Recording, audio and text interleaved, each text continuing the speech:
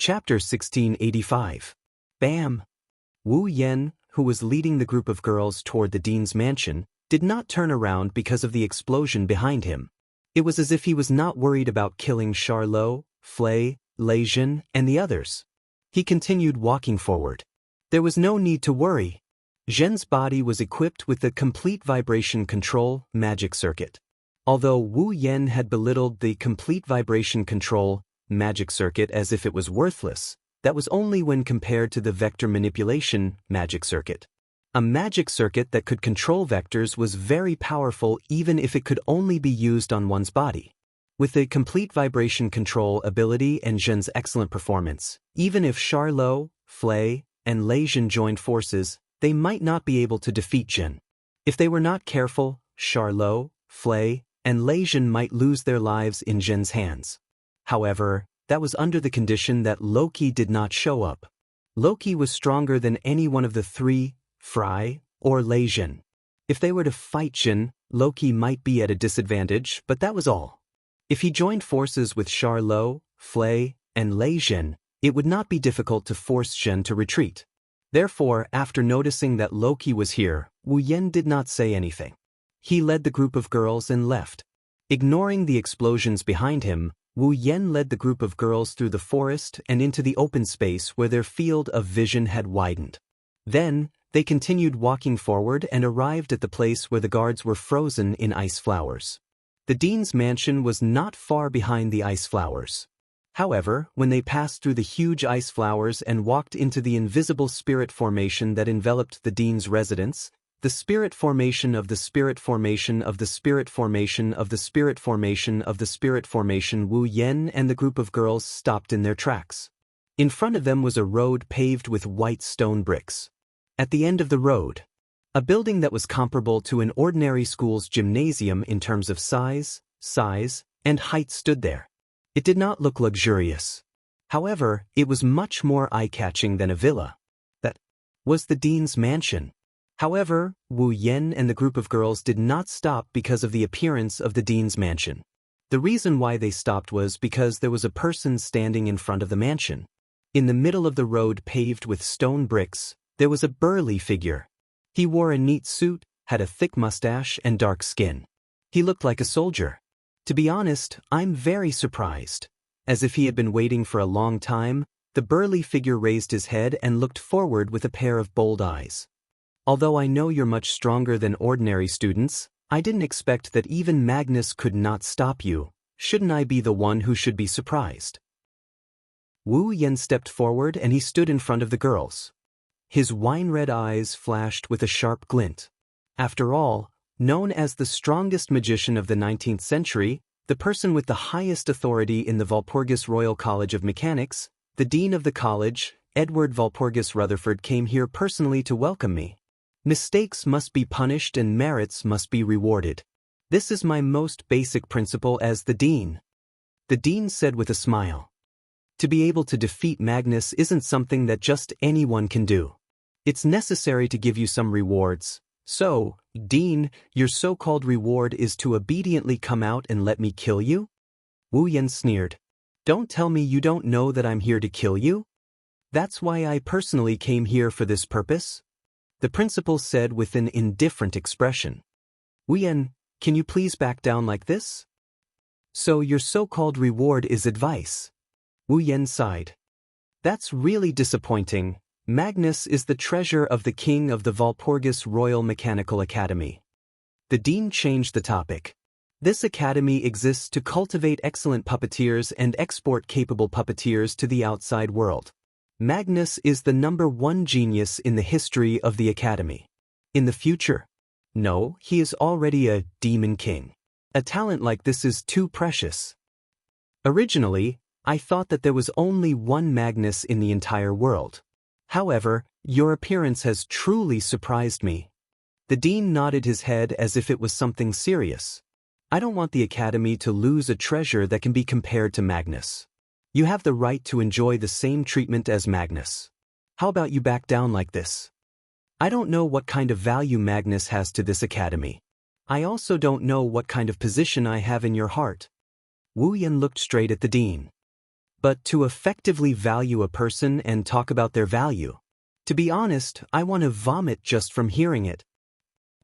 The headmaster nodded without any surprise. Then, are you going to make a move on me? You must have made a mistake somewhere, right? Wu Yan smirked. What do you mean by making a move on me? Then, let me change the question. The dean narrowed his eyes. Wu Yan, you are indeed strong. You are stronger than those who dominated the night gathering and became the demon king. But do you think you can kill me? I don't think you understand, the dean said as if he was teaching a student. The puppeteers in the academy can become the demon king because they dominated the night gathering. I am known as the strongest magician of the 19th century. Do you know what that means? Because you dominated the 19th century. You are a monster more terrifying than the demon king, right? Wu Yan sneered. Then, let me ask you a question. Do you think you can make me back down like this? Is that so? The headmaster closed his eyes. That's a pity. As soon as he said that, he extended a finger and swiped it in the void before him. Magical flames ignited from the tip of the dean's finger. As the dean's finger moved, traces of light ribbons were formed in the void in front of him. They remained in the void and gradually formed a geometric pattern. It was a magical formation with complicated runes and a hexagonal pattern with small patterns around it. The moment the magic array took shape, a very simple book appeared in the center of the magic array. Its surface was flickering with flowing light. It was a very simple and unadorned book. That's... Natsuki frowned when she saw the book in the center of the magical formation. A grimoire? Its name is Solomon's Key. The dean stretched out a hand and held up the ancient book as he spoke proudly. This is a grimoire created by a great magician who sealed his entire life's collection into it. Moreover, it is a grimoire that has never existed before. A grimoire from the past? Wu Yan, Ikaros, Astria, Agarola, Canon, and the others flinched when they heard this. Only Na Yu frowned for a moment before she suddenly spoke. Could it be that a magician from the future used a large-scale magic ritual to turn back time and sent a grimoire from the future to this era?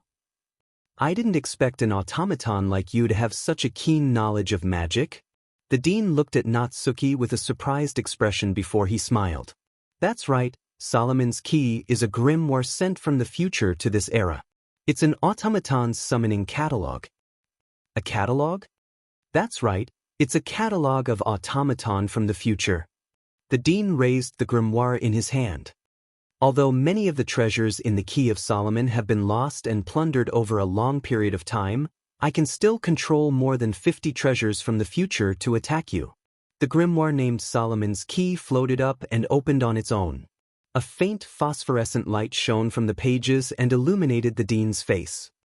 Now, let me show you the one I use the most frequently. After saying that, a wave of magic power gushed out from the dean's body and flooded the entire space. Chapter 1686. Many thanks to Dream Demon and Thunder for their tips. Mana that was as thick as a tidal wave spread out in all directions. It was like a tidal wave that instantly filled every corner of this space. Look at the latest. The headmaster stood in the middle of the sea of magic. His tall and sturdy, dark body was emitting a steady stream of magic that made people's expressions change. This kind of magical power was already stronger than any puppeteer or magician. Amidst this magical power, the Solomon's Key floating above the dean's palm shone brightly. It was as if a pillar of light had risen and enveloped the dean. Soon after, a dreamlike scene that made it hard for people to tell if it was real or not quietly appeared in this sea of mana. Behind the dean, who was enveloped in a pillar of light, a dazzling staircase that seemed to be made of pearls slowly appeared. The staircase had a beautiful shape and looked like it was made of pearls. With the pillar of light enveloping the principal as the source, the staircase continued to extend upwards, and a pure white wall appeared along with the staircase. On the stairs, a red carpet was also laid out. In the pure white hall that looked like a palace, it gradually extended to a place higher than the ceiling. Not long after, the staircase extended to the end and connected with a platform that appeared out of thin air. At the top of the stairs, on a platform that appeared out of thin air, a luxurious throne decorated with gold and silver stood in the middle of the platform. Wu Yen, Natsuki, Ikaros, Astria, Agarola, Canon, and the others can clearly see what's going on. On the throne, there was a beautiful girl sitting upright. Full breasts. Her skin was fair, and her waist was shockingly slender. Her beautiful face was absolutely neat, and a pair of eyes that seemed to despise everything was dotted on it. Her body was wrapped in a gorgeous dress that seemed to be made of thin white silk, and her hands and feet were decorated with countless golden rings.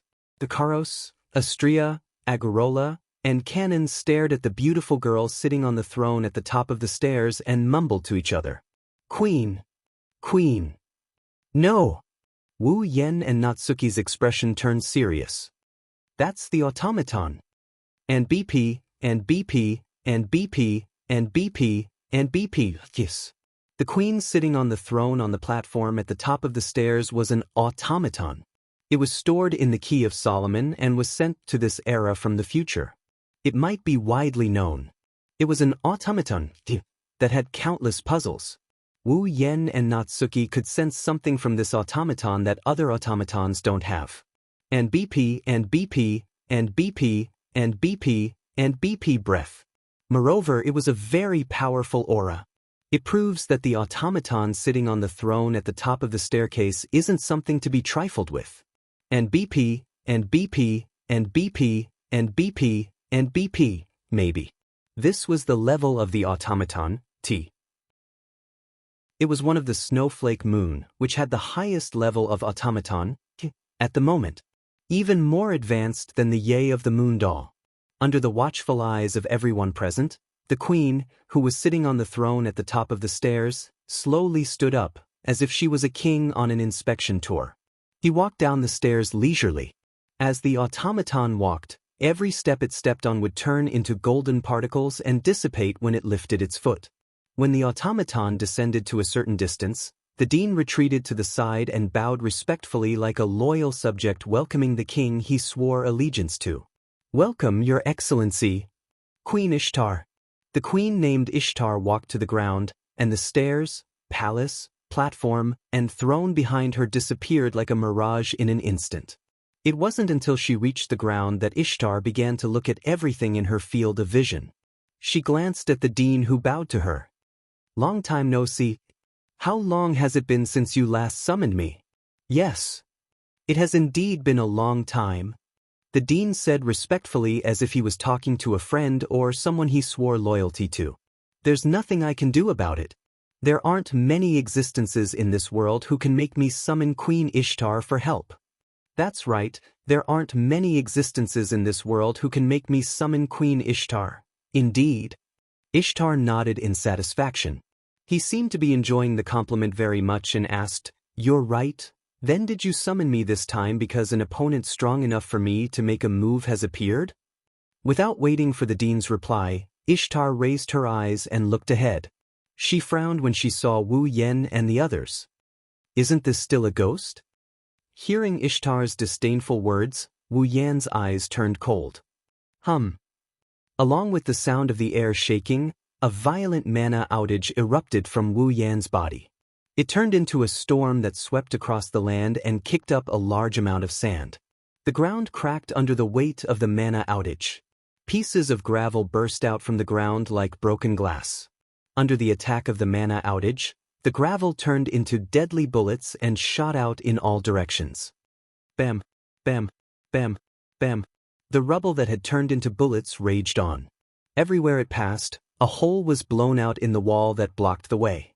The trees were directly cut open and exploded at the waist, smashing heavily on the ground. Seeing this, both the dean and Ishtar narrowed their eyes in shock. This level of magical power is comparable to that of a demon god. Ishtar finally took Wu Yen seriously. Looks like I've made the mistake of underestimating the enemy that I shouldn't have. It's not just Her Highness. The dean smiled bitterly. Originally, I thought that I had already overestimated him, but in the end, he gave me another surprise. I also underestimated him. Let me acknowledge you for now. Ishtar said, obviously directed at Wu Yen. Ishtar then stretched out his fair arm gracefully. "You are qualified to make me use the army that I am so proud of." "Army?" Wu Yen and the other girls didn't know what's going on. The dean respectfully reached out his hand and held Ishtar's outstretched hand. His magical power surged from his overlapping hands and was injected into Ishtar's body. With the replenishment of his magic, Ishtar looked forward in a dignified and graceful manner. Then he raised his free hand slightly in front of him.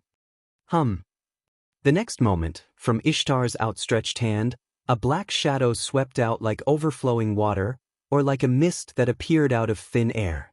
Wu Yen, Natsuki, and Ikaros were shocked when they saw the black shadow bursting out of Ishtar's hand. Astria, Agurora, and Shane's expression changed. They almost screamed out loud. This was because the front end of the shadow that burst forth from Ishtar's hand was decorated with the face of a man in agony, as if something had been carved into it. It was just like a vengeful spirit in the legends. And BP, and BP, and BP, and BP, and BP. The vengeful spirit seemed to be making some kind of hissing sound. Its face was filled with pain and it opened and closed its mouth ferociously. Shortly after, the vengeful spirits rushed out of Ishtar's hand at an astonishing speed. They looked like meteors with black mist as they swarmed towards Wu Yen. Looking at the swarm of vengeful spirits, whether it was Wu Yen or the girls, they all felt a sense of danger. Their intuition told them that these things that made them uncomfortable must not be touched. Even though they didn't know what the consequences would be, they knew that touching them would definitely not feel good. Wu Yen was the first one to trust his intuition. He poured all of his mana into Ikaros' body. Ikaros' eyes quickly turned crimson red and an illusory frame appeared in front of her. A cold voice sounded and in the next second, a translucent crystal barrier appeared out of thin air and protected Wu Yen and the girls behind it. Asterisk boom. Asterisk boom. Asterisk almost at the same time, the vengeful spirits that were swarming at an astonishing speed suddenly crashed into the EG, absolute defense circle, stirring up a storm of impact and black fog. Chapter 1687. Boom! Amidst the sound of the collision, the group of wraiths that rushed over violently undulated like waves crashing on a reef. Black mist splashed up and instantly covered the surface of the Aegis. Aegis. Chi-chi. Not long after, the surface of the Aegis that was touched by the group of wraiths actually collapsed like glue that was being burned. Seeing this scene, Wu Yen and the group of young girls trembled and stood up in surprise. Ikaros' Aegis was corroded? No, it wasn't corroded. Instead, it was being corroded and devoured by something. However, other than corrosion, there was no other way to describe the signs before him. Ikaros' Aegis was like a piece of rotten meat. It loosely collapsed and melted down before being swallowed by the wraiths. This was not something that could be done easily. It's not that easy to take down Ikaros' Aegis. Even with her power restricted, Ikaros' Aegis could easily block a nuclear bomb. At least, ever since she came to this world, Ikaros' Aegis had never been broken through properly. The reason why Charlotte was able to break through Ikaros' Aegis was because it contained the universal truth. In theory, the demonic sword that could destroy all matter had wiped out the existence of the Aegis, but it did not count as destroying the Aegis. The only reason Magnus was able to break Ikaros' Aegis was because the Jade Worm has a magic circuit that absorbs all the mana needed to support the Aegis, causing the Aegis to disappear. Both times, the two people who broke through Ikaros' Aegis didn't rely on attacks that exceeded the defensive power of the Aegis to break through the Aegis. And now, Ishtar's wraiths are using the same method to corrode Ikaros' Aegis. That's why, the wraiths, they definitely didn't just have the ability to corrode. If they only had the ability to corrode, there's no way they could melt the Aegis in less than 2 seconds. Therefore, it was good for Astria to witness the might of the wraiths. She couldn't stop her face from trembling. Wu Yen, Natsuki, and Ikaros also showed a troubled expression. Only Kanon looked at the wraiths like they were something she hated. For the first time, she showed a look of disgust. However, Canon wasn't afraid of the wraiths at all. That's only natural. Canon's power of purification is the bane of all evil. As long as Canon uses her hidden power of purification, these wraiths will be wiped out in an instant. Natsuki seemed to have thought of this too. She turned to Wu Yen for Wu Yan's opinion. Wu Yen hesitated for a bit before he lowered his voice and told Natsuki. Let's observe the situation first. Natsuki nodded in agreement. Bang! At the same time, Ikaro's aegis finally melted to the point where it couldn't hold on any longer. It shattered with a crisp sound. However, before that, Natsuki had also used spatial teleportation magic to teleport all of them away. Bang! The next moment, the creepy vengeful spirits flooded the area where Wu Yen and Co. were standing like a putrid swamp. TSK. In an instant, the ground was corroded, forming a large hole with a diameter of about 5 meters. There was even a trace of black fog coming out of the hole, causing the sand and dust that came into contact with it to be extinguished in the air. Dua. With Natsuki's teleportation, the group appeared in an empty space not far away. The moment they appeared, Astria shrieked and jumped up as if she was bitten. Before Natsuki used her spatial magic, a wraith brushed past Astria's pure white wings. Astria's pure white wings started to burn as if they were being burned by an invisible fire. The feathers on them started to rot and turn into ashes that floated down to the ground. Not only that, the corrosion spread to Astria's wings at a speed visible to the naked eye. Master? Master! Astria screamed in panic. Wu Yen placed his hand on Canon's shoulder and channeled his mana into her body. Canon! Yes! Canon raised her hand. With a buzzing sound, a holy light shone from her hand and enveloped Astria's corroding wings. Under the effect of the holy light, the corrosive effect on Astria's wings gradually slowed down until it disappeared completely. Astria's burnt wings returned to their original state in the blink of an eye as if nothing happened. Ishtar was shocked when he saw the damage caused by his vengeful spirits vanish just like that. The dean pondered for a moment and nodded. I almost forgot that the silver-haired Zhan has excellent healing magic. Healing? Ishtar narrowed his eyes and sneered. Then I shall devour all of you in an instant. Ishtar raised his hand again and a horde of grudgeful wraiths rushed out of his palm. The grudgeful wraiths pounced on Wu Yen and Co. with a dark mist and a hideous expression on their faces. Wu Yen closed his eyes when he saw the horde of wraiths rushing towards him. Taking a deep breath, Wu Yen slowly revealed his wine-red eyes. His eyes flashed with a ferocious glint. A violent whirlwind of mana burst out from his body. Wu Yen leaped and stood in front of the girls. This time, even Ishtar himself was stunned. Not to mention Ishtar, even the dean was stunned on the spot. Not only did the other party not use the defensive barrier to block the attack, but he actually took the initiative to step forward. Could it be that he wanted to end his own life? Wu Yen immediately informed the dean and Ishtar that he was trying to end his own life. Whoosh! With a whistling sound, the mana that rushed out of Wu Yan's body turned into a substantial airflow that hovered in the air. Then, the airflow turned into a black mist. As if it had a mind of its own, it spun wildly and protected Wu Yan's group like a protective barrier. Boom! The wraiths crashed into the black mist of mana. Black sparks erupted from the mist like volcanic ash. However, a scene that surprised both the dean and Ishtar appeared. Boom! The group of vengeful spirits that had hit the pitch-black mist of mana were all bounced away by the rotating mist of mana. Now! Wu Yen yelled from within the mist of mana. Ikaros! Ikaros spread her arms and the Aegis, Absolute Defense Circle, rippled.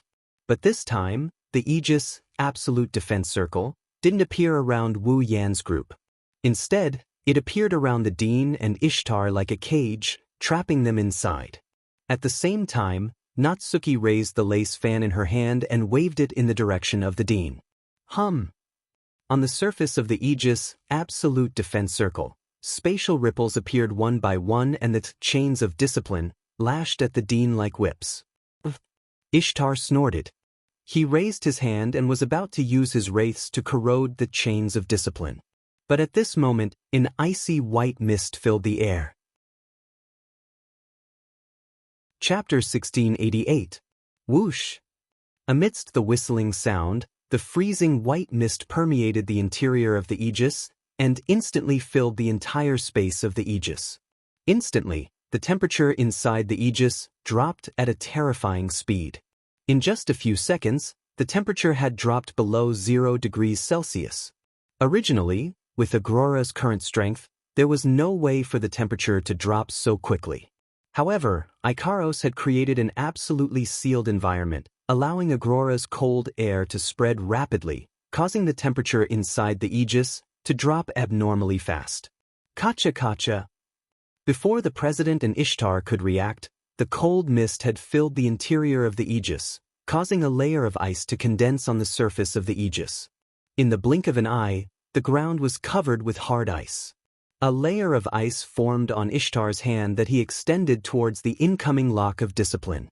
Even the Dean himself and Ishtar's body were covered in a layer of ice. Tsk. Ishtar's elegant and dignified posture was finally replaced by a trace of panic. The President knitted his brows tightly. Both of them hurriedly mobilized their magical power and used pure magical power to disperse the ice around them and expel the surrounding cold air. Whoosh! However, while the President and Ishtar were shaking off the ice shards on their bodies and dispelling the cold air around them, the lock of discipline whizzed through the interior of the Aegis and wrapped around the President and Ishtar's limbs. The President's frown deepened. A majestic magical power surged from the 4 limbs that were bound by the lock of discipline, attempting to shatter the lock of discipline on their bodies. However, the President soon discovered it. The magical power in his body could still be mobilized on its own. However, there was no way for it to escape from his body. The reason was simple. The surface of the lock of discipline, that was glowing with a purple light, was flowing with another type of magical power, isolating the magical power that was trying to escape from the President's body. Damn it! Ishtar also discovered this and was a little annoyed. What a pointless action. My army is created in my body. Even if I can't let the magical power out of my body, it doesn't matter. As soon as he finished speaking, Ishtar's palm turned into a ghastly wraith. Ugly, vengeful spirits were spat out one after another, their ferocious faces covering the lock of discipline that bound the principal and Ishtar. Under the effect of the vengeful spirit's corrosion, the purplish glow flowing on the surface of the lock of discipline, which was said to be forged by the gods, quickly dimmed. Even the lock of discipline itself was corroded and full of holes. I'm afraid, not long after the lock of discipline would be completely corroded. However, just as the wraiths were about to corrode the lock of discipline on the President and Ishtar, a strong sense of danger rose in their hearts. Following this sense of danger, the President and Ishtar shifted their attention to the front almost at the same time. It was on the Aegis Absolute Defense Circle that had a layer of ice on its surface. Then the President and Ishtar discovered it. On the Aegis Absolute Defense Circle, that stood around like a cage with a layer of ice on its surface, there was a hole in a place without them noticing. Their line of sight passed through the hole. Staring at the outside of the Aegis Absolute Defense Circle, what the President and Ishtar saw was a figure. It was a pitch-black figure dressed in black clothes. A pair of wine-red eyes that were as calm as an ancient well was looking straight at them. The figure was outside the Aegis Absolute Defense Circle.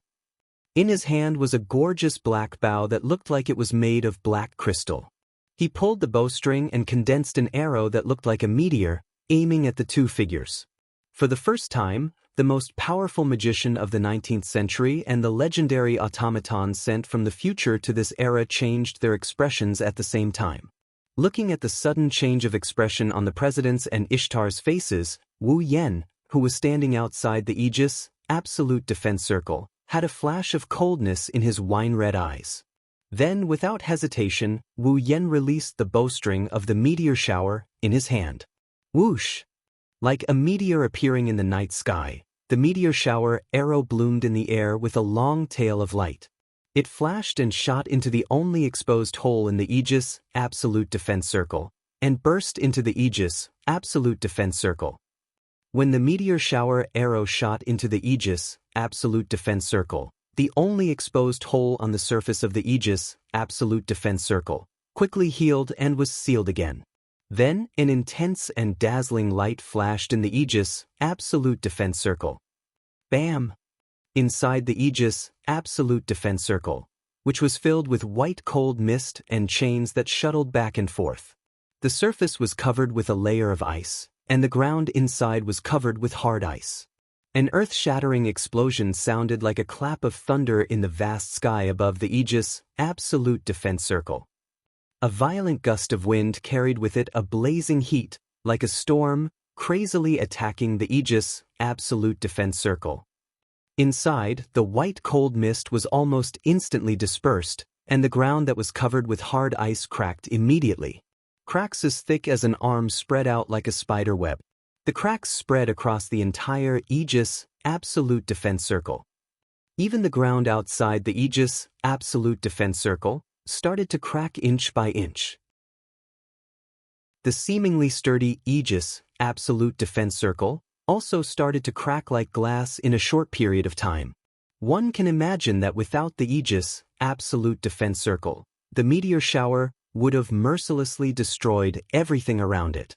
At that time, not far away, the Dean's mansion would not be able to escape the fate of being destroyed. Those guards who had been frozen into ice by Aurora would also not be able to escape death. Astrea asked nervously as she looked at the apocalyptic scene inside the Aegis, absolute defense circle. Is it defeated? No one answered Astrea's question. It should be said that no one had the energy to answer Astrea's question. Wu Yen, Natsuki, Ikaros, Aurora, Kanon, and the others stared at the Aegis, absolute defense circle, that was gradually cracking. After an unknown amount of time, the heat wave inside the Aegis, absolute defense circle, slowly dissipated, revealing the situation inside. The two figures inside were also exposed to the air. A man and a woman stood in the middle of the cracked ground. Their clothes were slightly disheveled. It looked like they just ran around in the middle of the storm. However, there wasn't a single wound on the man and woman's bodies. That attack just now only brought a slight threat to them. It didn't do any damage at all. I knew it. Wu Yan's face darkened. It's not that simple? You should feel honored, little. Ishtar looked at Wu Yan coldly. In order to escape from the situation just now, I summoned my second army. Second army? Wu Yan and the rest of the girls were stunned. Could it be that Ishtar doesn't only have those vengeful spirits that can corrode his body? You keep on giving me surprises. To be able to force Queen Ishtar to summon her second army, your performance has truly surprised me. The dean looked at Wu Yan and sighed. Magnus is a genius who has broken the records of the academy. He's the first in all of history. Although I've always said that you're a treasure like Magnus, I've never been willing to admit it in my heart. To think that there would be a second genius like Magnus. The dean let go of Ishtar's hand and retracted his mana. He looked at Wu Yan with a smile. I think we should have a chat. Chapter 1689. I think it's time for us to have a chat. Everyone had different reactions when they saw the dean retracting his mana and saying those words with a smile. Ishtar, who couldn't get a supply of magic power, couldn't fight even if he wanted to. His face was full of dissatisfaction, but he didn't object. Ikaros, Astrea, Aurora, and Kanon looked at each other in confusion. Natsuki's beautiful brows were tightly knitted together. Her beautiful eyes were filled with thoughts, as if she was trying to figure out the dean's intentions. Wu Yan narrowed his eyes and spoke. Your so-called chat. Don't tell me you're trying to tell me that you've long known that I was being used by someone else, and that's why you came to assassinate me? As soon as he said that, not only the dean, but all the girls including Ishtar were stunned. What is the meaning of this? The dean didn't expect Wu Yan to give such an answer to his question. A surprised expression appeared on his face, but the smile on his face disappeared. Anyone who was familiar with the dean would know that the dean would only react this way when a certain step of his plan was disrupted. Wu Yan messed up the dean's plan. However, Wu Yan didn't hold back at all.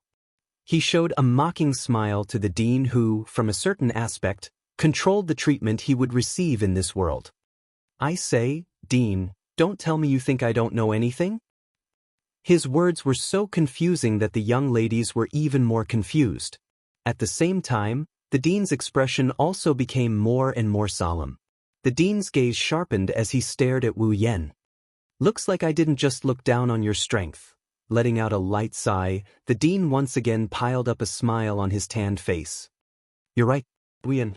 I already knew that you were being used by someone to kill me. What do you mean? This time, Natsuki, who was frowning, couldn't help but speak up. You said you knew we were being used by someone to kill you? Then why don't you find out who's behind this and treat us like criminals instead? Natsuki was right. If the dean already knew that Wu Yen and co were being used by someone else to kill him, then that's even more reason for him to do so. He should have found the mastermind who wanted to take his life. Instead of not even saying a single word, he should have faced Wu Yen head-on. Because that was meaningless, wasn't it? Even if the mastermind was subdued, the mastermind was still alive. The dean's life couldn't be guaranteed. Moreover, if he really knew the inside story, the dean wouldn't just stay silent and fight with a person who was being used. At the very least, he should tell Wu Yen that he knows the inside story and try to get information out of Wu Yen's mouth about the mastermind behind all of this. However, not only did the dean not do so, he only advised Wu Yen a bit before treating him like an actual assassin and engaging him in battle. It didn't make sense. Well, let's talk about one problem at a time. The dean was like an amiable old man. He squinted his eyes and showed a peaceful expression. First, Wu Yen, you should know who is the one who wants to take my life, right? The Kingsford family. Wu Yen glanced at the dean. To be precise, it's the Kingsford family and the Granville family who wants to help the Kingsford family, right? The Kingsford family and the Granville family used to be political enemies, but there's no such thing as eternal enemies in the eyes of the major powers. Now, the two families have formed an alliance because of some benefits. The dean sighed and shook his head. That's why the Granville family wants to help the Kingsford family. In order for the Kingsford family to return to the political arena, they plan to kill me who caused the Kingsford family's downfall and sentenced Felix to death. But Wu Yen-san, I wonder if you're aware of something like this as well? The headmaster asked in a probing manner. Actually, recently, the Kingsford family has sent a secret envoy to contact me in private. A secret messenger from the Kingsford family? It wasn't Wu Yen who was confused. It was Natsuki. However, Natsuki quickly thought of something and sneered. I see. They plan to use soft tactics to bribe you before they use hard tactics? If they can bribe me and let me fabricate some fake evidence to announce the fact that Felix was wrongly accused, wouldn't that solve the problem? The dean acknowledged Natsuki's words and shrugged his shoulders. The Granville family knows nothing about this. So, regardless of whether the assassination plan succeeds or fails, the Granville family can be blamed for it? Na Yu spoke with disgust from the bottom of her heart. She then looked at the headmaster. Then, did you know that we were used to kill you because the Kingsford family bribed you? Did you learn the whole story from them? Exactly. It's the exact opposite. The dean denied this statement with a calm tone. The Granville family will send people to kill me. The Kingsford family will try to bribe me through conciliation. Actually, it's just a part of my plan. I knew it would end up like this. Hearing this, Natsuki and the girls couldn't help but be shocked. Plan? Plan. As expected, Wu Yen sighed when everyone was still in a daze. He enunciated each and every word clearly. You're the one who ordered the Granville family to send me to kill you, aren't you? The girl's heart skipped a beat. The dean ordered the Granville family to send Wu Yen to kill him? As expected, you've already found out. The dean exclaimed in admiration. To be precise, I asked the Granville family to send someone to kill me, but I didn't specify you. The girls understood the situation even if they were slow. Behind the whole thing, there was an unimaginable inside story. What's the purpose? Natsuki was the first to calm down. What's the purpose of this? Hey Wu Yen. The dean didn't answer Natsuki's question. Instead, he looked at Wu Yen with a smile. Do you know what a divine ingenuity is? Divine ingenuity? Natsuki's group of girls began to ponder over this phrase. A fully self-disciplined automaton. Wu Yen raised his head and said, it's a fully autonomous automaton that can generate magic power on its own, activate magic circuits on its own, and fight on its own, even without the puppeteer's control and supply of magic power. A fully self-disciplined automaton? The girls cried out in surprise. It was common knowledge that automatons were inseparable from mana and puppeteers. Once they were separated from their puppeteers and mana, the automaton was just a pile of scrap metal that couldn't perform any functions. It was the same even for a forbidden doll. After all, the amount of mana a forbidden doll could generate was too little. It wasn't enough for them to fight on their own. Therefore, without a puppeteer, a forbidden doll was just a toy that wasn't made of scrap metal. However, if an automaton could provide mana on its own like a human, it wouldn't be a problem if it didn't have a puppeteer. Therefore, there was the saying of a fully autonomous automaton. Countries all over the world were also doing research on this point. Unfortunately, until now, no country had ever developed a fully autonomous automaton. As for the fully self-disciplined automaton, its name was Divine Ingenuity. Chapter 1690. Why does an automaton exist? Even the noblest apprentice puppeteer or magician would be able to recite the answer to this question without breaking a sweat. In order to get rid of the tedious incantations and complicated magic circles, and to simplify and quickly use magic, the magicians developed the magic circuit, which condensed all the conditions for performing magic and used it as a substitute for the ritual when performing magic. With the existence of magic circuits that condensed all the conditions for a magic trick, magicians only needed to input magic power into the magic circuits to be able to perform the magic trick that was originally prepared and use the magic trick in an instant. However, the magic circuit was just a tool that prepared all the conditions for a magic spell. It replaced the existence of lengthy incantations and complicated magic arrays. Even if the magic was already prepared, magicians would still need to control the magic circuits whether it was activated or used. In this way, although using magic was indeed much faster than without magic circuits, it was still not enough to satisfy some people when used in battle. Therefore, in order to pursue an absolutely simple and fast way to use magic, the automaton was born, and so were the puppeteers. With the automaton, the puppeteers could throw all the work of controlling the magic circuit to the automaton. They only needed to output magic power to perform the magic. To put it bluntly, the automaton was only created to allow magicians to quickly perform magic. Then, the use of the automaton was fixed. Battle. Apart from fighting, the automaton had no other reason to exist. It should be said that it was natural. With such meaning of existence, automaton became a tool used in war by various countries. However, even if there was an automaton, a puppeteer who could control the automaton was also necessary. Without a puppeteer, an automaton could not perform at all. Because of this, there were naturally people who wishfully wanted to create an automaton that did not need a puppeteer and was completely self-disciplined. Thus, the existence known as machine doll was born. Although it was said to be born, machine doll was more of an extravagant wish than an existence. This was because, from the time it was proposed until now, no one had ever developed a machine doll. It was because of this that the girls were so surprised. What was the purpose of the dean's mention of machine doll at this time? As if he had seen through the thoughts of the girls, the dean closed his eyes. Developing machine doll is exactly my purpose. Hearing this, the girls looked at each other and more or less understood the dean's meaning. The so-called plan you mentioned, the one that even allowed others to assassinate you. Natsuki looked at the dean. Just to develop machine doll? That's my ultimate goal.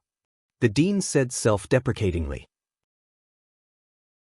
The Kingsford family is using the machine doll as a bait to get me to help them return to the political arena. The dean changed the topic as if he was trying to keep them in suspense. However, there are people who are unhappy about the Walpurgis Machindoll's close relationship with England. England? Natsuki said in confusion. Isn't it the Kingsford family? The Kingsford family holds great power in England.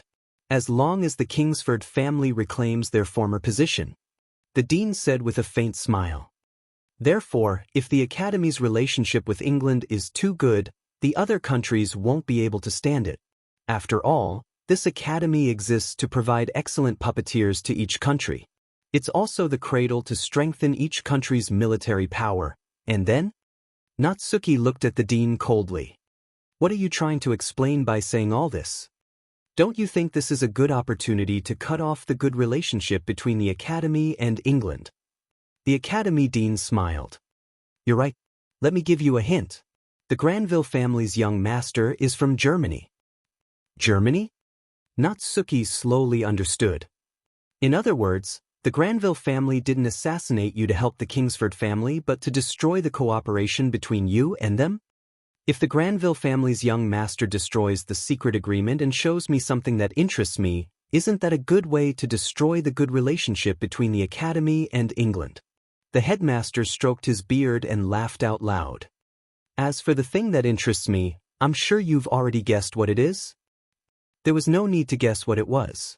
Didn't the dean make it clear? His most fundamental purpose was to develop Machine Doll. You mean? Natsuki asked with uncertainty. Germany has already developed Machine Doll? To be exact, Germany's research has already reached a certain stage and they've achieved some results. Wu Yan suddenly said. Young Master Granville's automaton, which is a real automaton, is a half-finished machine doll. Clap, clap, clap, clap. The dean held the key of Solomon and clapped. You already know the inside story to this extent. That's impressive, that's right. It's really a half-finished machine doll. The dean generously revealed the deepest inside story of the whole matter. Germany has already developed a semi-finished product of Machine Doll, and if they show me a little of this result, I will be tempted to conduct joint research with Germany, ditch England, and join Germany. This is the purpose of the Granville family. Ridiculous. Natsuki scoffed. If that's the case, why would the Granville family send someone to kill you? Didn't I just say it? The headmaster smiled strangely. It's all part of my plan. Seeing the strange expression on the principal's face, the hearts of all the young girls sank. It's not Germany that wants the Academy to sever ties with England, it's you. Wu Yan looked directly at the dean. You asked the Granville family to send someone to kill you and destroy your agreement with the Kingsford family. That's just an excuse to sever ties with England. That's right. The dean waved his hand. It's impossible for the UK's research on Machine Doll to make any progress in a short period of time. If I want to develop Machine Doll, I have to abandon the UK and work with Germany. Just like you said, asking the Granville family to send someone to kill me and destroy my agreement with the Kingsford family is just an excuse to sever ties with England and join Germany. Displaying the half-finished Machine Doll is also to let the other higher-ups in the Academy see clearly who is the best partner at this stage. Hearing this, everyone understood. Everything that happened was all part of the dean's plan. In the end, the Kingsford family didn't get any benefits at all. They became your pawns and we became your sacrificial lambs. Wu Yan said slowly in a calm tone that made one's heart palpitate. Next, you only need to execute me, the assassin, and you'll be able to get out of the danger justifiably. You can accuse the Kingsford family of secretly sending people to kill you, and cut off all ties with the United Kingdom where the Kingsford family belongs to. Then you can join Germany, right? Yes. However, the dean replied with such a question. No, you're wrong. Chapter 1691. No, you're wrong. As soon as he said that, everyone was stunned and turned to look at the dean. I don't have the slightest intention of sacrificing you, or the people sent by the Granville family to kill me. The dean explained in a very sincere tone. Originally, I had planned to cut ties with the United Kingdom and draw up a cooperation agreement with Germany before making an appearance. Then, I would reveal the fact that you were being used, clear your name of assassinating the president, and allow you to continue living in the academy. Natsuki, Ikaros, Agrora, Canon, and even the naive Astria couldn't believe what they heard. However, Wu Yen sensed that the dean wasn't lying when he said this. The students studying in this academy are all outstanding puppeteers from all over the world. They are true geniuses, and you are a genius among geniuses. You are a treasure that can be compared to Magnus. The dean smiled. How can I let a talented student like you leave the academy just like that? Ha! Peh. Wu Yen snickered at the dean's words. It's a very sarcastic laugh. Everyone says that the Walpurgis Royal Tactical Academy is an academy where strength reigns supreme. Now, I finally understand who developed this theory. I am looking forward to your performance at the night assembly. The dean ignored Wu Yan's sarcasm and he continued with a calm expression. So, step down. When the time is right, I will step forward and clear your name. Of course, I will also ask the Granville family to release Oliet. We will pretend this never happened. How about it? How about? As soon as he finished speaking, the surrounding space was covered by a deathly silence.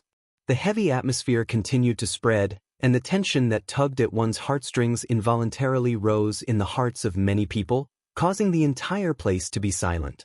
It was as if the sound of a needle dropping would enter one's ears. Natsuki, Ikaros, Astria, Agrora, and Canon all looked at Wu Yen. Needless to say, they were waiting for Wu Yen to make a decision. Wu Yen and the dean looked at each other and after a while, Wu Yen spat out this sentence. Dean, didn't you just say that I don't know anything about this?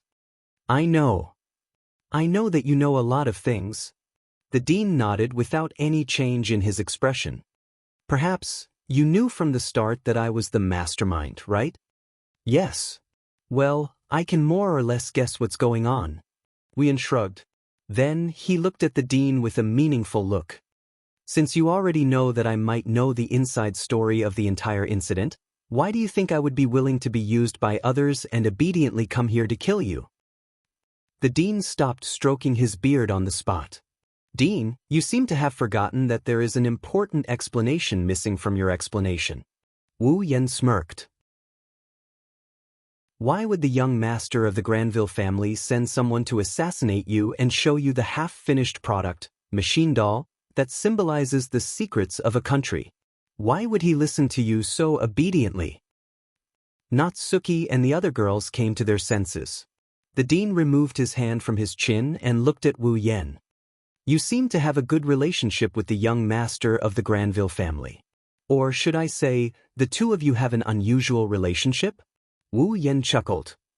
So, I was thinking that if I killed you, the one who planned the whole thing and used me, wouldn't I be able to vent my anger and break the heart of the young master of the Granville family, who threatened me with Angeliette? The originally heavy atmosphere instantly turned into a swamp. Everyone present could clearly feel the pressure in the air. Natsuki and the other girls finally understood why Wu Yen listened to the orders of the Granville family's young master to assassinate the dean despite being threatened by the Granville family's young master. Just like what Natsuki said, Wu Yen was indeed planning something. It was a very simple plan. It wasn't an exaggeration to say that he had bad intentions. It was because he knew that the dean was the mastermind behind the scenes and that the young master of the Granville family had a close relationship with the dean that Wu Yen obediently came to kill the dean. The reason was that simple. Student Wu Yen, the dean's tone is turning cold. This is not a wise choice. Even if you don't care about becoming a criminal, don't you want to be with your friends in this academy? You're willing to use your own students for your own purposes, and then send them away after you've achieved your goals. That young master of the Granville family used Mariette to threaten me. Isn't it because your choices are too wise? Wu Yen looked at the dean coldly. And I hate you all. Naturally, I won't do the same thing as you. Wu Yen lifted his foot and walked forward step by step. You think that you can achieve anything by scheming against everything. However, even the wisest man will make a mistake. You didn't even consider the possibility of being killed by the Granville family. Because you are too confident in your own strength. The strongest magician of the 19th century? A grimoire from the future? A legendary level automaton? If these are what you're relying on, then let me destroy them one by one to vent my anger. Wu Yan walked forward and took out a card with a flip of his hand. It was a card with a picture of a knight wearing heavy armor and holding a long sword on the front, and the words saber, swordsman, right below it. Natsuki and the others looked at each other and backed away silently when they saw Wu Yan taking out a card. The headmaster was stunned for a moment and was a little puzzled. Could it be some kind of powerful magic equipment? The moment this question popped up in the dean's mind, Wu Yan got closer and closer to him. His mana surged out like an explosion. Like a raging storm, Wu Yan held the saber, swordsman, rank card in his hand. He stared at the dean in front of him while channeling his mana into the rank card in his hand. At the next moment, Wu Yan murmured as if he was summoning something. Dream summoning. As if waiting for the summoning, the saber card glowed brightly as soon as he murmured the incantation. The rich magic aura turned into a tornado-like airflow that surged out from the card and wrapped around Wu Yan's body. A blue, door-like geometric pattern rippled out from the card and spun around Wu Yan. As the door-like magic circle spun, Wu Yan, who was shrouded in the magic circle, started glowing brightly. The dean's vision was covered by the bright light and he raised his hand to block it. However, as soon as he raised his hand and placed it in front of him, an alarm went off in his heart. Ishtar seemed to have sensed the same warning signs and shouted. The dean immediately understood and immediately held Ishtar's hand and injected the maximum amount of mana in his body into Ishtar's body. Heed my call. Come to me. My army. Ishtar raised his hand abruptly.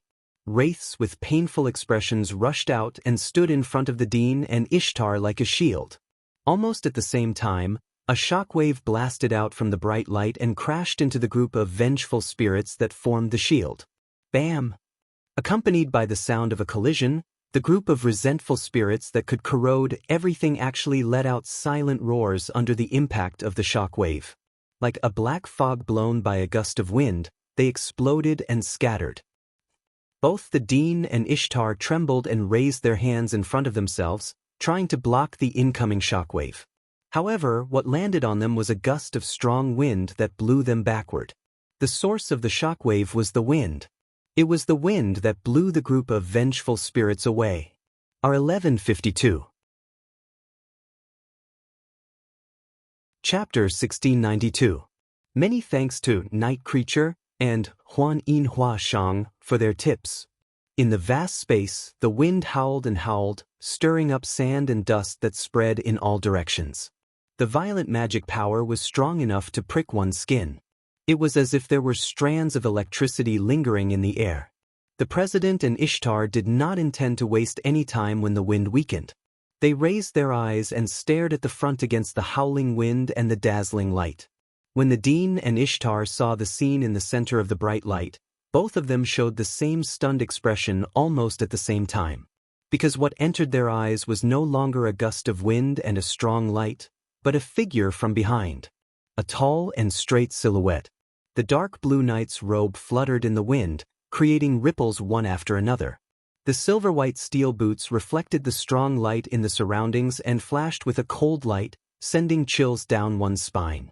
The figure slowly turned around, exposing its face to the president and Ishtar. Only then did the president and Ishtar see it clearly. Under the dark blue knight's robe, there was a silver-white armor. The silver-white armor wasn't thick, and it didn't cover the owner's entire body. It only covered the chest and wrists, and the rest of the body was covered by the original pitch-black clothes. One white and one black, but it was an unexpected combination. Apart from the chest and wrists, the figure in the dark blue knight's robe was only wearing a pair of iron boots. Embellished with the dark blue knight's robe and pitch-black clothes, the figure exuded a strange sense of beauty. Looking at the figure standing in the middle of the dissipating light and wind like a noble knight, the dean and Ishtar almost thought for a moment that someone had come to the scene. But the eyes that stared straight into the eyes of the dean and Ishtar told them that the person they were looking at was the same person as the one who had not changed. Of course, if it was just a transformation, then it would be a miracle if it was just a transformation. That was not a big deal. And BP, and BP, and BP, and BP, and BP, and BP. The moment they saw the figure, the dean and Ishtar sensed it. In his heart, there was a faint feeling of palpitations. Then, it definitely wasn't as simple as just transforming. Now is not the time for you to think about so many things. The dean and Ishtar couldn't help but wonder about the situation in front of them. An indifferent voice sounded. It reached their ears. If you don't pay attention to it, you'll be in trouble. Don't blame me if you die later. And BP, and BP, and BP, and BP, and BP, and BP. On the opposite side, Wu Yan slowly raised his head. His wine-red eyes flashed with a cold glint. He raised his hand as if he was holding something. A vast amount of magic quickly gathered in his hand and turned into a whirlwind, swirling in a strange manner. Holding an invisible object that was swirling in the strange whirlwind, Wu Yan suddenly stabbed at the space in front of him without any fancy moves. Whoosh! In an instant, the strange whirlwind violently shot out and flashed through the void. It was as cold as a blade, and as fast as lightning, it flashed in front of the president and Ishtar. The dean and Ishtar keenly sensed that an invisible shockwave, similar to the one used to disperse the horde of wraiths earlier, was shooting toward them like an arrow. Their hair and clothes fluttered wildly in the wind. Their faces immediately changed. However, the dean was indeed the strongest magician in the 19th century. Before the impact hit him, he reacted in time and poured his magic power into Ishtar's body. Ishtar also reacted immediately. He raised his hand and summoned a dense swarm of vengeful spirits. The vengeful spirits covered the sky and collided with the incoming impact. Bam! In the next second, a strong wind rippled out from the center of the field, causing the ground to shake violently and crack open as if it was about to collapse. Cracks spread out from the ground in the center of the field, and the strong wind swept out. Some of the gravel was directly shaken into powder and blown away by the strong wind. Did you manage to block it? Wu Yan snickered and he retracted his hand as if he's holding onto an invisible gust of wind. In that case, why don't we try blocking it one more time? After that, under Wu Yan's fierce thrust, an impact twice the size of the previous one rushed toward the president and Ishtar. The dean didn't try to block the attack like Wu Yan expected. Instead, he channeled his mana and enveloped himself and Ishtar's body. His lingua glowed with a dim light and the two of them levitated into the air, evading the attack. That was the power of telekinesis. Looking at the dean who used his telekinesis to fly up into the air, Wu Yan waved his hand that looked like he was holding something. After images of light and the sound of air breaking could be heard as he waved his hand. At first glance, it seemed to be a meaningless action, but the president and Ishtar's faces tightened. Swish! Swish! Swish! Swish! Swish! Wu Yan brandished his sword and the strong winds turned into wind blades or invisible slashes. They rained down from the sky, covering the sky and covering the earth. Facing the wind blades that were invisible to the naked eye but could clearly sense, the president's face became more and more serious. The magic in his body surged in an instant. Ishtar suddenly clenched his hand, and a group of pitch-black vengeful spirits appeared in a flash. The densely packed shadows overlapped each other, and in a short moment, they covered an area of 10 meters around the president and Ishtar like a black fog. Bam! Bam! Bam! Bam! The wind blades fiercely struck the group of wraiths, causing a chain of explosions. Powerful winds spread out like a roaring flood, causing the surrounding space to tremble. Natsuki, Ikaros, Astria, Agarola, Kanon, and the other girls were watching the intense battle. They couldn't bear to look away from it. Bam! In midair, an abnormally loud explosion rang out violently. Two figures also flew out from midair. They staggered back a few steps before stabilizing their bodies and landing on the ground. That ghost! Ishtar's expression was incomparably ugly. The dean's expression was still solemn. He didn't say a word and continued to infuse his mana into Ishtar's body. As if to vent her anger, Ishtar waved her slender hand forcefully. In an instant, a meter-long ribbon of wraiths shot out from Ishtar's hand and flew towards Wu Yen. Staring at the mass of wraiths, Wu Yen clenched his fist and a vast amount of mana surged out of his body. It turned into a whirlwind above his clenched fist. It looked like the whirlwind was wrapped around something as it howled and spun around. Under the watchful eyes of Natsuki, Ikaros, Astria, Agrora, and Kanon, Wu Yen didn't retreat. Instead, he advanced.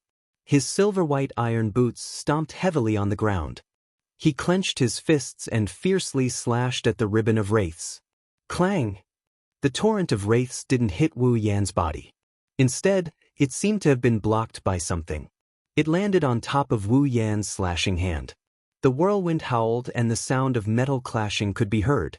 But after blocking the ribbon of wraiths, Wu Yan's expression suddenly sank. Whoosh! Above the torrent of vengeful spirits, a giant arrow made of vengeful spirits spun at high speed. While the torrent of vengeful spirits and the whirlwind were in a deadlock, the arrow mercilessly fell towards Wu Yan's face. Seeing that the surface of the pitch-black huge arrow was filled with faces howling in pain, a sharp glint flashed across Xiao Yan's eyes.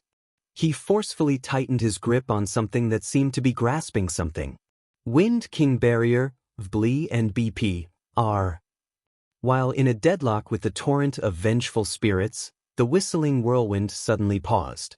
Then, with a speed that could not be seen with the naked eye, it expanded like lightning and exploded. Bam! In an instant, a terrifying storm soared into the sky and swept across the area, quickly shaking and fluctuating. Asterisk boom. Asterisk boom. Asterisk under the impact of the storm, the vengeful spirit was scattered as if it had been shot away. Whoosh! The torrent of wraiths caused the torrent of wraiths to deviate from its path and soar into the sky, flying towards the horizon. However, the principal, Ishtar, Natsuki, and the other girls had no time to care about these things. This was because their gazes were all attracted by the sword in Wu Yan's hand. Chapter 1693. The gale and vengeful spirits seemed to have been covered at this moment as they all dissipated. Everyone's attention was on the sword in Wu Yan's hand. It couldn't be helped. That sword was just too eye-catching. The hilt of the sword was dark blue with a gem embedded at the top. The sword's handle was made of gold and it was exceptionally dazzling. What was even more dazzling was the blade. At first glance, it was an eye-catching silver-white blade with a cold glint. However, upon closer inspection, one would notice that the silver-white blade would occasionally flash with a dazzling golden light. Without a doubt, that was a sword that could easily attract people's attention. At the same time, it was also a sword that would never let anyone doubt its sharpness. The Dean and Ishtar, on the other hand, felt a vague sense of threat from the dazzling sword. What is going on? The Dean's expression began to change. What did Wu Yen do? Why did he suddenly become so strong? What is that sword? The Dean who was thinking about this did not realize that his attitude towards Wu Yen had changed. If the Dean only treated Wu Yen as a talented student who could catch his eye, then at this moment, the Dean had unknowingly treated Wu Yen as a worthy opponent. Unfortunately for Wu Yen, the Dean did not care. No matter what the Dean thought of him, it did not affect him. Didn't I tell you? With the dazzling sacred sword in hand, Wu Yen stomped on the ground. As if he had teleported, he appeared above the Dean and Ishtar. Now, there is no time for you to think so much. The pupils of the Dean and Ishtar suddenly shrank. The sacred sword in Wu Yan's hand began to dance. It brought about a shrill sound as it pierced through the air. It also brought about streaks of sharp sword rays that were aimed at the Dean's vital points. Once one of the swords hit the Dean, he would definitely die. He sensed the shadow of death brought about by the extremely sharp sword rays. The Dean's gaze also turned cold. Boundless magic power surged out of his body and surged into Ishtar's body. Ishtar's delicate body trembled. Vengeful spirits surged out of every part of his body like shadows. They rapidly danced around the Dean and Ishtar. Bang! Bang! Bang! Bang! The sword rays that descended from the sky all landed on the dancing vengeful spirits. In the midst of a series of dull thuds, the vengeful spirits exploded one after another. As the sharp sword rays exploded the vengeful spirits one by one, the ground where Ishtar was standing seemed to be unable to withstand the heavy pressure. Cracks that were nearly half a meter deep were left on the ground. Even the place where Ishtar was standing had 2 deep footprints on it. But in the blink of an eye, the dull thuds above his head disappeared and the vengeful spirits stopped exploding. The sacred sword in Wu Yan's hand spun abruptly. Countless blade rays coalesced at lightning speed. Boundless magic power surged out of Wu Yan's body like a flood. The sacred sword swept across an extremely tricky arc like a lightning bolt, miraculously avoiding the vengeful spirits one after another, and pierced toward the dean's throat. Wu Yan didn't hold back at all. The dean was infuriated when he saw how merciless Wu Yan was. He channeled his magic power into telekinesis and he grabbed one of the vengeful spirits and dragged it to his throat. Boom! The tip of the sacred sword instantly pierced the vengeful spirit that was pulled to his throat by the dean's psychokinesis and used as a shield. The vengeful spirit exploded. Wu Yan was surprised that the dean actually used such a method to block his attack. Corrode! At this moment, Ishtar suddenly raised one of his hands and aimed his palm at Wu Yan. A thick, black mist emerged from his palm and vengeful spirits flew out one after another, pouncing on Wu Yan. A fishy stench drilled into the tip of Wu Yan's nose, leaving Wu Yan sulking. He didn't hesitate and slashed at the vengeful spirits with the sacred sword in his hand. Pff. As soon as the sharp slashes collided with the vengeful spirits were instantly shattered into powder like volcanic ash. Poochie poochie poochie poochie. As the slashes landed on the vengeful spirits, ripping sounds filled the air. One by one, the wraiths were slashed into 2 halves by the holy sword. Then, they turned into ashes and dissipated. As time passed, the vengeful spirits dwindled and the dean and Ishtar became more and more astonished. That sword? The dean stared at the sacred sword in Wu Yan's hand in astonishment. It can actually come into contact with Queen Ishtar's vengeful spirits so many times without being affected at all? Even though Ishtar's vengeful spirits weren't truly invincible, there were still some existences that could resist them. But after coming into contact with such corrosive vengeful spirits for so many times, the sword wasn't affected at all. The blade was still as dazzling as ever. This was the first time the dean witnessed such a thing. Wind King enchantment, my lady I Blair. Suddenly, a cold bellow echoed in the air. Before the dean and Ishtar could react, the dazzling sacred sword above their heads suddenly stirred up a whirlwind. Shortly after, a 10-meter-long, violent tornado-like impact burst out from the sacred sword. It flashed across the air, dispersing all the vengeful spirits in its path, and crashed into the dean and Ishtar. Bam! Such a powerful impact directly scattered the wraiths and sent the dean and Ishtar flying. If it wasn't for the dean's timely use of telekinesis to support their bodies, the 2 of them would have crashed to the ground. Ishtar had never thought that he would end up in such a pathetic state. He was finally enraged. Ed, give me your magical power. I want to summon the 2nd batch of troops. The dean didn't object and extended his hand to Ishtar. But at this moment the surrounding ground, trees, buildings, and even heaven and earth seemed to have turned into a dreamland as they flashed with a dazzling golden radiance. The dean's outstretched hand came to a halt. His pupils gradually narrowed until they were the size of a needle tip. Then he slowly turned his head and looked in the direction of Wu Yan. In the middle of the dazzling golden radiance, Wu Yan was wearing a dark blue night robe. His chest, wrists, and feet were covered with silver-white armor. He held the sacred sword in his hands high above his head. Suddenly, streams of golden light rose from the surroundings like shooting stars. They flowed towards the sacred sword in Wu Yan's hand and infused into the sacred sword. As the streams of light flowed into the sacred sword turned into a ray of light and shone in the middle of heaven and earth. It wasn't until the sacred sword turned into a ray of light that Wu Yen raised his head. His wine-red pupils met the eyes of the Dean and Ishtar, and an expression slowly appeared on his face as if he was reminiscing about a person who was about to die. In an instant, a fatal sense of crisis surged in the hearts of the Dean and Ishtar. Cried Ishtar, alarmed. Magical power! Magical power! Ha! The Dean's calm image disappeared. The veins on his forehead bulged. The magical power in his body surged wildly and was absorbed by Ishtar. In the next moment, the Dean and Ishtar were covered by the wraiths that were as dense as clouds. In the next moment, Wu Yen closed his eyes and slashed the light in his hand. Excalibur! For a moment, the people who were closer to the Dean's mansion all saw it. A dazzling ray of light with a diameter of 10 meters suddenly shot out. It stayed in the air for less than a second. It shook the atmosphere and rubbed against the space. While it stirred up layers of violent wind, it swept past the Dean's mansion. Not long after, a huge protective barrier formed by crystals fluctuated in the space around the ray of light. It covered the direction of the Dean's mansion. Within the protective barrier, an even more intense light flashed. Then, boom. Within the translucent protective barrier, in the fierce light, a deafening thunderous sound shook the air. It carried with it a shockwave that was enough to destroy everything. It raged wildly within the protective barrier. The ground collapsed.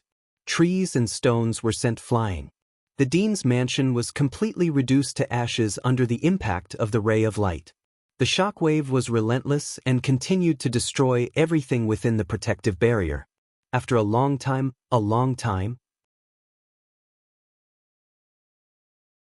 Chapter 1694.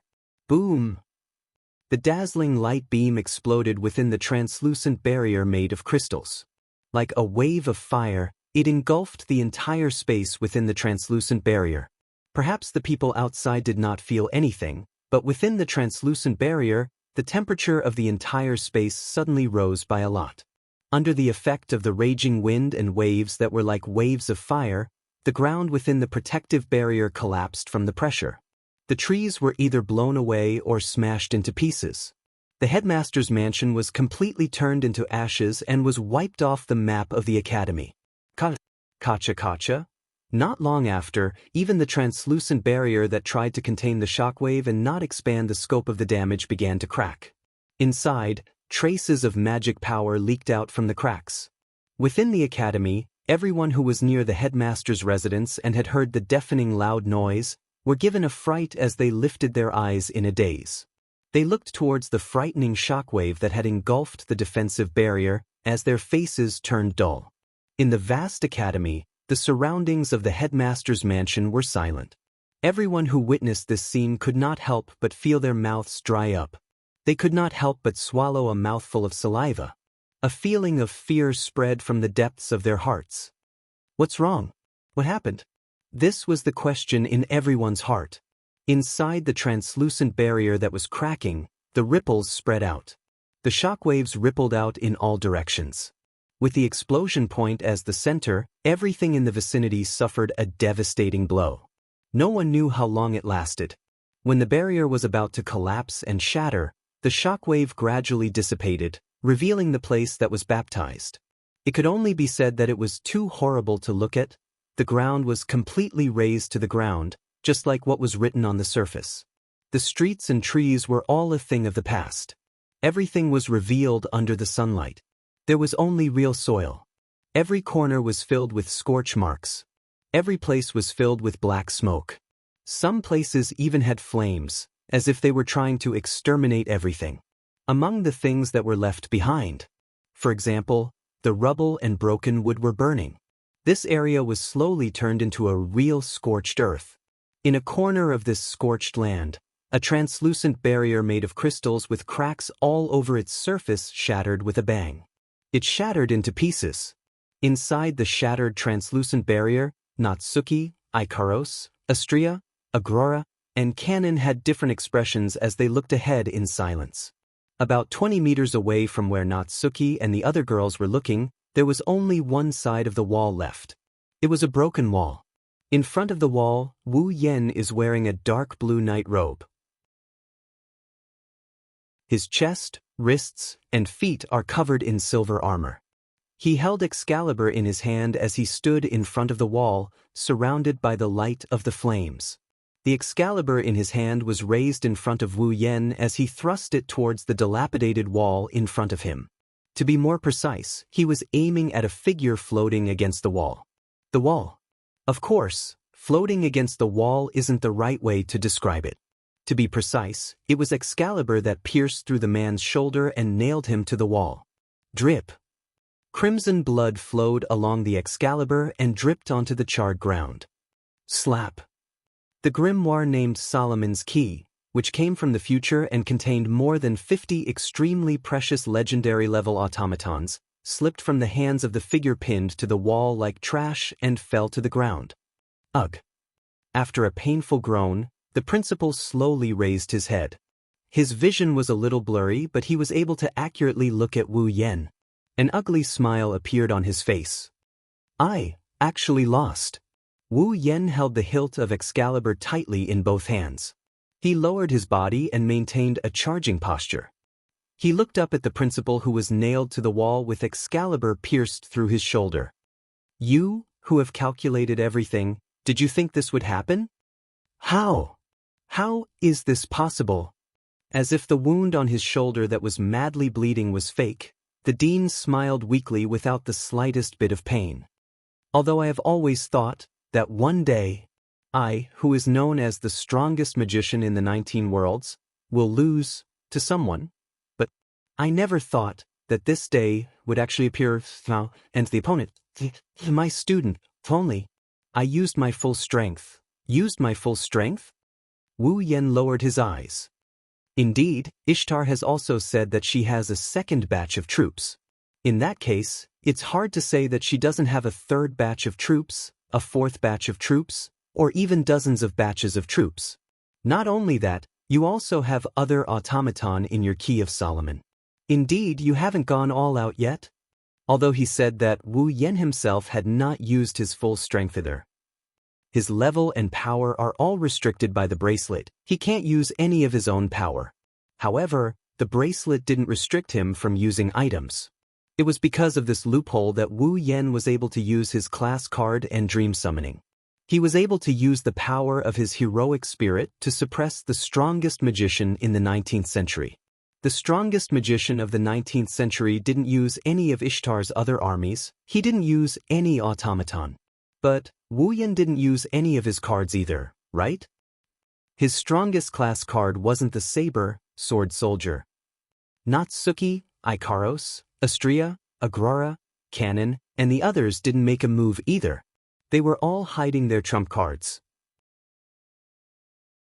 Even the strongest magician in the 19th century would not be able to do anything if they used all their trump cards. Of course, Wu Yen isn't going to talk about this. Wu Yen pulled out his Excalibur from the Dean's shoulder. The headmaster let out a muffled groan as blood spurted out from his shoulder. His body brushed against the wall, leaving a hideous trail of blood on it as he slowly slid down and fell to the ground. Hee. Although his shoulder and other parts of his body were in excruciating pain, the Dean still forced a smile on his face. So, Wu Yen's, you should be done venting your anger, right? Wu Yen glanced at the Dean who was lying on the ground. The Excalibur in his hand flashed and slashed across the Dean's shoulder. Following such a crisp tearing sound, an arm flew into the sky. Ah! This time, the Dean couldn't hold back anymore. He hugged his severed arm and screamed in agony. Wu Yen exhaled in response to the Dean's pitiful state. Now, I've vented my anger. Swish! Just as he finished his sentence, a shadow flashed in front of Wu Yen and raised his leg to kick Wu Yen. Unfortunately, before the shadow could kick Wu Yen, a spatial ripple rippled in front of Wu Yen. A chain glowing in purple light emerged from the ripple and lashed at the shadow like a whip. Bam! With a muffled sound, the afterimage was sent flying like a kite with a broken string. It glided in a perfect parabola in the air, but halfway through its flight, It stabilized and landed lightly on the ground. At that moment, the dean on the ground had already disappeared and appeared beside the ambusher on the ground. Beside the ambusher, another figure suddenly appeared. He squatted on the ground and pressed his hand on the spot where the dean's arm was severed. His gaze shot forward. His gaze was filled with murderous intent. Chapter 1695. The lock of discipline slowly retracted back into the spatial ripple. However, the spatial ripple didn't disappear just like that. Instead, it expanded to about 5 meters in diameter. Natsuki, Ikaros, Astria, Agrura, and Cannon appeared from the ripples in space. They stood in a straight line in front of Wu Yen with the Excalibur sword in his hand as they looked ahead. There were 3 people standing there. The dean was lying on the ground with a painful expression while holding his severed arm. Standing in front of the dean is a man wearing a pair of tinted glasses and looking at Wu Yen and Co. with a hostile expression. He is dressed like a deacon. The last one was an elegant young man who was crouching beside the dean while holding his severed arm. His eyes were filled with killing intent and anger. Wu Yen is the one who sent Wu Yen to kill the dean, the head of the Granville family's nightclub executive department, and his automaton, TTN, the semi-finished product named Shinobu, INEDLL. Shinobu appeared out of nowhere and ambushed Wu Yen. He was sent flying by Natsuki's lock of discipline. Of course, Shinobu wasn't here to ambush Wu Yen. He was here to distract Wu Yen and rescue the dean. Wu Yen and the girls stood in the middle of the scorched earth. They exchanged glances with Kazuma, who was standing not far away from them, causing the atmosphere to tense up. Looking at the killing intent and anger in the boy's eyes, Wu Yen raised an eyebrow and laughed. His laughter was very sarcastic. "I say, head of the night meeting executive department, what is the meaning of this?" The young man glared at Wu Yen. His expression kept changing between anger and killing intent, hesitation and struggle. It's a complicated mix of emotions, but he didn't say anything. That was only natural. Even if Shinobu opened his mouth, he wouldn't know what to say. "I really want to know what kind of development this is," Wu Yen said with a smile that isn't a smile. "You were the one who ordered us to kill the dean." Hearing this, the young man's face immediately darkened. That's right. He was the one who used Oliet as a hostage to threaten Wu Yen.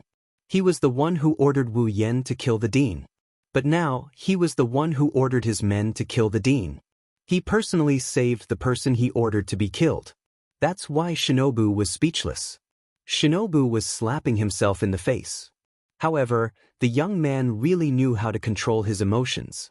Realizing that he was slightly agitated, he closed his eyes and took a few deep breaths.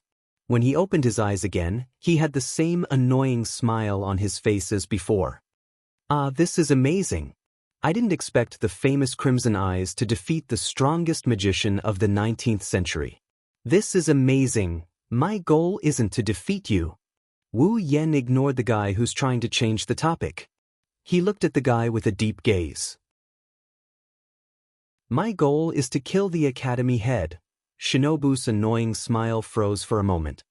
He waved his hand elegantly. "Thank you for your hard work. But this is enough." "This is enough?" Wu Yen asked a question he already knew the answer to. Because, after thinking about it, killing the dean now will cause a lot of unnecessary trouble. Shinobu cursed in his heart. But he still maintained the smile on his face. "Therefore, Dean, please spare his life for the time being." "How can that be?" Wu Yan's expression slowly turned into a sneer.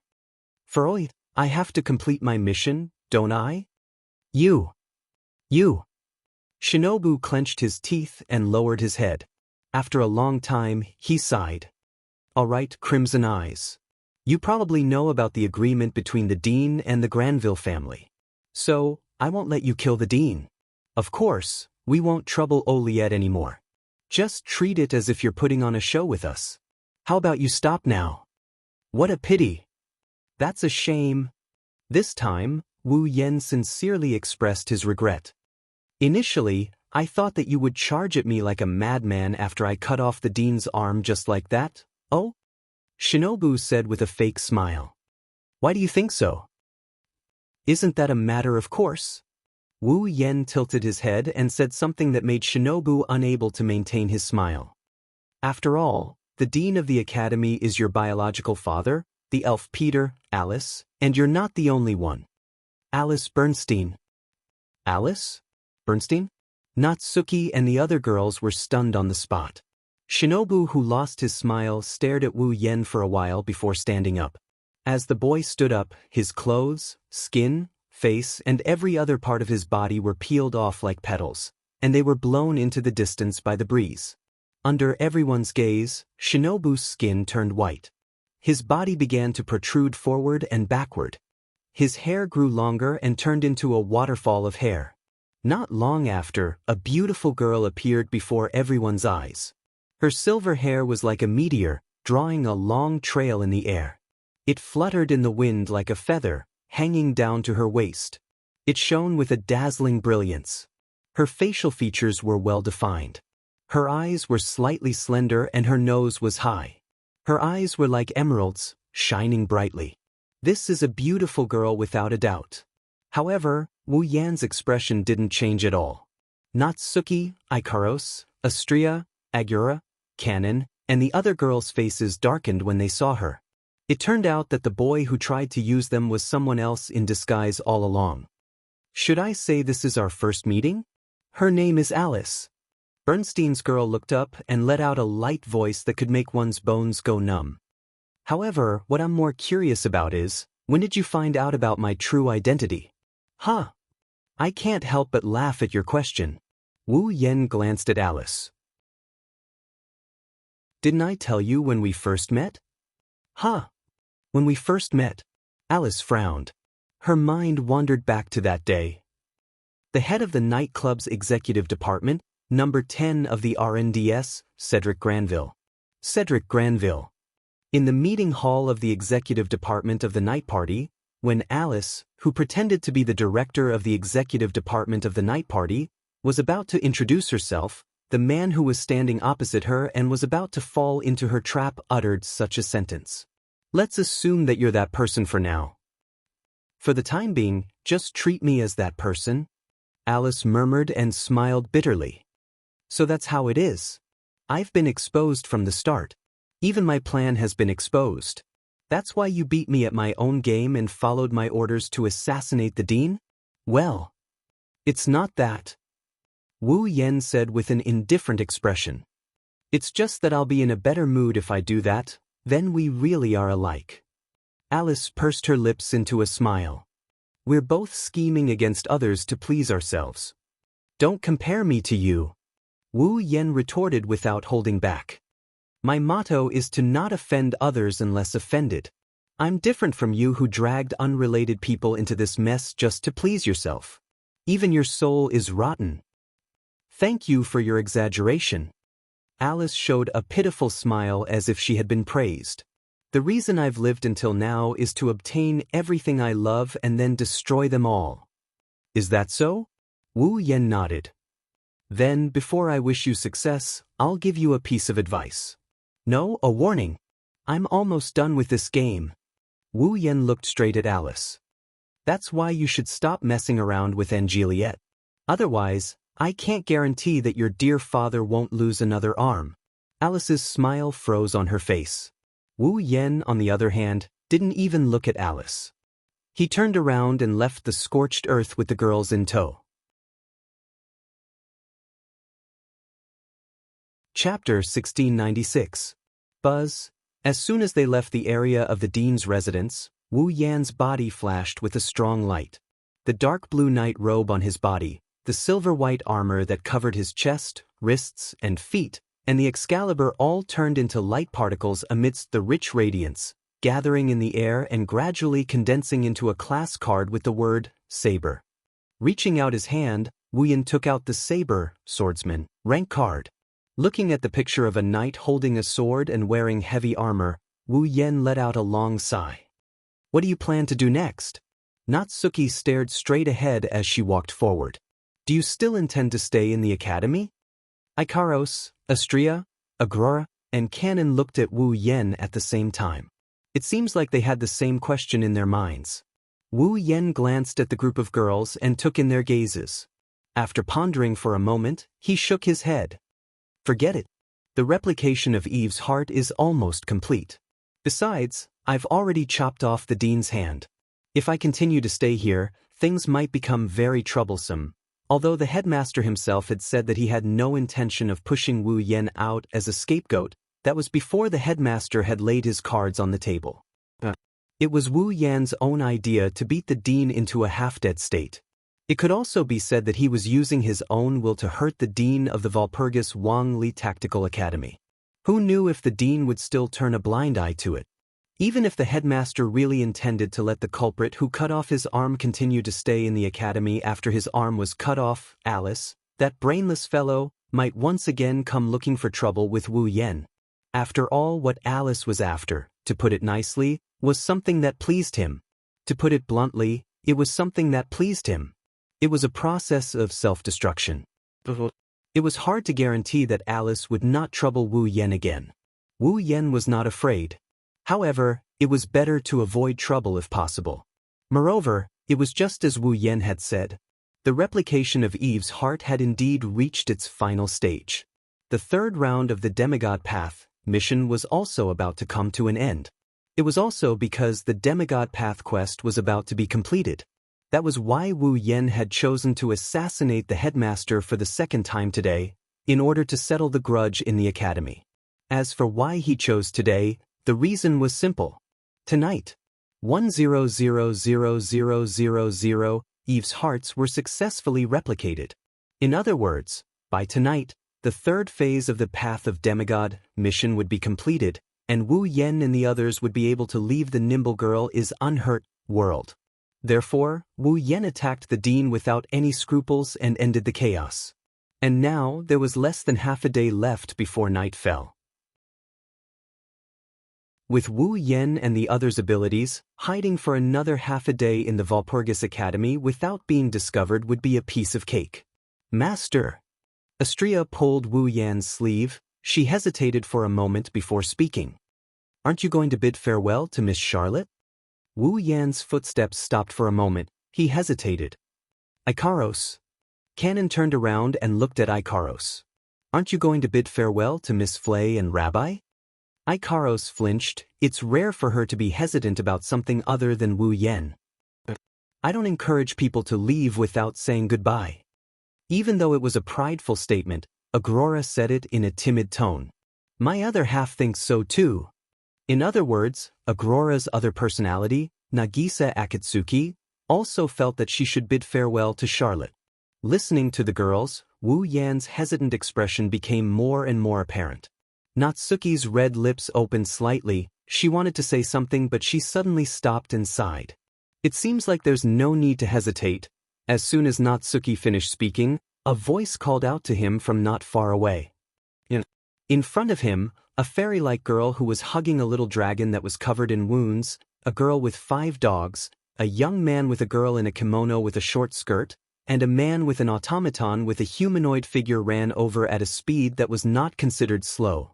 Looking at the group of 2 guys and 2 girls, especially the girl who is carrying a wounded little dragon and running towards him with an anxious and worried look on her face, Wu Yan's hesitation was swept away and he bitterly laughed. Charlotte, Flay, Raisin, and Loki ran over to Wu Yen with their automaton. To be exact, after running for a distance, Flay, Raisin, and Loki stopped. Charlotte was the only one who ran over to Wu Yen. The distance between the two of them was only a short 2 to 3 meters. When the wine-red pupils and the azure-blue eyes met, waves of emotions surged within them. It was as if there were thousands of words that they wanted to say, but they couldn't say a single word.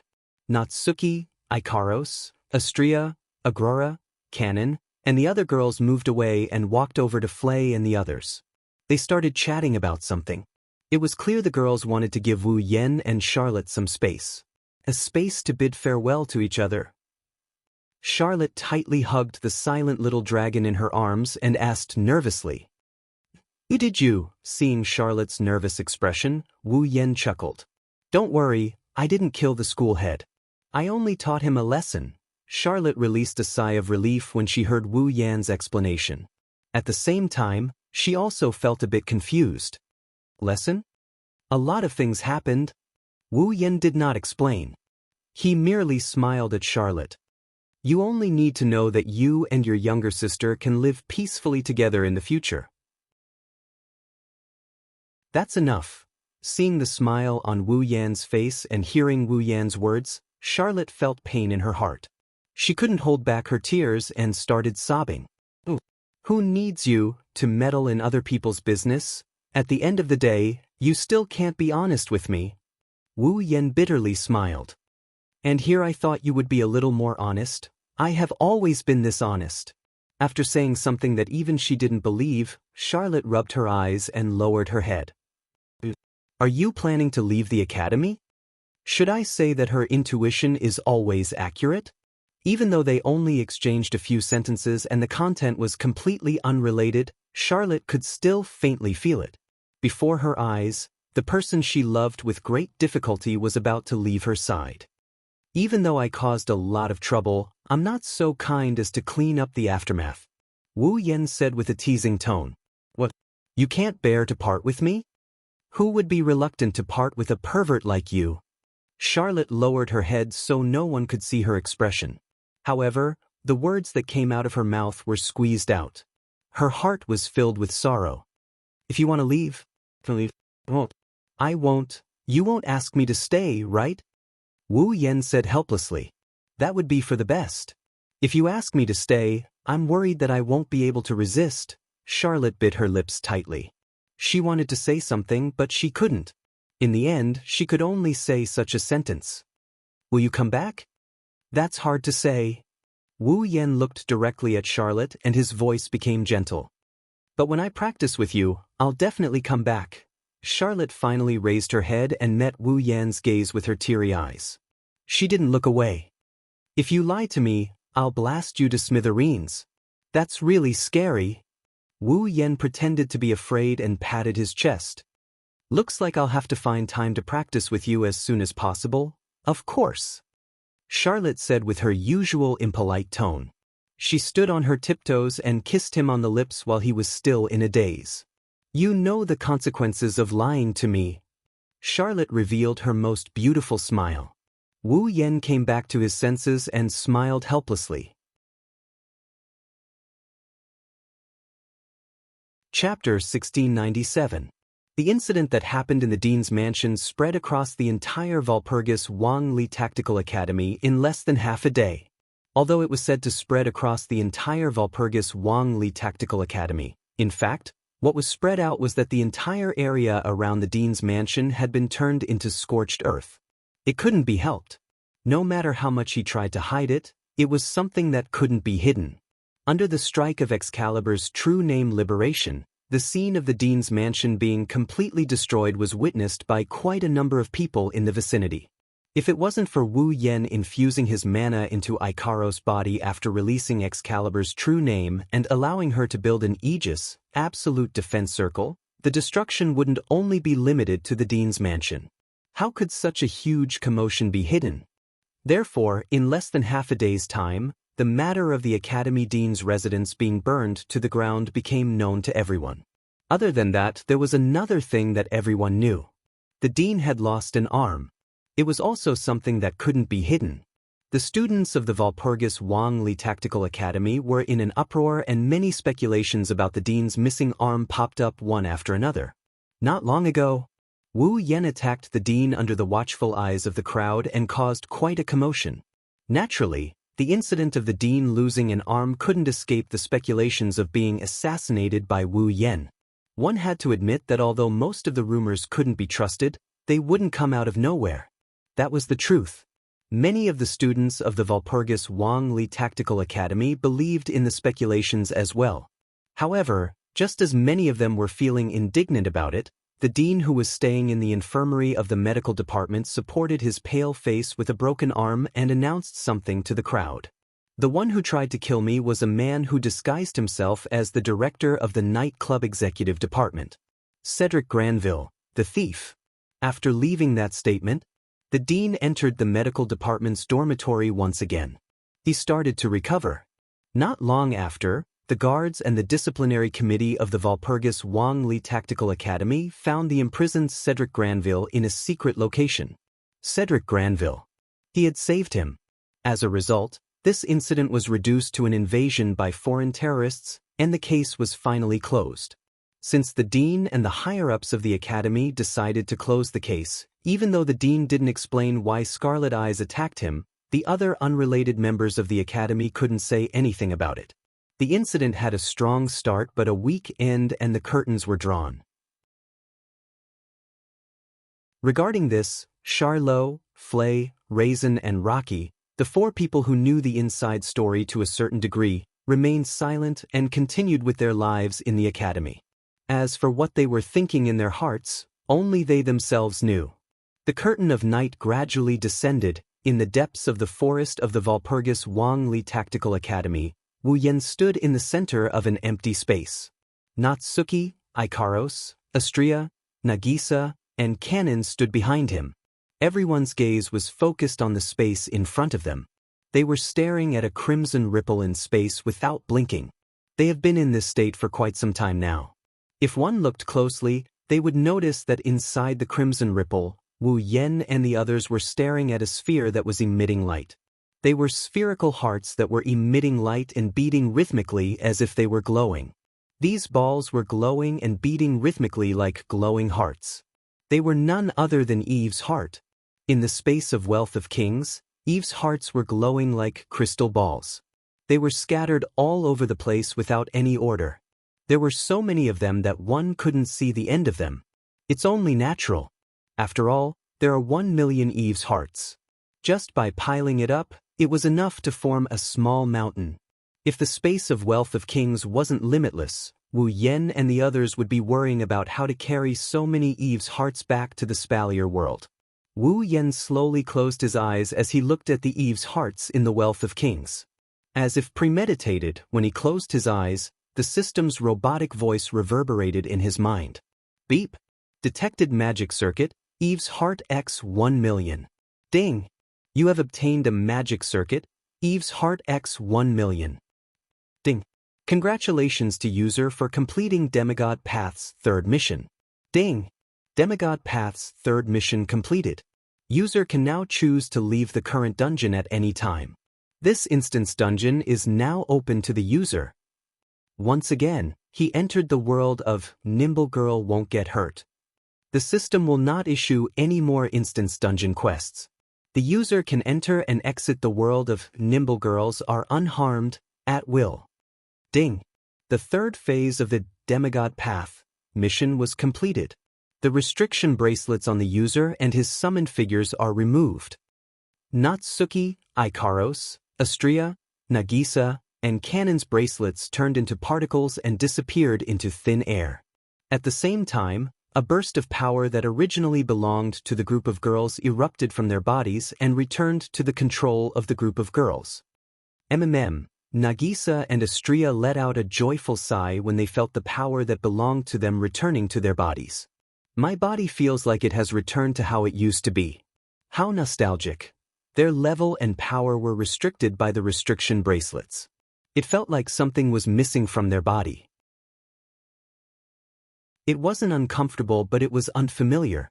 Nagisa, Astria, and Natsuki, Ikaros, and Kanon's expressions softened when they saw the return of their powers. On the other hand, Wu Yan's restriction bracelets disappeared. The power that originally belonged to him returned to him in an instant. 1 second he was level 0 and the next second he soared to level 89. That feeling of fulfillment, perhaps Wu Yan can understand it better than the girls. He closed his eyes and his expression turned into one of exhilaration. At this moment, beep! User has completed the 3rd phase of the Demigod Path mission. The 4th phase of the Demigod Path mission will be selected by the user. Beep! Reminder, you have the right to select the next phase of the Demigod Path mission. The next phase of the Demigod Path mission will be automatically generated when the user enters the next dungeon. The user may select any dungeon world other than the Astral Dragon Knight, Magical Girl Ilia, and Invincible Girl.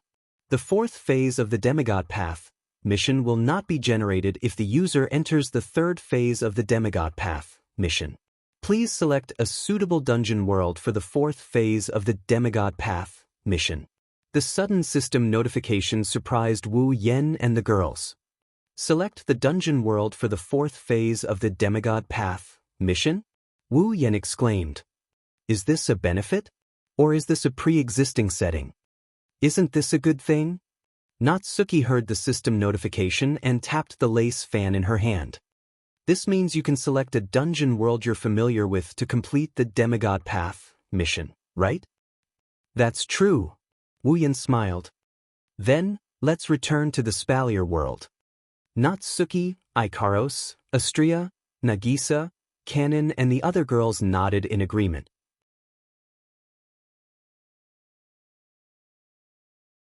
Chapter 1698. The Otherworldly Capital. On the extremely wide streets that were a collection of styles from various eras, numerous young girls who were almost identical in appearance, height, figure, and expression were bustling about. Birds flew in flocks above the streets, chirping one after another, filling the entire capital of a different era with vitality. The sunlight illuminated this city from another era. The shadows of the buildings changed shape very slowly. Some were reflected on the ground, some were scattered in the nearby forest, some were covered by girls who looked exactly the same, and some were completely hidden, appearing abnormally blurry. The sun was hanging high in the sky, but none of the Misaka sisters in the otherworldly capital were sweating. That was because the barrier that covered the entire otherworldly capital didn't block out the sunlight, moonlight, and starlight, but it didn't allow everything to enter the city. At least in terms of temperature, the otherworldly capital maintained a relatively warm temperature. The temperature didn't fluctuate much, and if the sunlight was too strong, it would be controlled to a suitable range. After that, the barrier would release the controlled sunlight into the city. Therefore, the streets of the otherworldly capital were filled with people every day. The moderate temperature didn't stop the Misaka sisters from finding a reason to stay in the streets. Walking into the streets, one could see the Misaka sisters interacting with each other. It was a heartwarming scene. In the center of the capital of alternate generations, in the topmost hall of the inverted pyramid-like building, the heart of generations, two extremely beautiful girls were gathered by the window, looking down at the scene on the street below while looking at each other. The street. Mikoto muttered. It seems very lively. Hinajuku nodded, her expression absent-minded. Yeah. Sisters. Mikoto muttered again. Seems like they're having fun. Chuju nodded again, still in a daze. Yeah. Shops. Mikoto muttered for the third time. Seems like they're selling good stuff. Chuju nodded for the third time as well. Her delicate face was still in a daze. It was as if she just woke up. Yeah. After a short conversation, Hinajuku and Mikoto looked at each other, and after a long while, both of them sighed. There are streets and shops. Mikoto hugged her head. She groaned in pain. Why do we have to stay here? Why can't we go shopping? This time, Chuju didn't look dazed, but her eyes twitched. Do you really want to know the reason? Mikoto went silent. The reason? Was there a need to say it? Of course, it was because of Chuju and Mikoto. She didn't want to experience it again. She had been stripped naked in front of 20,000 Misaka girls on the street, and then ran back naked in front of 20,000 Misaka girls. That encounter on the streets was deeply engraved into Hinajuku and Mikoto's souls, leaving them with lingering fear. If it wasn't for the fact that there was only Misaka sister in the otherworldly city and everyone else was girls, the two girls would have died long ago. But that's not right. Even if there were only female Misaka girls in the entire otherworldly city, running back naked in front of 20,000 Misaka girls was enough to make Hinajuku and Mikoto want to die. That time, it was simply a challenge to the shame of these two proud young girls. After that experience, no matter how crowded the streets were, Chuju and Mikoto didn't dare to go out. Damn it! Mikoto screamed like she was about to go crazy.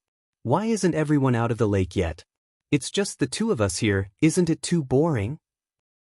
Yukari is really something, sleeping in the middle of the day. Chuju couldn't help but complain. It's fine if she's sleeping, but at least she could give us an idea before she goes to sleep.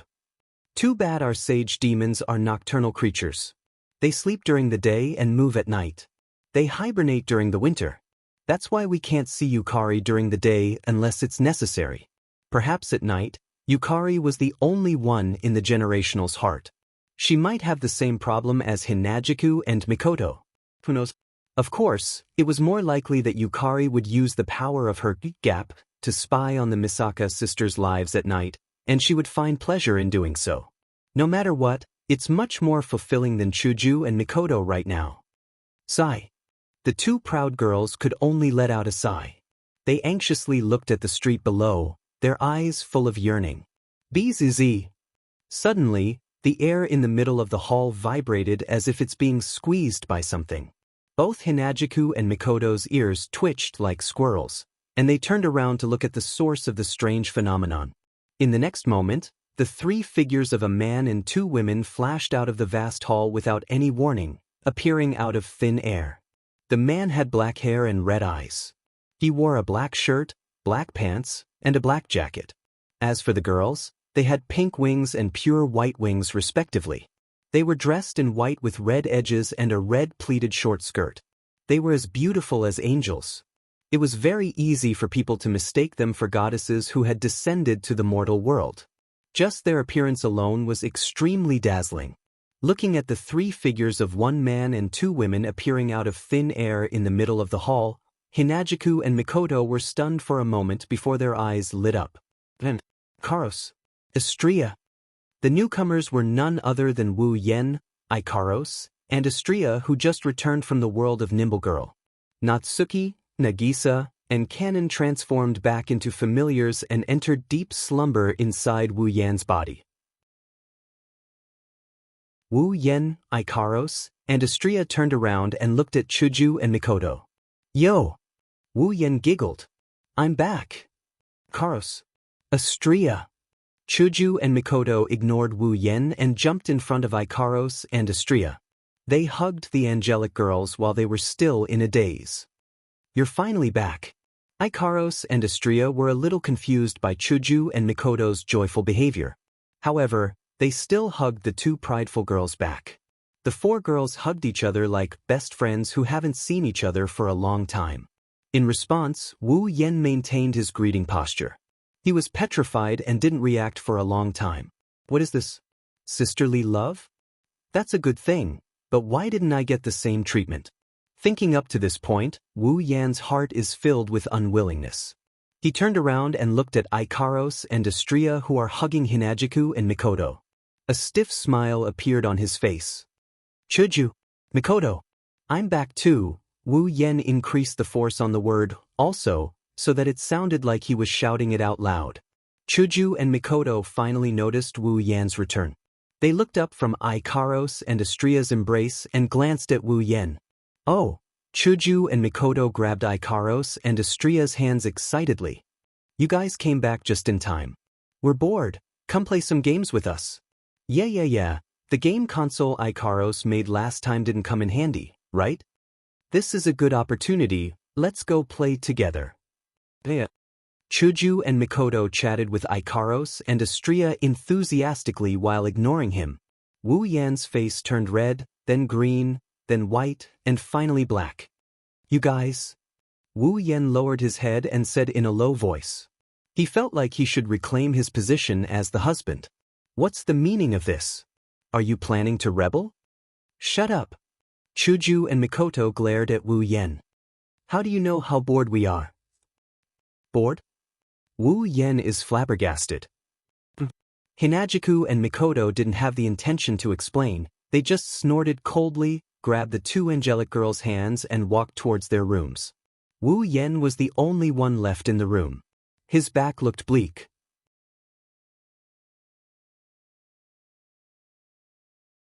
Chapter 1699. Standing at the top of the heart of generations in the heart of the capital of alternate generations was an open-air rooftop. Wu Yen sat in an elevator that looked like it came from the future. He wanted to head to the top of the heart of generations. There was no other reason other than the diluted miraculous pond water that allowed all the girls to undergo their metamorphosis in the lake, which was located on the rooftop of the heart of generations. Currently, Hinagiku and Mikoto were welcoming Ikaros and Astria into their rooms with an attitude that would make one wonder if they're trying to get into a lesbian relationship.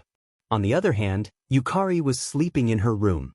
In other words, no one in the heart of generations would greet Wu Yen, who just came back from the Nimble Girl Won't Get Hurt dungeon and completed the Demigod Path quest with much difficulty. One has to say, this is a huge blow to Wu Yen. The heart of generations, the numerous girls he had, none of them accompanied him when he came back. They didn't even greet him. Wu Yen almost wanted to commit suicide because of this. Fortunately, Wu Yen used the excuse of, "Not all of my wives are like this, the others are undergoing their transformations," to persuade himself to not commit suicide. That was how he managed to avoid the tragic ending of dying once. With this thought in mind, Kirin felt a sense of relief. Wu Yen missed the other girls and he couldn't help but want to meet them. Of course, it was time for him to check on the girls' condition. It was said that they were undergoing metamorphosis, but up until now, the girls had been soaking in the lake. It's been so long since they last met, how could he not miss her?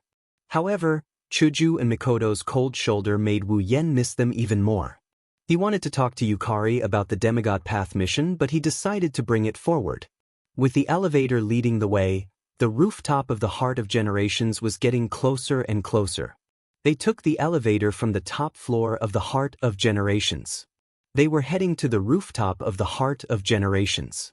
There wasn't even a floor between them, but Wu Yen stayed in the elevator for a full 5 minutes. Then, the elevator slowly came to a stop. Ding! A crisp sound effect was heard. The elevator finally came to a stop. The door of the elevator opened. Wu Yen could see the scenery outside. It was an open-air rooftop that covered a vast area. The ground was paved with red bricks, as if it was a carpet. Around him were walls that were like the surface of the water, constantly swaying, as if something was flowing. There was no ceiling at the top. Instead, there were bars that looked like they were made of ceramic that formed a fence that covered the entire rooftop. There were canopies on both sides that could be opened with a button at any time. The canopies could be turned into a ceiling. In the center of the rooftop, there was a platform that was about a meter higher than the rest of the rooftop. There was a lake that looked like an extra large bathtub on top of it. Inside the lake, there were naked girls with their eyes closed, either sitting or lying in the water. They were Wu Yan's summons, the girls that were destined to accompany him until the end of the world. At this moment, in the lake where the young girls were soaking in, a clear stream that was invisible to the naked eye flowed through the water around the naked bodies of the young girls, entering their tender and slender bodies. As the streams of invisible clear water entered the girls' soft and slender bodies, the girls' auras were also changing. One moment it was strong, the next it was weak, and the next it was strong. It was a very rhythmic rise and fall. If one observed carefully, they would find that with every rise and fall, the girls' auras would break through the peak and advance a little. Although it was only a little, if they continued like this, they would benefit a lot. Looking at the girls who were soaking in the lake with their eyes closed, Wu Yen couldn't help but reveal a gentle smile. At this moment, a surprised voice sounded from the side of the lake. Wu Yen was stunned. He quickly turned his head and looked at the source of the voice. It was the bottom of the platform where the girls' clothes were piled up. Then, a petite figure entered Wu Yan's eyes. Her light yellow hair was kept to her shoulders, and on the left side of her head was a ponytail that reached her waist. She was only wearing a pair of white underwear, and her skin and hair were covered with water droplets that dripped to the ground bit by bit. The petite girl held a red and white shirt in her hand, as if she wanted to put it on her petite body that was only wearing a small piece of underwear. Maintaining her posture, the petite girl tilted her head and looked at Wu Yen, who was standing by the elevator on the rooftop. The surprised expression on her cute face froze. Wu Yen looked at the petite girl who was trying to put on her clothes. She looked at him with a pair of red eyes and didn't react for a long time. "What's wrong? You don't recognize me?" "Flandre-chan, yes." The petite girl was Flandre-chan? Scarlet. It wasn't until she heard Wu Yan's voice that Flandre-chan finally reacted. Her red eyes lit up with joy. Flandre-chan grabbed the clothes she was about to put on. She flapped her broken wings with colorful crystals hanging from them. She cheered and she charged at Wu Yan. Big brother. An extremely cute little girl wearing only her underwear was throwing herself at him. How would an ordinary person feel at this moment? Wu Yan didn't know what other people are feeling, but when he saw Flandre-chan coming at him in such an unrestrained manner, he jumped in fright. He quickly caught Flandre-chan in his arms. Big brother. Big brother, big brother, big brother. Flandre-chan didn't care about her wet body. She hugged Wu Yan tightly and rubbed her head against Wu Yan's chest. Flan missed you so much. Wu Yan wanted to scold Flandre-chan, but when he heard her words, all his emotions turned into love. He hugged her tightly. Big brother missed you too, really? Flandre-chan lifted her head and pouted. She looked like she was throwing a tantrum. Then why didn't you come to see me? I've been staying in the lake all this time. It's so boring. Big brother went to do a mission? Wu Yan patted her head to comfort her. That's why you didn't come. So, you didn't come to visit Fran because you were too busy, right? Flandre-chan asked with a hopeful look on her face. It's not that you don't want to see me, right? Of course it's not that I don't want to see Flan. Flandre-chan's cute and funny words made Wu Yan smile and scratch her nose. Flan is so cute, who wouldn't want to see her? Liar. Flandre-chan's expression turned a little unhappy. Big sister locked me up in the basement because she didn't want to see me. Wu Yan tightened his grip on Flandre-chan's wet body inside. It seems like Flandre-chan still hasn't gotten over Remilia's decision to lock her up in the basement. Wu Yan kept a straight face even though he's thinking about it. What's wrong? You don't trust Big Brother? Of course I trust Big Brother. Flandre-chan grinned as she rubbed her face against Wu Yan's chest. Her eyes were filled with longing for Wu Yan. Big brother is different from big sister. Big brother loves me the most and loves me the most. That's why I love Big Brother the most too. Wu Yan didn't see the love in Flandre-chan's eyes, but from her actions and words, he could tell that Flandre-chan likes him from the bottom of her heart. While this made him happy, it also made him like the cute little girl in his arms even more. You really know how to make Big Brother happy. I'm not trying to make Big Brother happy. Flandre-chan wrinkled her little nose. Flan is telling the truth. Yes, yes, yes, I know you're a good girl. Big Brother will give you a reward, okay? Okay. Her bell-like laughter reverberated in the surrounding space, filled with warmth.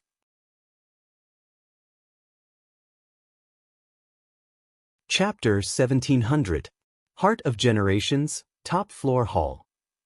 Flandre-chan's light yellow hair fluttered despite the lack of wind, bouncing up and down with its owner's movements. It was fixed to the left side of her head, and her waist-length ponytail swayed back and forth like a tail. Flandre-chan looked like an adorable little animal, and Zhang Xian couldn't help but want to hug her. Right now, Flandre-chan was wearing her unique goth lowly outfit that was mostly red with white sprinkles. On her head was a white beret with red ribbons. Like a child who just got a new set of clothes, Flandre-chan stretched her petite body and twirled in a circle on the spot. Her short red skirt with white laces swayed along with her movements, causing her cute little face to be filled with a smile. It feels good to wear clothes. Flandre-chan twirled around happily while showing off her body. Flandre-chan didn't realize that her cuteness had increased by several folds. She almost made Wu Yan fall into a daze. Wu Yan slapped his cheeks and he looked at Flandre-chan with a peculiar glint in his eyes due to the system's perceptive sense. Flandre-chan? Scarlet, level 88. Level 88. Flandre-chan is only one level away from reaching peak tier 9. Wu Yan couldn't help but gasp in surprise. He's only at peak tier 9 after all. He's only one level ahead of Flandre-chan. Flandre-chan's ability to destroy everything with a wave of her hand, this level difference is practically non-existent.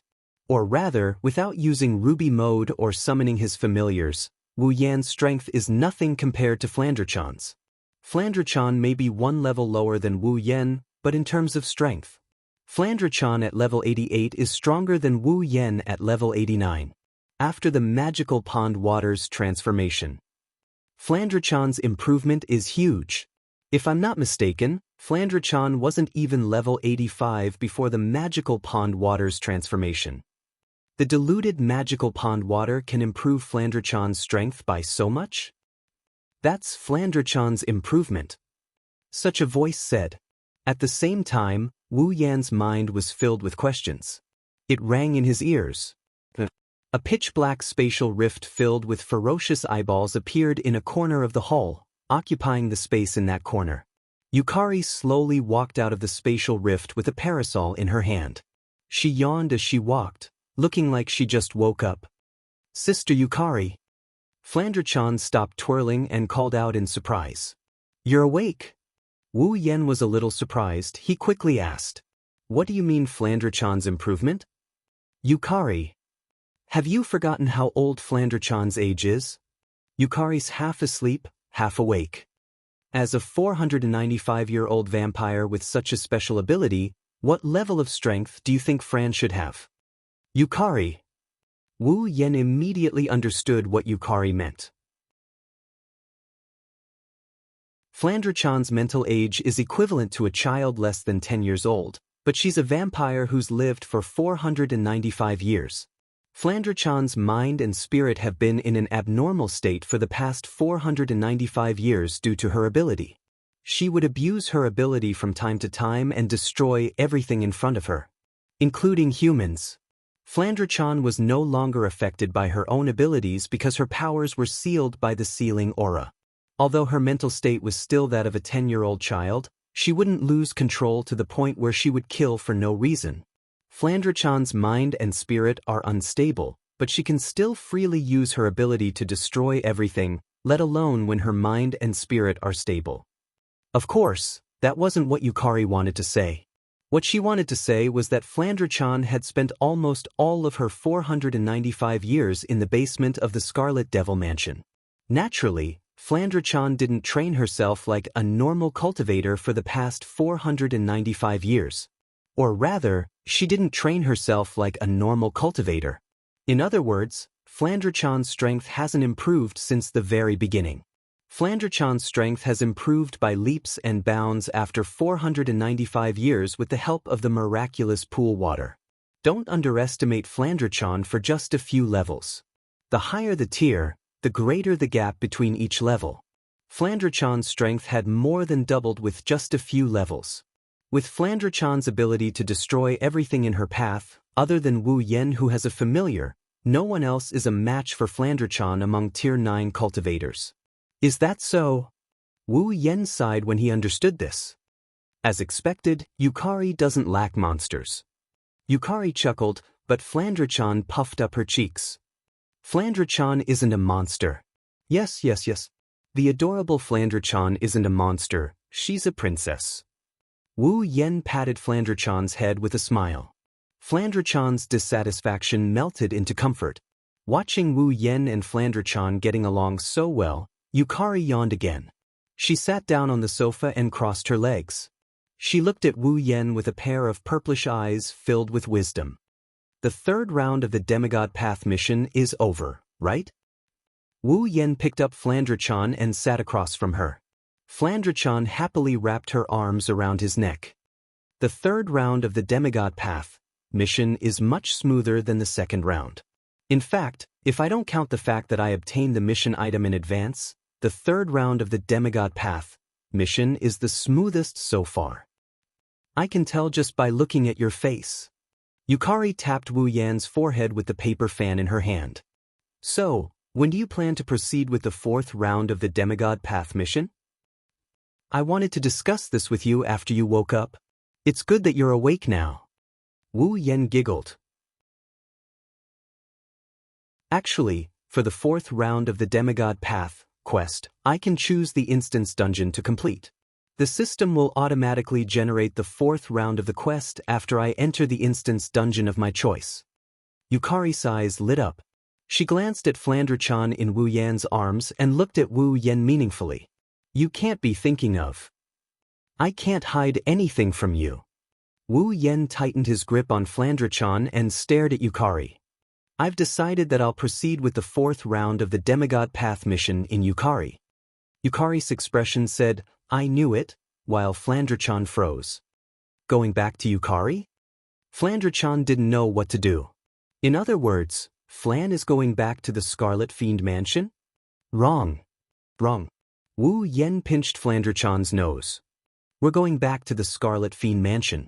Flandre-chan paused for a moment. The bewilderment on her cute face disappeared and was replaced by uneasiness and a little bit of anticipation.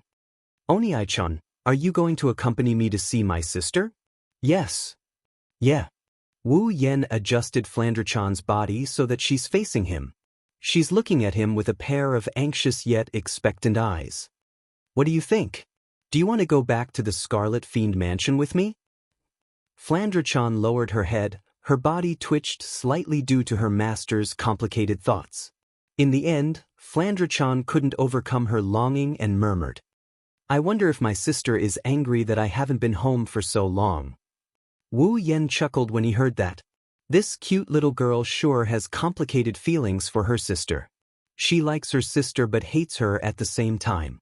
No wonder she's so conflicted when it comes to returning to Yukari. That's good too.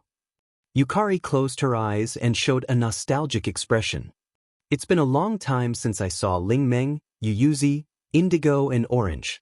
It's good to go back. That's settled then. Wu Yen decided on their next destination with just one sentence. Yukari is a place you're familiar with.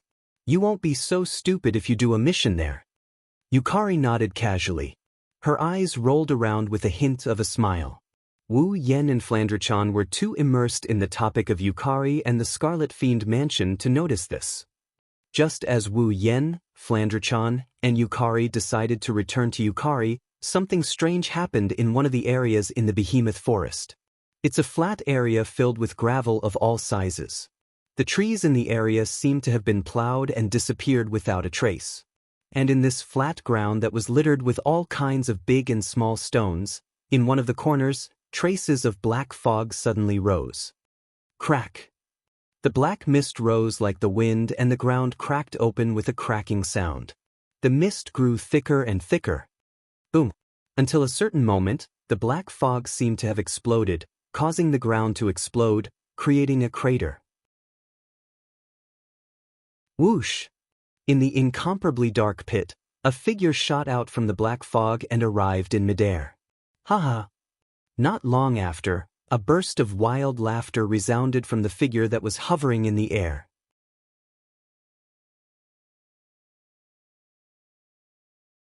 Chapter 1701. The next morning, on the top floor of the Heart of Generations, Hinagiku, Mikoto, Ikaros, and Astria were standing in a row with their gazes focused on the front. In front of Chuju, Mikoto, Ikaros, and Astria were Wu Yen with Flandre-chan in his arms and Yukari who was yawning with her parasol in hand. "Master," Ikaros said worriedly when she saw Wu Yen hugging Flandre-chan. "Can I go with you?" "You really don't need us to go with you?" Just as Ikaros finished her sentence, Hinagiku, who was frowning her beautiful eyebrows, also spoke up. "Although I've heard from you that there are many high-level monsters and gods in the fantasy village, we're all at level 9 now. Even if we can't be ranked as strong in the fantasy village, we're still considered experts, right?" This was the truth. Fantasy Village was not an instance world. It was just a small area within an instance world.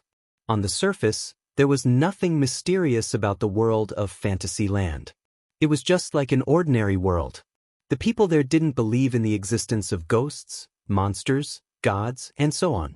They didn't even have the factor that allowed them to enter the game world to experience the game like the Sword and Saber Dominion. It was an extremely ordinary world. However, in a corner of that world, a place called the Fantasy Village existed in a place that people could not reach. The reason why people didn't believe in any mysterious existence was because all the mysteries were concentrated in the place called Fantasy Village.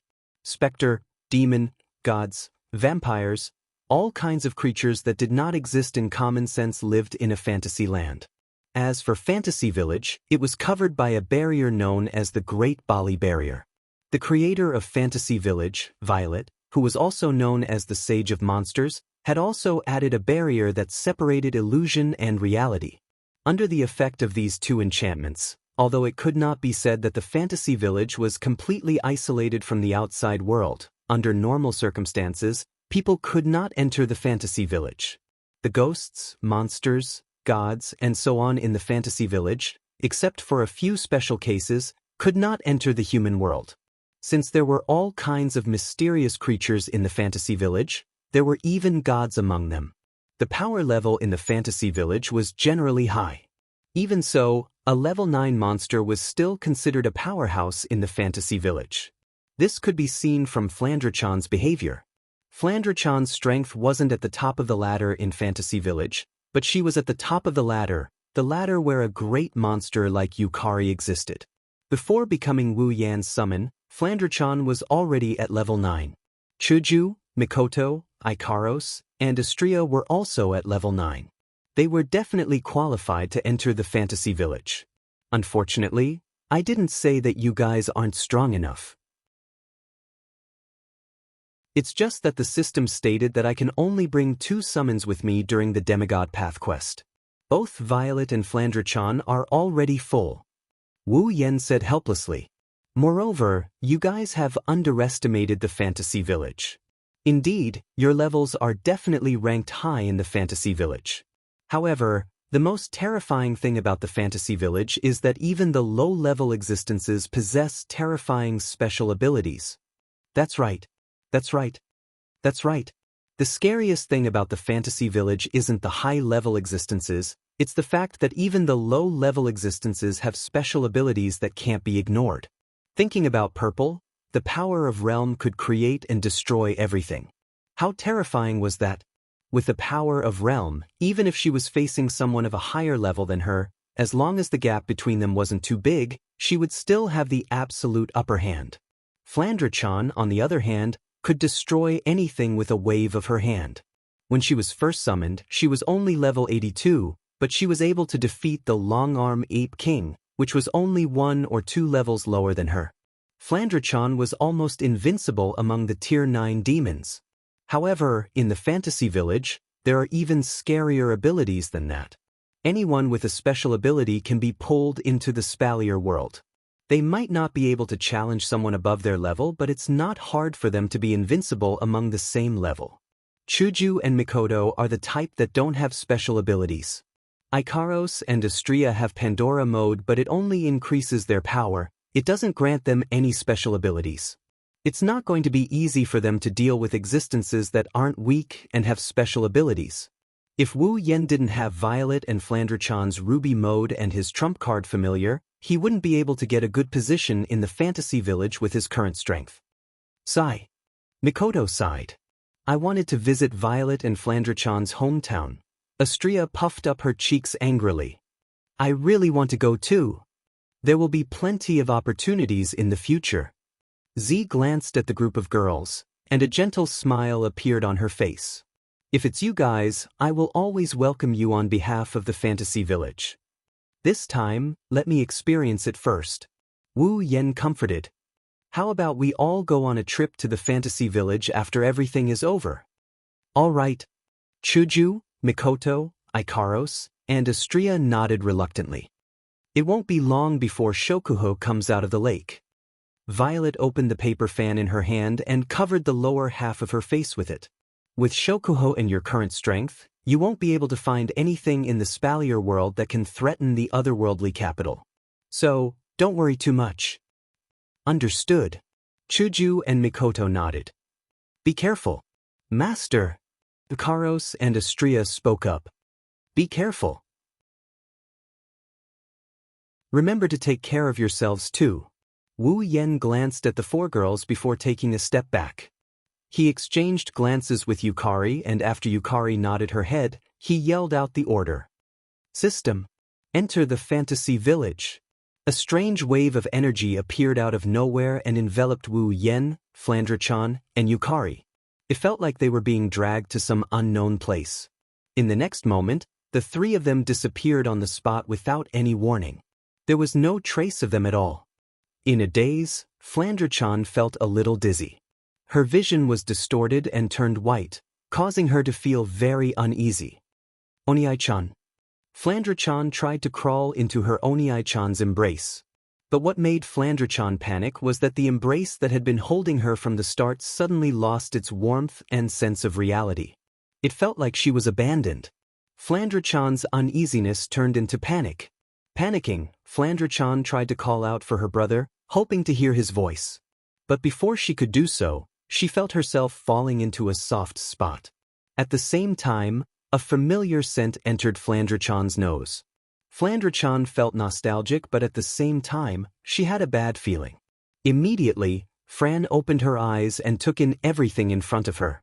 What entered Flandre-chan's eyes was a dimly lit room.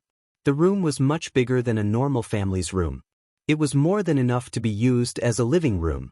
The ground was paved with stone bricks of various colors, just like the Wanhua mirror.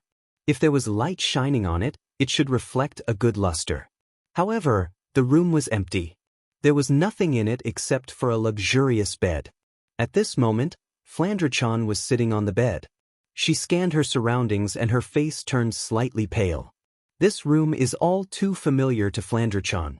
He was so familiar with it that he could count the number of bricks here with his eyes closed. That's because Flandre-chan had been locked up in this room for hundreds of years. A lingering sense of loneliness permeated the entire room as well as Flandre-chan's heart. Flandre-chan's pretty face turned pale and eventually turned deathly pale. Is Flandre-chan going to be alone in the basement for a long time? R1152.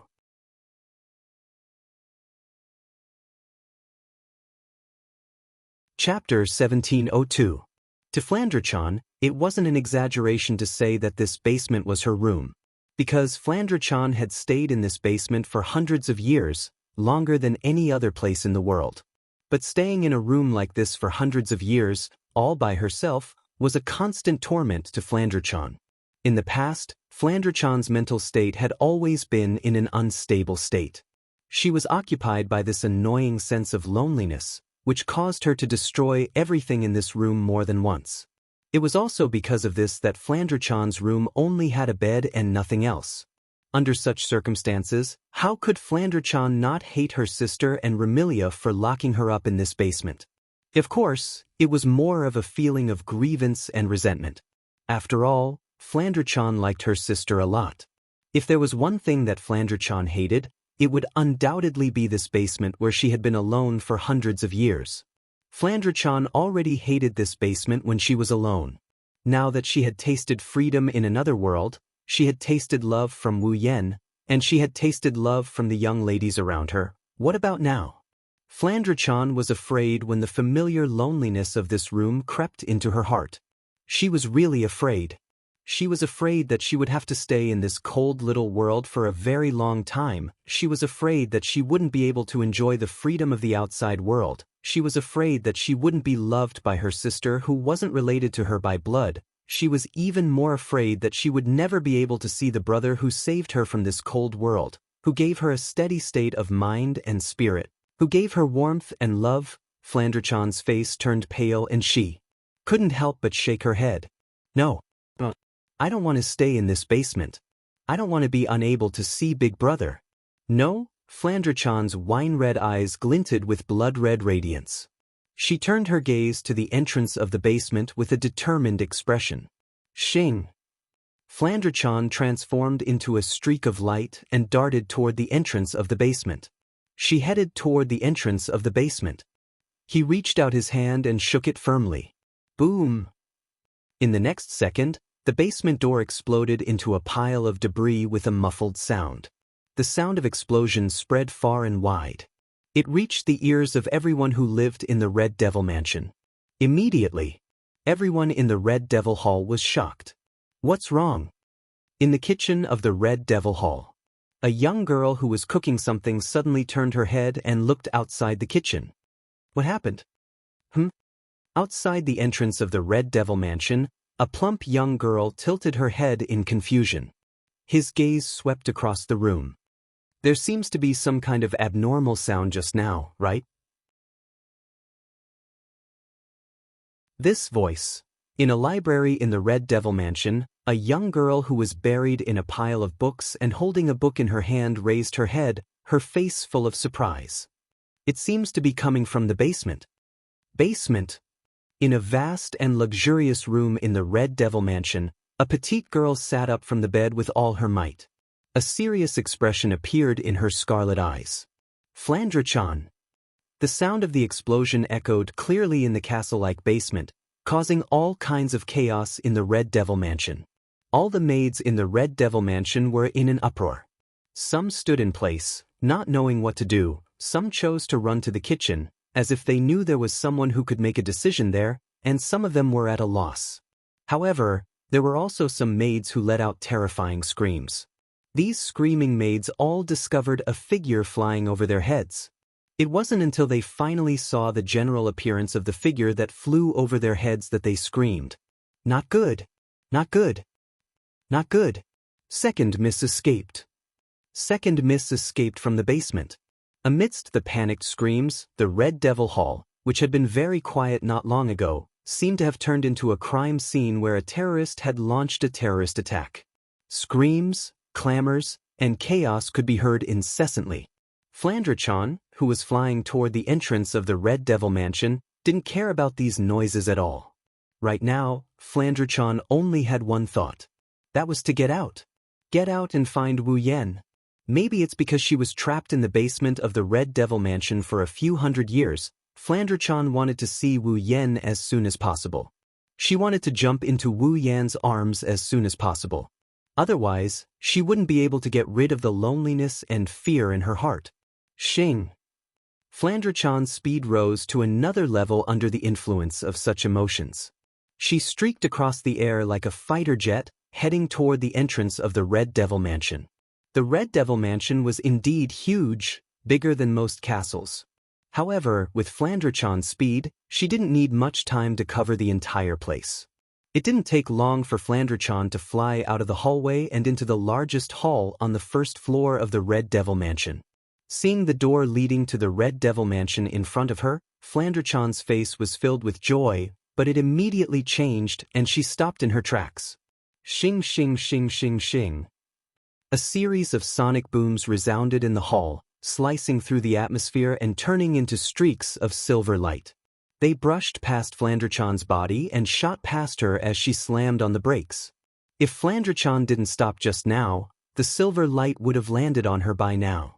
As for those silver lights, they were flying daggers that flickered with cold arcs of light. After the flying dagger flew past Flandre-chan and stopped her in midair, several figures appeared in front of the gate leading to the Red Devil Mansion's outer court. 4 young ladies of different sizes were arranged in a square formation, but all of them had stunning looks. Standing on the left was a young lady with silver hair. She had a head of silver shoulder-length hair that hung down slightly, with sideburns on both sides of her silver hair. Her hair was tied into a small braid, and at the end of the braid was a green ribbon that fluttered with the movement of the braid. The young lady wore a blue and white maid attire with a white, pleated hairband on her head. Her skirt only reached her knees and she wore stockings on her feet. Obviously, she was a maid. However, the maid was still holding 2 flying daggers in her hands. Her beautiful eyes stared straight at Flandre-chan with a sharp glint in them. She didn't look like a servant at all. Instead, she looked valiant and heroic. Standing on the right was a young lady with long red hair. Wearing a simple black and white dress, her red hair reached her waist and draped down her back like a waterfall. There weren't any curls on her hair, it was the standard long, straight hair. The red-haired girl had a pair of bat wings on her head like hair accessories. She also had a pair of bat wings on her back, but they were much bigger. She looked like a demon from the legends. Standing behind her was a young lady with long purple hair. Her purple hair was also long and straight, hanging down her back naturally. The front of her hair was tied into 2 bundles with ribbons in front of her. He was wearing pajama-like clothes. The inner layer of the clothes was fluffy and comfortable with purple and lavender vertical stripes, while the outer layer was a lavender long coat with lotus leaves at the hem. On her head was a round beret with a crescent moon ornament. Her clothes and hat were tied into blue and red ribbons with ribbons. Compared to the 2 young ladies in front of her, She looked a little weaker. As for the one standing at the front, she was about the same height as Flandre-chan and appeared to be around 10 years old. The petite young lady had a pair of wine-red eyes and shoulder-length bluish-purple hair like Flandre-chan. She wore a goth lowly attire that leaned toward white, the color of cherry blossoms. On her head was a beret like Flandre-chan. She also had a small canine tooth. On the other hand, the petite girl looked just as adorable as Flandre-chan. In fact, they looked very similar. However, this petite young lady didn't have broken wings on her back. Instead, she had a pair of perfect bat-like wings.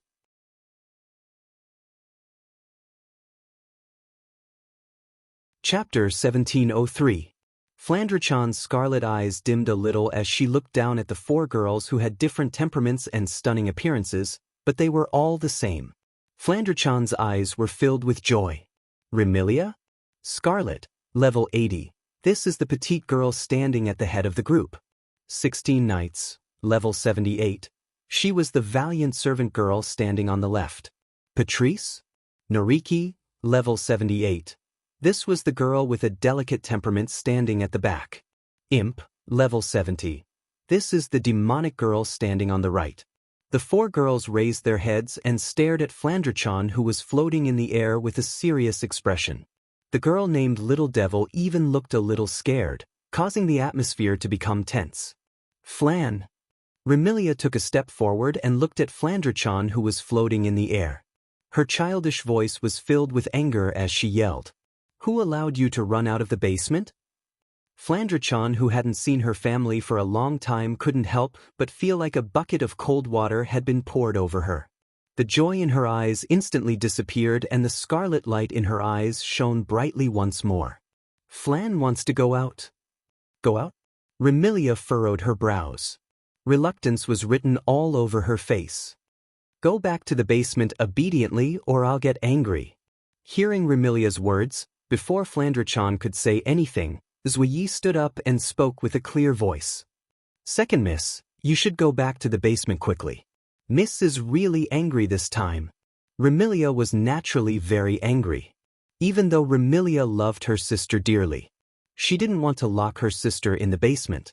But Flandre-chan's strength was too strong, and her desire for destruction was too great. She would often recklessly destroy everything around her, and sometimes, even the girls would be affected by her actions.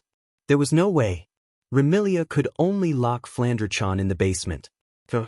In the past, it wasn't like Flandre-chan hadn't broken out of the basement before, but it was rare for her to cause such a commotion in the entire Red Devil Mansion. Plus, Flandre-chan was making a ruckus out of nowhere. Remilia was in a terrible mood. It would be strange if she wasn't angry. Unfortunately, no matter how angry Remilia was, it was useless against Flandre-chan. Just be angry, it's not like you haven't been angry before, sister. Flandre-chan yelled like a child throwing a tantrum. Flan wants to go out anyway. Even if you're my sister, if you stop me, I'll beat you down. You! Remilia cried out in exasperation. Flan, do you really want to make me angry? Seeing Remilia's exasperated look, Flandre-chan's heart softened and she snorted softly. As long as you don't stop me, I won't make you angry. You're pissing me off right now. Remilia glared at Flandre-chan. If you don't want to make me angry, then go back to the basement obediently. Milady. Patrice looked at Flandre-chan and spoke softly. Listen to Remy this time, go back to the basement, basement, basement. You only know how to make me go back to the basement. Flandre-chan's face was filled with anger. Flan will never go back to the basement again. Second miss, you should go back to the basement. Zhuyi advised earnestly. First miss wants you to go back to the basement for your own good. That's not it. Flandre-chan snorted. Sister just doesn't want Flandre-chan to destroy the things in the house. That's why she locked Flandre-chan in the basement. Is this for Flandre-chan's own good? Remilia, Patrice, Black Knight, and the Little Devil were all speechless at Wu Yan's words. At the same time, they were secretly shocked. They were shocked that Flandre-chan could come up with such rational words. In the past, Flandre-chan had always complained that Remilia locked her in the basement because she hated her.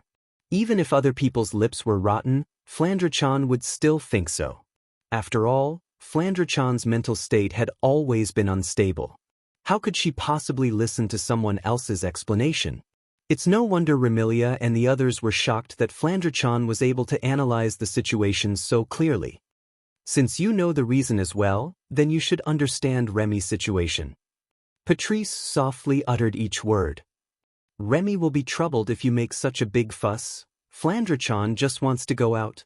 Flandre-chan's patience was almost worn out, her words were harsh. Get out of the way. Otherwise, Flandre-chan won't be polite. Patrice, Black Knight, and the little devil cursed inwardly. Remilia dotes on her little sister, but her temper is abnormally bad. Now that Flandre-chan had said something like that, Remilia would definitely not let the matter rest. Not polite? I would like to see how you're going to be rude. As expected, Remilia laughed out of anger. Patrice, Black Knight, capture Flandre-chan. Remy, milady. Remilia and Zai Yi seemed to want to say something, but they were immediately shut up by Remilia, whose face was filled with anger. Hurry up. Looking at Remilia's angry appearance, Patrice and Black Knight knew that there was no room for negotiation and could only take deep breaths. Little devil. Patrice glanced at the little devil. If the opponent is little sister, it's too dangerous for you to be here. You should leave first. The little devil didn't object. She knew what she was capable of and obediently retreated. At this moment, Patrice flipped her hand and revealed a thick book. She looked straight at Flandre-chan. Little sister, it's not too late for you to return. It's right for you to obstruct Flandre-chan. Flandre-chan's eyes glowed red. Since that's the case, Flandre-chan will defeat all of you. You two sisters are so stubborn that it's giving me a headache? Patrice smiled bitterly. She raised the book in her hand and a majestic magical aura surged from her body. Water Talisman, Princess of the Water Spirits. Her ethereal voice reverberated in the surroundings like an incantation, causing the thick tome in Patrice's hand to emit an intense multicolored radiance and surge with massive mana. That book was actually a book of the demonic Tao. 1. In the next instant, an icy blue magic formation appeared above Flandre-chan's head. It expanded to a diameter of 2 to 3 meters and rotated on the spot. As the blue magic array rotated above Flandre-chan's head, a translucent barrier emerged from the magic array and transformed into a hollow pillar of light. The pillar of light then descended from the sky and trapped Flandre-chan inside like a cage. Flandre-chan scanned the surroundings with her scarlet eyes. She looked at the light pillar that enveloped her and extended her hand. Flandre-chan will be able to. Before he could finish his words, the magic formation above Flandre-chan's head suddenly rotated and all the magic power within flowed into the transparent pillar of light. Whoosh! Under the infiltration of magic power, a water curtain suddenly descended from the surface of the transparent light pillar, turning the entire transparent light pillar into a cylindrical waterfall. Seeing this, Flandre-chan's outstretched hand froze. Remilia, Patrice, and Zai Yi heaved sighs of relief. Zai Yi. Remilia waved her hand disinterestedly at Zai Yi. Bring Flandre-chan back to the basement. Yes, young mistress. Zai Yi bowed respectfully to Remilia before turning around and bowing to Flandre-chan, who was trapped in the water curtain. My apologies, second young mistress. Zai Yi left the sentence and sauntered toward Flandre-chan. Even though it was only an ordinary water curtain, Remilia, Patrice, and Zai Yi didn't doubt that it wouldn't be able to trap Flandre-chan, who was at the 9th stage. Logically speaking, with Flandre-chan's strength, she should be able to break through this ordinary water curtain in minutes. However, everyone relaxed their expressions.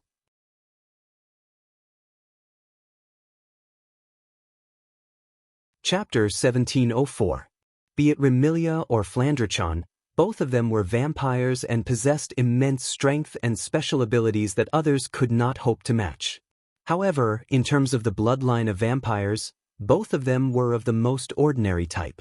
Under such circumstances, Remilia and Flandre-chan, as vampires, possessed immense strength and special abilities that others couldn't compare to, but they also retained the weakness of vampires.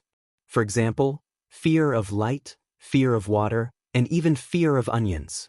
Due to this weakness, whenever Flandrachan's mental state was unstable and she wanted to cause a ruckus, it was always Patrice who used water to trap Flandrachan, forcing her to obediently return to the basement. Therefore, this time, even though Flandrachan's ruckus left Remilia, Patrice, and Black Knight at a loss, the three of them didn't doubt that Patrice's water curtain wouldn't be able to trap Flandrachan. Unfortunately, Remilia, Patrice, and Black Knight were destined to be in for a shock. The three of them would never have thought that Flandrachan, who was still in the basement not long ago, had already been living in another world for quite some time when time in this world was frozen. When Ikaros was first summoned by Wu Yen and became Wu Yan's summon, the system gave Wu Yen the choice of removing the emotional seal on Ikaros in the original work. Just like Ikaros. When Flandrachan was summoned to the other world and became Wu Yan's summon, the system also pointed out the weakness in Flandrachan's bloodline and asked Wu Yen if he wanted to remove it. At that time, even though Wu Yen unintentionally summoned Flandrachan, he didn't intend for Flandrachan to have any weaknesses. Without hesitation, he ordered the system to remove all the weaknesses in Flandrachan's bloodline. In other words, Flandrachan is now a vampire. She no longer has any weaknesses that vampires have. Remilia, Patrice, and Black Knight didn't know about this at all. Inside the water curtain, Flandrachan suddenly lowered her body and Remilia, Patrice, and Black Knight's expression changed greatly. She directly rushed out of the water curtain. Danger! Remilia, Patrice, and Black Knight's pretty face turned pale. For Remilia and Flandrachan, water isn't fatal, but it's very dangerous. Once Remilia and Flandrachan came into contact with water, not only would they feel a sharp pain in the part of their body that came into contact with water, but they would also be soaked in too much water. In serious cases, their skin will even fester. The water curtain that trapped Flandrachan was like a waterfall, gushing down like a torrential waterfall. Flandrachan's skin would definitely fester and become unrecognizable if she were to fall into the water curtain like this. How can Remilia, Patrice, and Black Knight not be shocked? However, what shocked the three of them even more was yet to come. Voila! With a clear splash, Flandrachan rushed out of the water curtain with her drenched body. Despite being drenched by the water, Flandrachan didn't seem to be affected by it at all. She dashed out of the water curtain and headed straight for the door. Remilia, Patchouli, and Night Eye widened their eyes in astonishment. While Remilia and the others were still in shock, Flandrachan turned into a streak of light and crashed into the heavy door with a loud boom. Bang! The door leading to the outer court of the Red Devil Mansion was immediately smashed into pieces of wood and scattered in all directions. Flandrachan dashed out of the Scarlet Devil Mansion as fast as she could without looking back. She dashed into the courtyard and soared into the sky under everyone's watchful eyes. What's going on? Remilia finally reacted. Her face was filled with shock. Flan, why isn't Flandrachan afraid of water? Neither Patrice nor Zankita could answer this question, because they didn't know why either. Of course, now wasn't the time to think about why Flandrachan wasn't afraid of water. Young mistress, Black Knight said anxiously. Second young mistress has escaped. Only then did Remilia recall this matter. Her expression instantly turned gloomy and even Patrice muttered gravely. This time, it might be really serious. Remilia, Patrice, and Black Knight's understanding of Flandrachan was still stuck in their memories. The three of them knew that Flandrachan's mental state was unstable. If she was allowed to wander around the fantasy village, she would definitely be in big trouble. After all, no matter if Flandrachan's mood was good or bad, she would want to play with people until they broke. Once she left the fantasy village, she might cause a massacre. This wasn't the most serious matter. The most serious matter was that if Flandrachan accidentally barged into the human realm, it would be really bad. Those who lived in the human realm were all weak and powerless humans.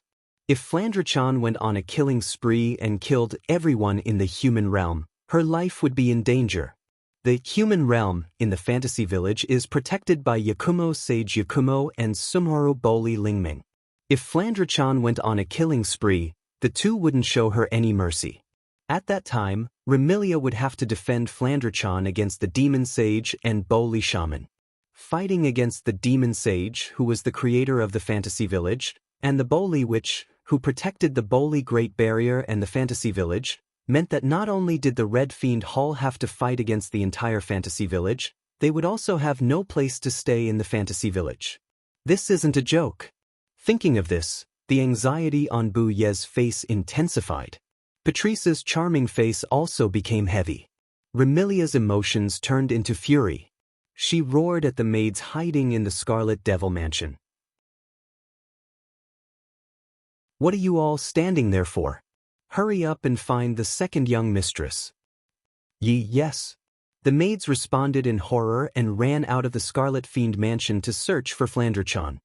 "Little devil." Patrice turned to the little devil beside her. "Go find young mistress too. If you find her, come back and inform me." "Got it, Madame Patrice." The little devil also ran out of the Scarlet Fiend Mansion and headed in a certain direction. Seeing the entire Scarlet Devil Mansion in less than 10 minutes and facing such an embarrassing situation, Remilia nervously paced back and forth, and even Patrice remained silent. Ruoyi couldn't help but feel a heavy feeling in his heart. Black Knight inadvertently glanced at the entrance of the Scarlet Fiend Mansion at the end of the courtyard and was slightly startled. A trace of anger surfaced on his face. With a flip of his hand, Black Knight grabbed a throwing knife and threw it out. Shing! The throwing knife transformed into a cold radiance that flashed through the air and ruthlessly pierced the head of a figure standing at the entrance of the Scarlet Fiend Mansion. Pucci! Along with a tearing sound, a blood-curdling scream and a trace of blood splattered. The figure standing at the entrance collapsed to the ground. It was a tall girl with long red hair that reached her waist. Her hair was braided on both sides of her temples. Her braids were decorated with bows, and her chest was also decorated with a ribbon that looked like a bow. She was a tall girl. The young lady wore a dark green Chinese attire and a hat of the same color as her attire. The hat was engraved with a golden pentagram with the word dragon. She was dressed like a warrior. Black Knight couldn't help but feel angry as he gazed at the young lady on the ground. "China, why didn't you stop the second young mistress?" "Woo!" The young lady called China pulled out the throwing knife from her head and looked at Black Knight weakly. "But Miss Black Knight, isn't my mission to guard the entrance?" "Guarding the entrance is not only for you to deal with intruders, but also to prevent people from casually entering and leaving the Scarlet Fiend Mansion." Black Knight angrily shouted. "Your salary for the next 3 years will be deducted. If you don't find the second young mistress, you won't have a salary for the next 10 years. Yes. The Chinese man immediately broke into a run. Just as he was about to run out, he suddenly seemed to remember something. He turned his head and spoke as if he was giving an order. "By the way, Miss Black Knight, my name isn't China. I'm Hong Meiling." Black Knight couldn't help but pull out another throwing knife, scaring Hong Meiling and causing her to run away.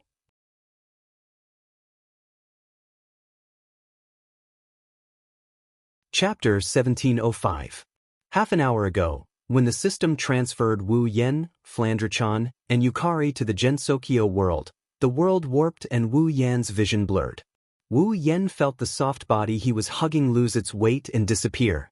Before he could react, the system's cold voice echoed in his mind. "Beep.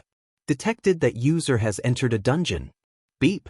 User has the right to choose the 4th phase of the Demigod Path mission.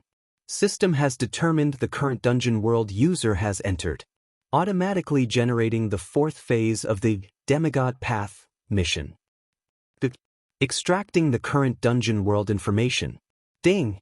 Current dungeon world information collection complete.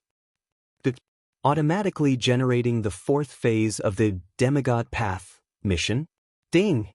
Demigod Path mission has been generated. Ding. Demigod Path mission has been activated.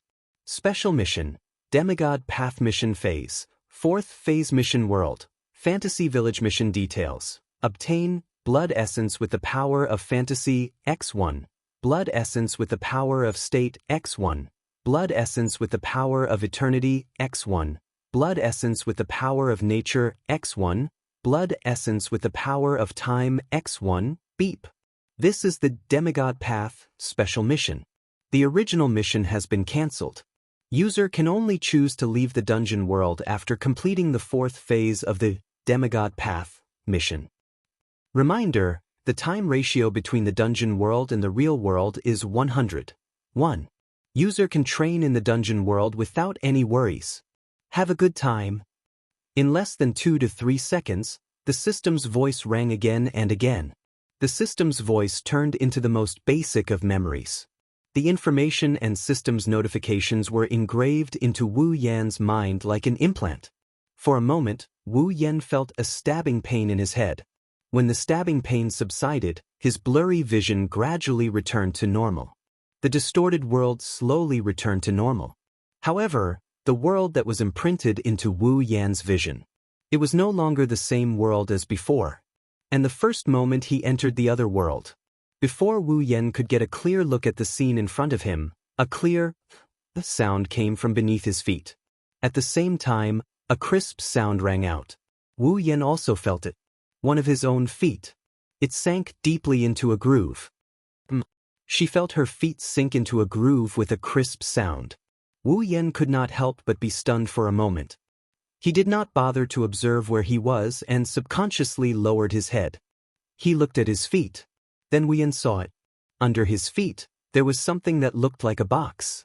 The lid of the box had been crushed by him, and one of his feet had sunk deep into the box. Not only did it crack the box, but it also broke through the bottom.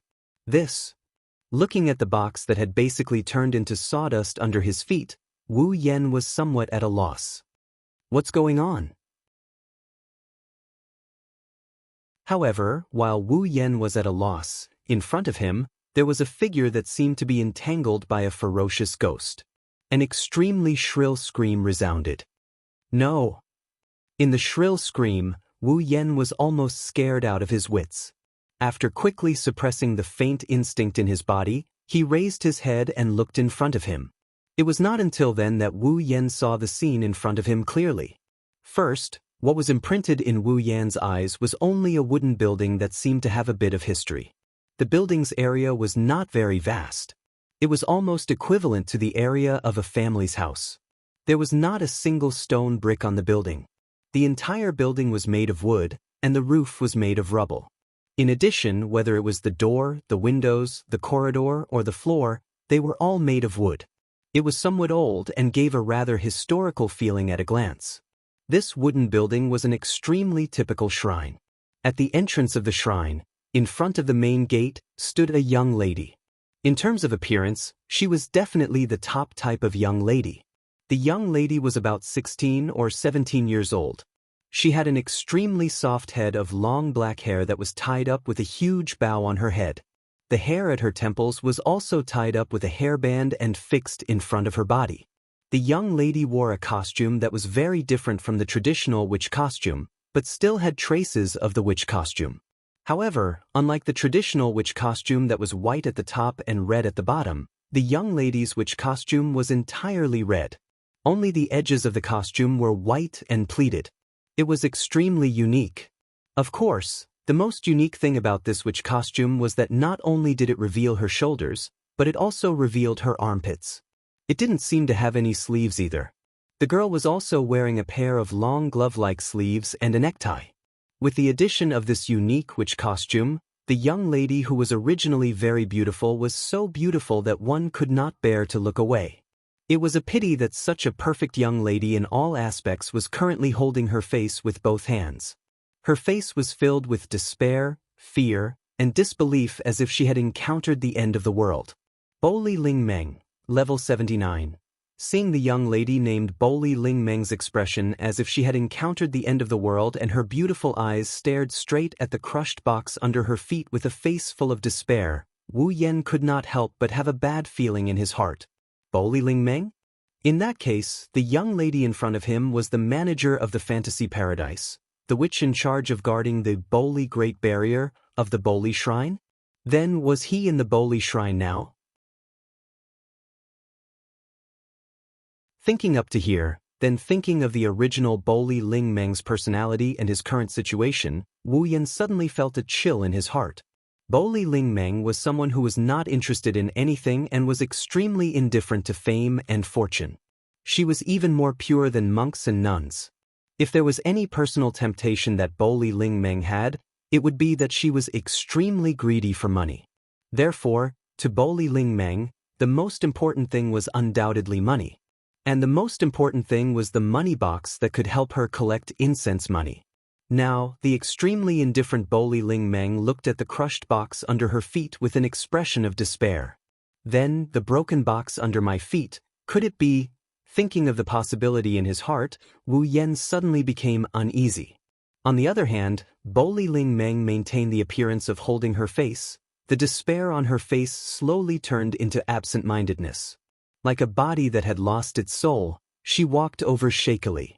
Instinctively, Wu Yan retreated, trying not to agitate Boli Ling Meng as much as possible. He slowly retreated, allowing Boli Ling Meng to arrive in front of the pile of junk. Once she arrived in front of the pile of junk, Boli Ling Meng knelt on the ground with a sound. Her hands trembled as she picked up the junk on the ground, as if she was trying to put them back together, piling them up like building blocks. Of course, using such a method, it was impossible for the pile of junk to return to its original state. However, Boli Ling Meng was like a mental patient. With a dull face, she kept repeating her actions and muttering nervously. Money box, my money box, as expected. To be able to agitate Boli Ling Meng to such an extent, that pile of junk could only be the money box of Boli Shrine. While Wu Yan couldn't help but ridicule her, he also felt a bit guilty when he saw Boli Ling Meng's panicked look. Although he felt that it was better not to agitate the other party, Wu Yan still chose to raise his hand and said weakly, "I'm sorry, I didn't mean to, money box, money box?" Boli Ling Meng did not pay attention to Wu Yan. She was still trying to piece the junk together, trying to put her money box back together. Seeing this, Wu Yan became even more embarrassed. "Although I didn't mean to, it's just a money box, it shouldn't be a big problem, right? There's no money inside anyway, right?" Boli Ling Meng's hand that was piecing together the money box shook violently. She lowered her head, and her body began to emit black gas. Obviously, the biggest pain in Boli Ling Meng's heart was beautifully stabbed by Wu Yan.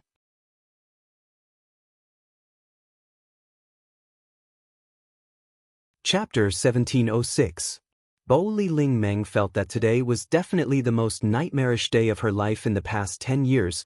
Originally, as the manager of Fantasy Village and the guardian of the Great Boli Barrier, as long as nothing major happened in Fantasy Village, Boli Ling Meng would live a leisurely life.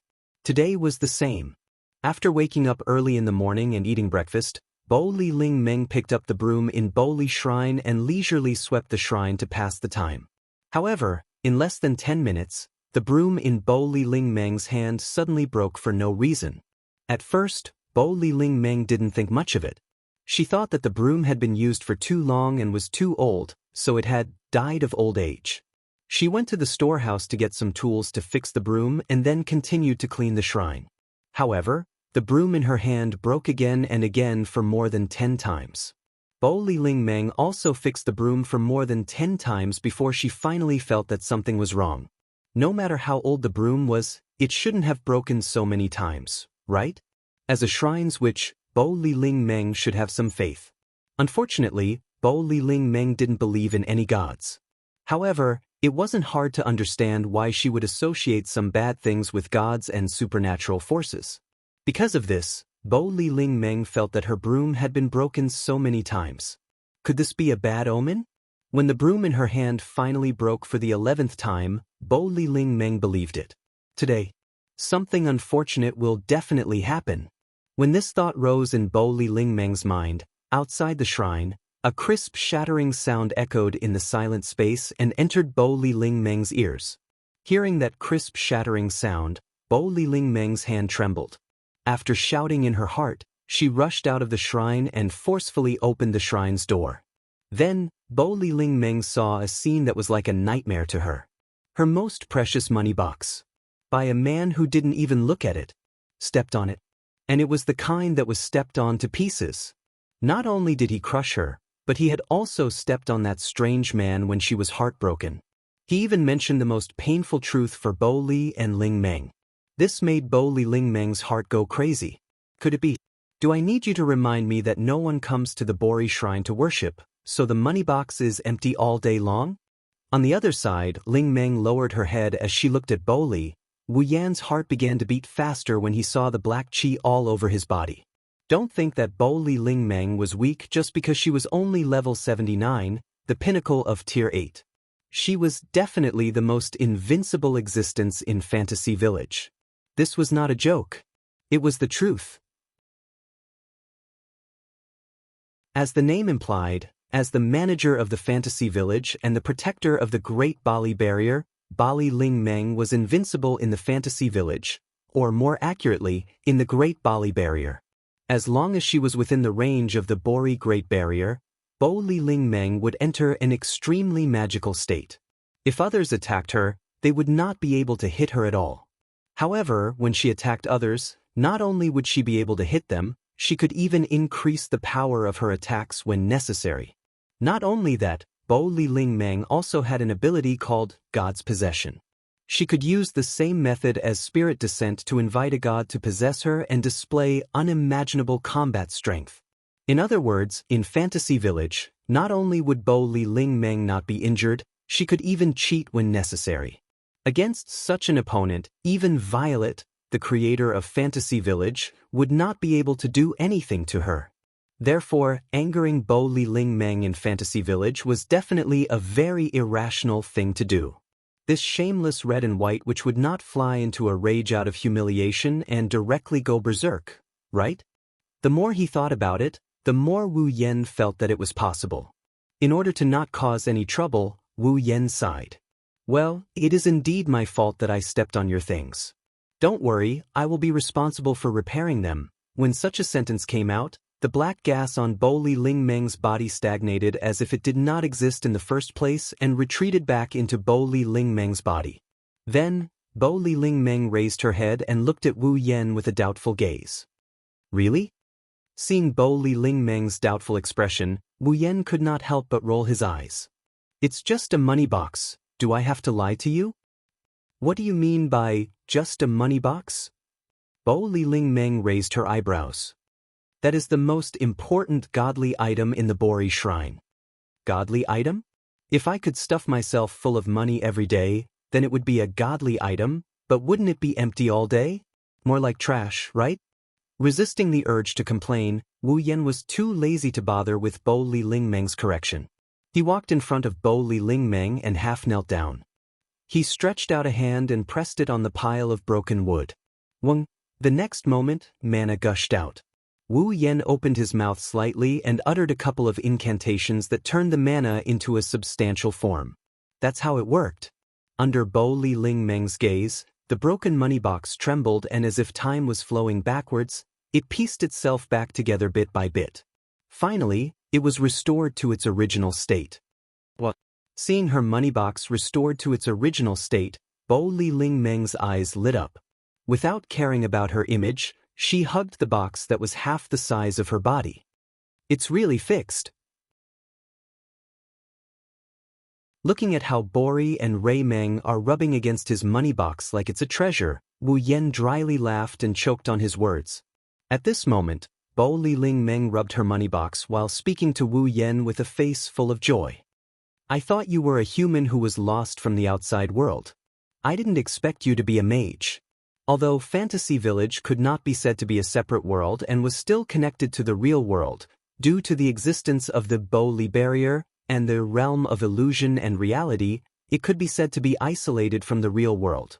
The only point of intersection between Fantasy Village and the real world was this Bo Li shrine. In a certain place in the real world, there was also a Bo Li shrine.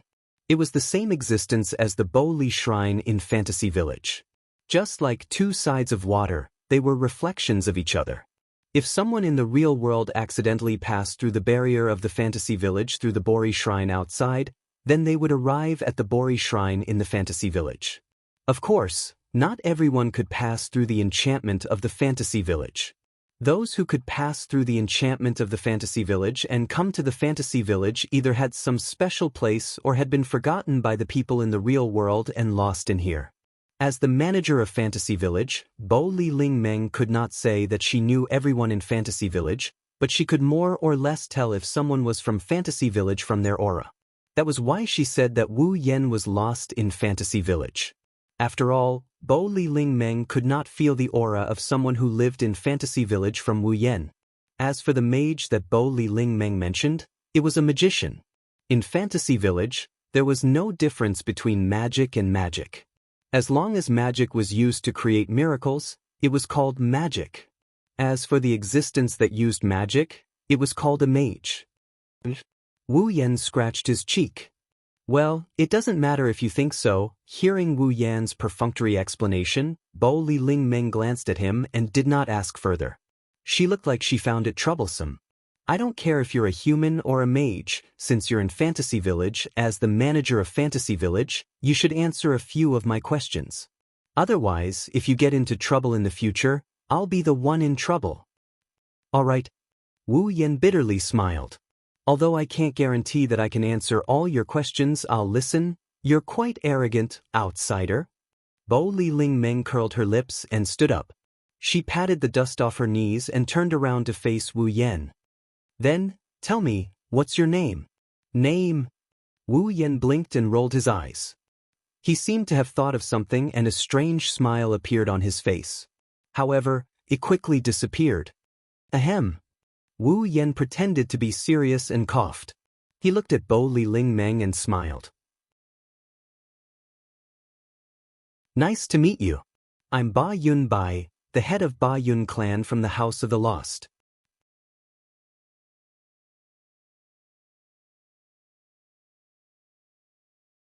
Chapter 1707. Nice to meet you. My name is Yakumo Bai, the head of the House of the Lost, Yakumo Bai. When these words came out of the man's mouth, it was no surprise that Bo Li Ling Meng was stunned.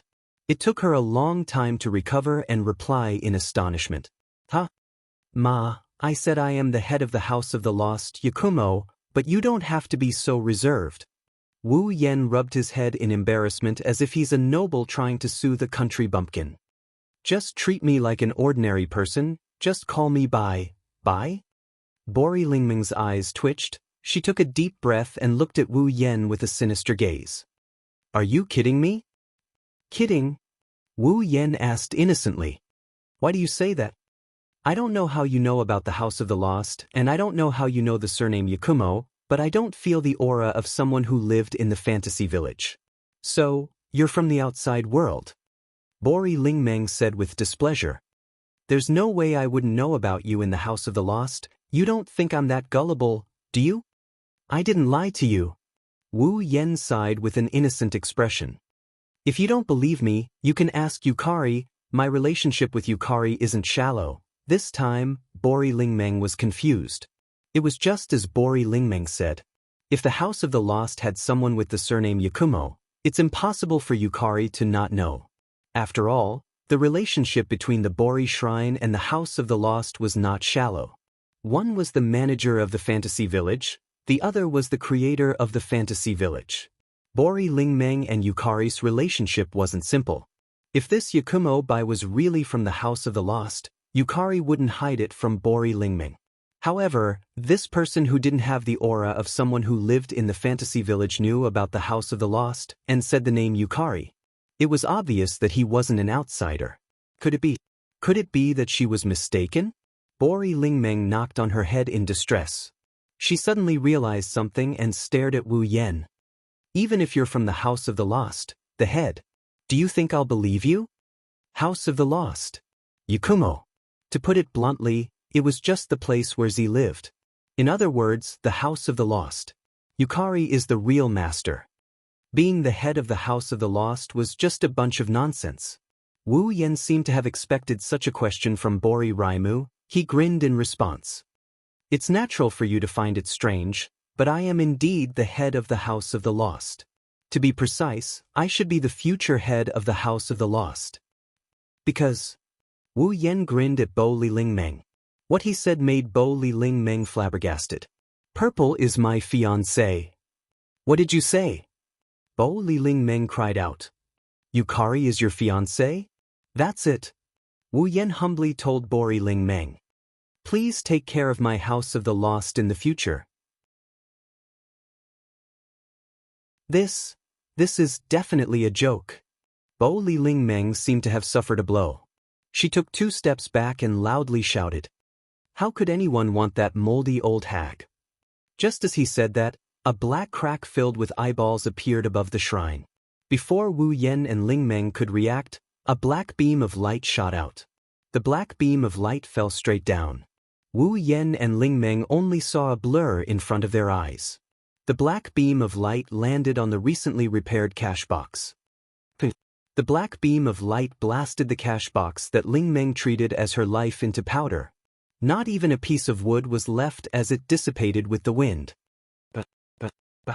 Bo Li Ling Meng stared blankly at the original spot where the money box had been. Looking at the empty spot, not even a single piece of wood was left behind, she once again let out a desperate scream. My cash box. Amidst her sorrowful cries, Bo Li Ling Meng threw herself onto the ground where the money box had originally been. It was as if the money box had not disappeared, but had instead become invisible.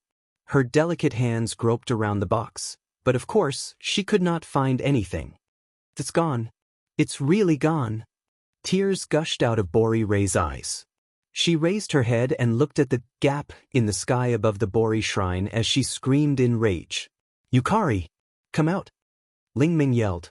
Yukari did not come out of the crack. Instead, the crack closed and disappeared. Seeing this, Bori Ling Meng was so angry that she wanted to die, but she couldn't do anything about it. Wu Yan, on the other hand, breathed a sigh of relief. Flandre-chan and Yukari were not by his side when he first arrived at the fantasy village. Wu Yan was worried that something might have happened to them. Now, it seems like Yukari and Flandre-chan have returned to the place where they were before they became Wu Yan's summons. Yukari, that be *starred. Wu Yan grumbled as he looked at the empty sky. Since you've been paying attention to this place, you should at least come out and show your face. You made me worry for nothing, that's right. Tell her to come out. Bori Ling Meng leapt up from the ground and arrived in front of Wu Yan. She grabbed Wu Yan by the collar and started shaking him. Tell her to come out. Tell her to come out. With Yukari's personality, she won't come out even if you yell your lungs out. Wu Yan felt dizzy. If you want to see Yukari, why don't you go to the House of the Lost and look for her yourself? If I can find the House of the Lost, why would I need you to tell her to come out? Ling Meng hissed. In the fantasy village, everyone only knows about the existence of the House of the Lost, but no one knows its exact location. Wu Yan asked curiously. He really didn't know about it. Even you don't know? On the surface, the relationship between Yukari and Ray Dream seemed to be very bad. But seriously speaking, not only did the two manage the fantasy village together, but as the shaman of the Ray Shrine, Ray Dream definitely had a closer relationship with Yukari than others. Does that mean Ling Meng doesn't know where the House of the Lost is? Every time Violet invited someone to the House of the Lost, she would directly use her ability to bring them there. I'm afraid only Yu Yuzi knows the real location of the House of the Lost. Bo Li's spirit dream grimaced. Aren't you the head of the House of the Lost? Don't tell me you don't know where your house is. Ha! Wu Yan chuckled. You're right. I really don't know where the House of the Lost is. Do. Ling Meng's hands trembled as she clenched her fist. She didn't hit Wu Yan's head with it. Instead, she let go of Wu Yan's collar. Forget it. If that's the case, you'll have to fix my money box again. I can't do it this time. Wu Yan raised his hands in surrender. If there's any remains, it won't be hard to fix it. But now, the money box has completely evaporated. There's not even a speck of dust left. I don't care. I don't care. Bo Li Ling Meng clearly intended to be shameless. If you can't fix it, you'll have to make me a new one.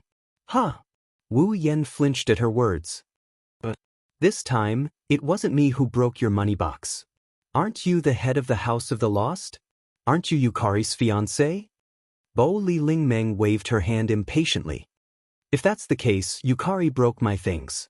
Don't you have to take responsibility?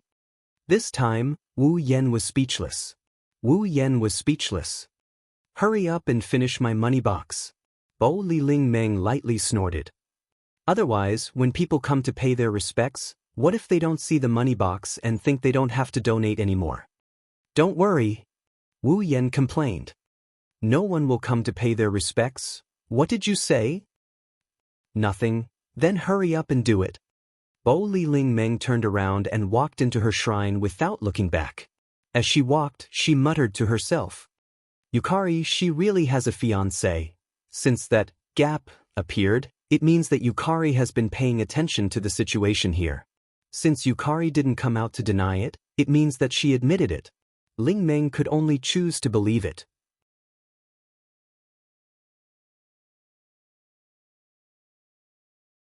Chapter 1708. In one of the areas of the fantasy village, there was an antique village. The human realm. In the fantasy village, there were all kinds of non-human creatures such as monsters, fairies, and demon spirits. Even the gods lived in it. Although there were also humans, compared to those non-human creatures, humans were a weaker race. Unlike the non-human creatures who were born with a certain amount of power or even a huge amount of power, humans were born with no advantages. If there was nothing special, they would not have any power at all. However, monsters, fairies, demon spirits, and so on were all races that would attack humans, devour them, and feed on them. This caused the humans living in the fantasy village to not only have a very low status, but it was also accompanied by danger everywhere. The human realm was the main settlement of the humans in the fantasy village. In addition to humans, there were also a few monsters and other races living here. The non-human races living in the human realm generally had no hostility to humans and would not attack them. Therefore, there were not many monsters living in the human realm, but it was very common for monsters to come to the human realm to do things. Because the human realm was the only place in the fantasy village that could be called a normal place. The humans living here would not only open all kinds of shops to make a living, but some obedient monsters would also open shops here. There were also school buildings that specialized in teaching human children to read. It was just like an ordinary village. It was very peaceful. The daily necessities that humans needed could be bought here. The things that monsters and other non-human creatures needed could also be found here. Some shops would be open until late at night and become exclusive shops for monsters, so that the monsters who were active at night could be active during that time. So, during normal times, even the monsters and other races outside the human realm would come to the human realm to shop. In addition, there were people who specialized in repelling monsters living in the human realm. Boli Witch and the Monster Sage would also protect the human realm from behind. If one lived in the human realm, it was very safe and wouldn't be attacked by life forms of other races. Of course, it was another story if one went out. At this time, it was morning. There was still some time before noon, but the mortal world was very lively.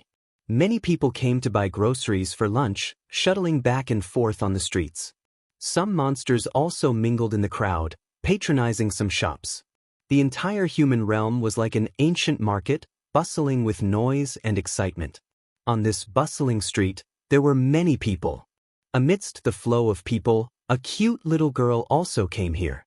As she walked, she sucked on her finger and looked left and right as if she had no relatives. The newcomer. It was Flandre-chan who had escaped from the Scarlet Devil Mansion. After escaping from the Scarlet Devil Mansion, Flandre-chan flew at her fastest speed and ended up in the human world. Originally, Flandre-chan had been locked up in the basement by Remilia for 495 years. Other than the Scarlet Devil Mansion, basic. He had never taken a single step outside. Under such circumstances, Flandre-chan really wanted to find Wu Yen, but she didn't know where to look. She could only choose a random direction and search aimlessly. The reason she stopped at the human realm was because it was very lively. Not only did it attract Flandre-chan's attention, but it also made Flandre-chan think that her brother might be here as well. And so, Flandre-chan began to wander around the human realm. Of course, she was also aimless. Looking at the owners of the surrounding shops shouting and observing the people who walked past them, Zhang Xian thought to himself, what a pity. Flandre-chan carefully avoided the crowd while sucking on her finger like a lost child, mumbling pitifully. Big brother, where are you? On the street, many people noticed this unusually cute little girl who was dressed differently and had a pair of broken crystal wings on her back. They all felt that she seemed to be lost and hesitated whether they should go up and ask her about it. But in the midst of hesitation, no one chose to approach her. It wasn't that the humans in Fantasy Village were all cold and indifferent. It was just that this little girl with broken wings and a crystal was obviously not a human. Moreover, she had never shown her face in the human realm before.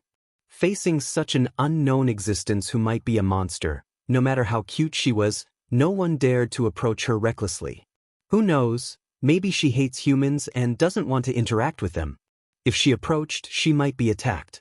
Under the gazes of many passers-by, Flandre-chan sucked on her finger and looked around. But not long after, Flandre-chan stopped in her tracks and fixed her gaze on a shop in front of her. It was a shop selling baked bread. Looking at the piping hot baked bread, Flandre-chan couldn't help but cover her stomach, feeling a little hungry. Flandre-chan was in a dilemma. Big brother. She wanted to continue looking for her brother, but she also wanted to buy something to eat. For Flandre-chan, this small conflict was enough to make her feel a little troubled. But in the end, Flandre-chan couldn't overcome her desire for the baked bread. She walked to the front of the shop and stared at the baked bread. Little girl. The shop owner seemed to have noticed Flandre-chan standing in front of the shop. He hesitated for a moment before choosing to approach her and ask carefully, do you want to eat a baked bread? Flandre-chan looked up, her cute big eyes looked at the shop owner who was at least 10 years old and nodded. Flandre-chan is hungry. Seeing that this non-human little girl didn't seem to reject humans, the shop owner heaved a sigh of relief and a smile appeared on his face. Then, do you want to buy a baked bread? Yes. Flandre-chan nodded without hesitation. Her adorable look made the shop owner's face soften despite knowing that she wasn't human. Alright, one baked bread. The shop owner grabbed a piping hot baked bread and stuffed it into a paper bag that could only hold half of it before passing it to Flandre-chan. Thank you for your patronage. Flandre-chan smiled happily. Just as she was about to reach out for the baked bread, an anxious voice sounded behind her. Flan. Hearing the voice, Flandre-chan's happy smile instantly crumbled. She turned her head around indignantly and looked towards the source of the voice. Not far away, on the other side of the street, two figures were standing there. One was a petite girl about the same height as Flandre-chan. The other was a silver-haired maid holding a parasol for the petite girl. The other was a frail girl dressed like pajamas. She was panting slightly. They were Remilia, Lai Yi and Patrice. Flan. Remilia's anxious expression softened when she saw Flandre-chan standing in front of a shop. She was about to reach out for a biscuit when she saw Flandre-chan. Instead, she was filled with anger. I finally found you. Little sister. Patrice calmed her rapid heartbeat and breathing. She was surprised to see Flandre-chan standing on the street. Not only are you not afraid of water, you're not even afraid of sunlight? Second miss. Lai Yi said worriedly.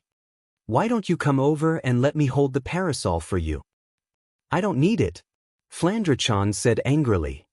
Big sister, how did you find this place? A fairy reported that she saw you enter the human realm, so we rushed over. Patrice explained.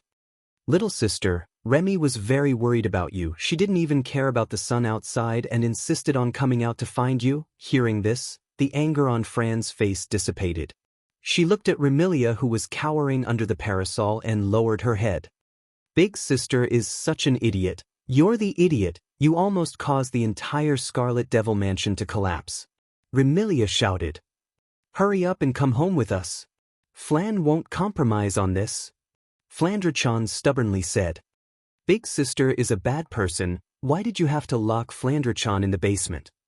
Isn't that because you're always causing trouble? Remilia said irritably. Do you want to keep causing trouble for big sister? Of course not. Flandre-chan retorted. Then big sister, Do you think Flandre-chan is causing trouble for Big Sister? Remilia, Patrice, and Lai Yi were all speechless.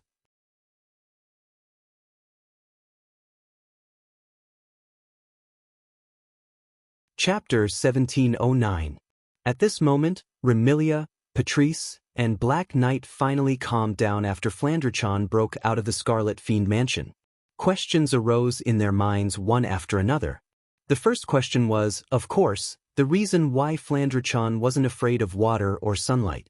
As a vampire, Flandre-chan's strength was above Remilia's. However, in terms of vampire bloodline, both of them weren't that far apart. Logically speaking, since Remilia was afraid of water and sunlight, Flandre-chan should be the same. That was why whenever Flandre-chan caused trouble and tried to break out of the Scarlet Fiend mansion, Patrice would cast a spell to make it rain outside the mansion and force Flandre-chan back. This method had clearly worked the last time, but this time, it had suddenly lost its effect. How could Remilia and the others not be puzzled, surprised, or even shocked? The second question was, of course, Flandre-chan's current state. Even though it didn't sound nice, Flandre-chan had been in a crazy state ever since she was born. She basically didn't stop and wanted to find someone to play with her all day long. However, she didn't know the key point, and the more she played, the crazier she got. In the end, those who played with Flandre-chan were all smashed into pieces. Even the items in the surroundings were affected. Flandre-chan, who had gone crazy from playing, destroyed everything. It was because of this that Remilia had no choice but to lock Flandre-chan up in the basement. But this time, Remilia, Patrice, and Black Knight were shocked to discover that the trace of craziness in Flandre-chan's beautiful wine-red eyes was gone. Moreover, in the human world, in a place where there were so many people around, Flandre-chan wasn't like before. Every time she met someone, she would crazily ask them to play with her and play with them until they broke. She even blended into the crowd like an ordinary child. There wasn't the slightest feeling of being out of place. Remilia, Patrice, and Black Knight, who thought that Flandre-chan would start a massacre upon encountering strangers, looked at each other in dismay. It had been a while since they last saw Flandre-chan. Actually, it hadn't been that long. But the last time they met, Flandre-chan was still as crazy as ever. She would even throw a tantrum every now and then. Why did she change so much this time? Flandre-chan wasn't afraid of water or light. She was as normal as a child now. Could it be that something had happened to Flandre-chan during the time she was in the basement that changed her? Could it be that Flandre-chan wasn't crazy anymore? Remilia couldn't help but feel a little excited. If Flandre-chan was really like a normal person, then wouldn't the two sisters be able to live a good life together and not have to imprison her? Yi seemed to have thought of the same thing, and a trace of surprise appeared on her pretty face. Patrice was the only one who remained calm. She looked at Flandre-chan and probed. "Sister, don't you want to find someone to play with you?" Remilia and Lai Yi couldn't help but hold their breaths. Play? Flandre-chan's eyes lit up. She seemed to be tempted. But when she remembered that she had other matters to attend to, she withered away like a frosted eggplant. Flan wants to play too, but I have to find my brother. Brother? This time, Remilia, Patrice, and Night Eye were stunned. Brother? Since when did Flandre-chan have a brother? That. The shop owner who was holding a sesame seed cake was troubled. Sesame seed cake, do you want more? Yes. Flandre-chan replied without hesitation. She took the biscuit from the shopkeeper's hands with a bright smile. Then, as if she had thought of something, she rummaged through her clothes and took out a gold coin. Here's the money. With that, Flandre-chan slammed the gold coin on the counter in front of the shopkeeper, leaving the shopkeeper dumbfounded. Not to mention the shop owner, even Remilia, Patrice, and Midnight were dumbfounded. A gold coin? Why would Flandre-chan have a gold coin? No, that's not right. When did Flandre-chan learn how to buy things and know that she has to pay for things? That little girl. The shop owner didn't know that the cute little girl in front of him was once a killer fiend. He picked up the gold coin on the counter and handed it to Flandre-chan with fear and trepidation. This amount is too big. I don't have any spare change for you. It wasn't just big. With this one gold coin, even if it wasn't enough to buy the shop, It would definitely be more than enough to buy him a month's worth of sesame seed cakes. With a small business like the Sesame Seed Cake Shop, how could they find any extra money?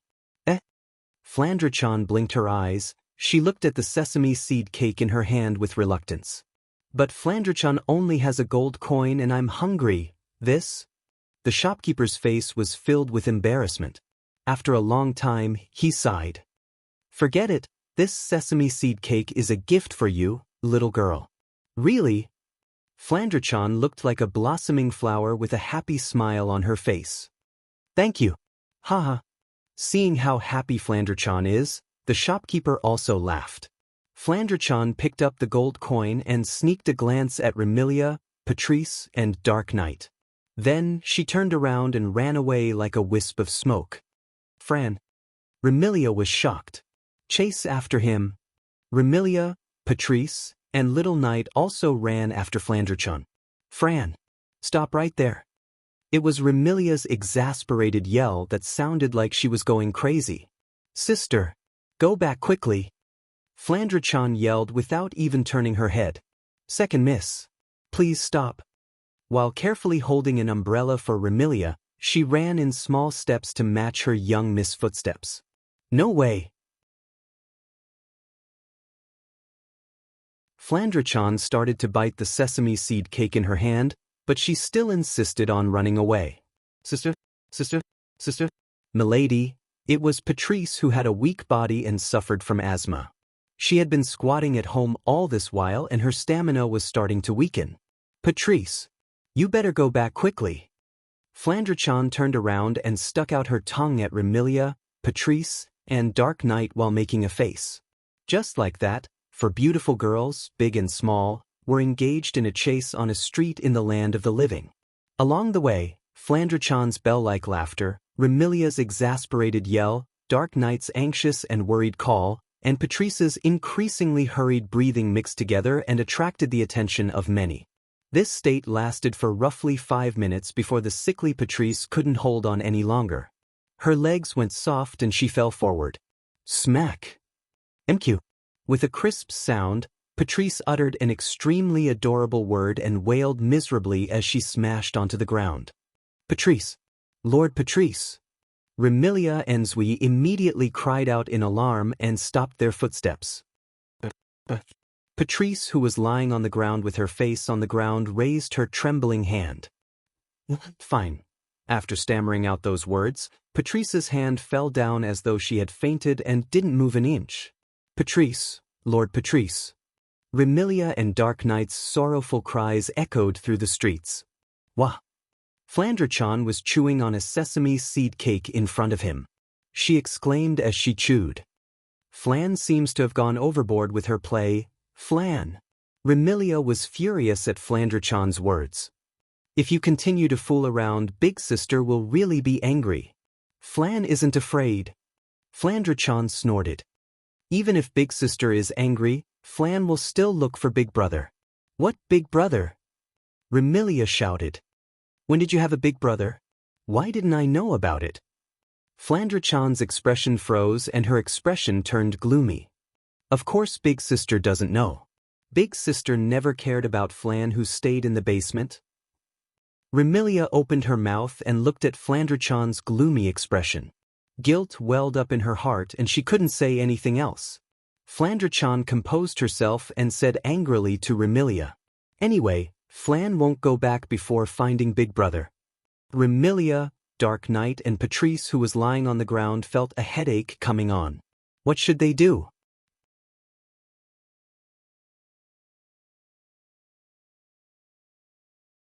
Chapter 1710. What a scam! In the wooden corridor of a warehouse on the west side of the Bori Shrine, a man with black hair and red eyes held a hammer in his hand. He looked at the sky and sighed, but at the same time, he swiftly nailed a few pieces of wood together with nails to make a money box. I didn't expect that today. I would pick up a hammer and work as a carpenter. If the people in the Spalier world knew that a peak rank 9 powerhouse who was about to ascend to the demigod level was working as a carpenter with a hammer, they would definitely be shocked. However, there was no other way. Bori Dream's money box had been completely destroyed. It was impossible to repair it with magic. If he wanted a money box, he would have to make something out of nothing. It was not that Wu Yin didn't know how to do magic of this level. Just like Blackie in the world of Magical Girl Ilya, didn't she know how to use class cards and projection magic to create something out of nothing? There were also magic similar to projection magic in the 103,000 magic books. Due to his personal issues, he couldn't create a noble artifact using that kind of magic. However, creating a money box is just a matter of time. However, just like the projection magic, this type of magic that was created out of nothing had the biggest drawback. That was, once the mana used to create an item was exhausted, the created item would also disappear. Wu Yin didn't want to keep replenishing mana just to maintain the existence of a money box. Therefore, he could only do it himself. He had enough food and clothing. As expected, common sense is the most useless thing in genjutsu. Holding a hammer, Wu Yen hammered on the money box that was slowly taking shape in front of him. Wu Yen had a conflicted expression on his face. That red-white, even the fiancé of the creator of Fantasy Village could be ordered to do this kind of thing. Who would have thought of this if it was somewhere else? Of course, he kept complaining, but in his heart, Wu Yen never thought that this kind of situation would be degrading just because he had some strength. He was just complaining casually. His consciousness took advantage of this moment to sink into the content of the 4th round of his Demigod Path mission. Special Mission, Demigod Path Mission Chain, 4th Mission World, Fantasy Village Mission Details. Obtain Blood Essence with Fantasy Power X1, Blood Essence with State Power X1, Blood Essence with Eternal Power X1, Blood Essence with Nature Power X1, Blood Essence with Time Power X1. After confirming the content of his 4th mission, Demigod Path, Wu Yen frowned. Blood Essence? This was easy to understand. It was just extracted from the human body. Blood without any impurities. Blood Essence containing Fantasy Power. Blood Essence containing Realm Powers Realm Power. Blood Essence containing Eternal Power. Blood Essence containing Nature Power. Blood Essence containing Time Power. There were a total of 5 types of Blood Essence. If he found all of them, Wu Yen will be able to complete the 4th segment of the Demigod Path quest. But where should he find these Blood Essence? Blood Essence that contains the power of one's realm? That should be referring to Purple's Blood Essence that had the ability to control realms, right? The other 4 types should refer to the Blood Essence of those who had the corresponding abilities. Blood Essence containing Fantasy Power referred to the Blood Essence of those who had the ability related to fantasy. Blood Essence containing Eternal Power referred to the Blood Essence of those who had the ability related to eternity. Blood Essence containing Nature Power referred to the Blood Essence of those who had the ability related to nature. Blood Essence containing Time Power referred to the Blood Essence of those who had the ability related to time. In other words, all he needed to do was to find existences with abilities related to fantasy, realm, eternity, nature, and time, and obtain their blood to complete the 4th round of the Demigod Path mission. Fantasy, eternity, time. Wu Yen swung the hammer in a daze as he hammered away at the money-stuffing box. If it's realm, it must be Z. In the Fantasy Village, no one else has the ability related to realm except for Z. I more or less know about eternity and time. If it's nature, it should be that person. But who is this fantasy? While mulling over the background of the person he's looking for, Wu Yen also completed the money box in his hand. Bang, bang, bang. That's it. Wu Yen hit the money box a few more times before he put down the hammer in satisfaction. He patted the box that was almost the same as the one he destroyed, but it was much bigger. Hurry up and give this to that shameless red-white. Then, go and get a drop of blood from Violet. If I'm not wrong, Violet should be in the House of the Lost. That's where she was before I summoned her. Wu Yan's face froze at the end of his sentence. The place where Violet was before she was summoned by Mengqi? Flandre-chan should be in the same place, right? Is there any other place where Flandre-chan was before she was summoned? The basement of Scarlet Fiend Mansion. It was a place that left Flandrachan with endless trauma and hatred. Given how much Flandrachan hated the basement of the Scarlet Fiend Mansion, if she had returned to the basement the moment she returned to Fantasy Village, she would either be hiding there helplessly or she would have already caused a ruckus in the Scarlet Fiend Mansion. Wu Yan couldn't sit still any longer. He stood up and he rushed towards the shrine. When he arrived at the entrance of the shrine, he pushed the door open and he shouted without hesitation. Red White. Bo Li Ling Meng, who was leisurely sitting in front of a table and drinking tea, was startled by the sudden cry. A mouthful of scalding hot tea smoothly slid down her throat, causing her eyes to widen in shock. What? Immediately, Bo Li Ling Meng jumped up from the ground and ran around the shrine. Tears flowed down her face as she fanned her tongue with all her might. Water! Water! Water! Seeing the chaotic scene, Wu Yan raised his hand and he channeled his magic power into it. At the next moment, an azure magical ritual appeared above Bori Lingmeng's head. It spun and a waterfall of water poured down like rain. Splash! Amidst the splashing sound of water, Bo Li Lingmeng's entire body was drenched by the water from the sky. She instantly turned into a drowned rat. Drip! Water droplets slid down from Bo Li Lingmeng's body and dripped onto the soaked floor. Bo Li Lingmeng's robe clung tightly to her body, revealing the curves of her delicate body. Bori Lingmeng's tongue seems to have cooled down, but she didn't look happy at all.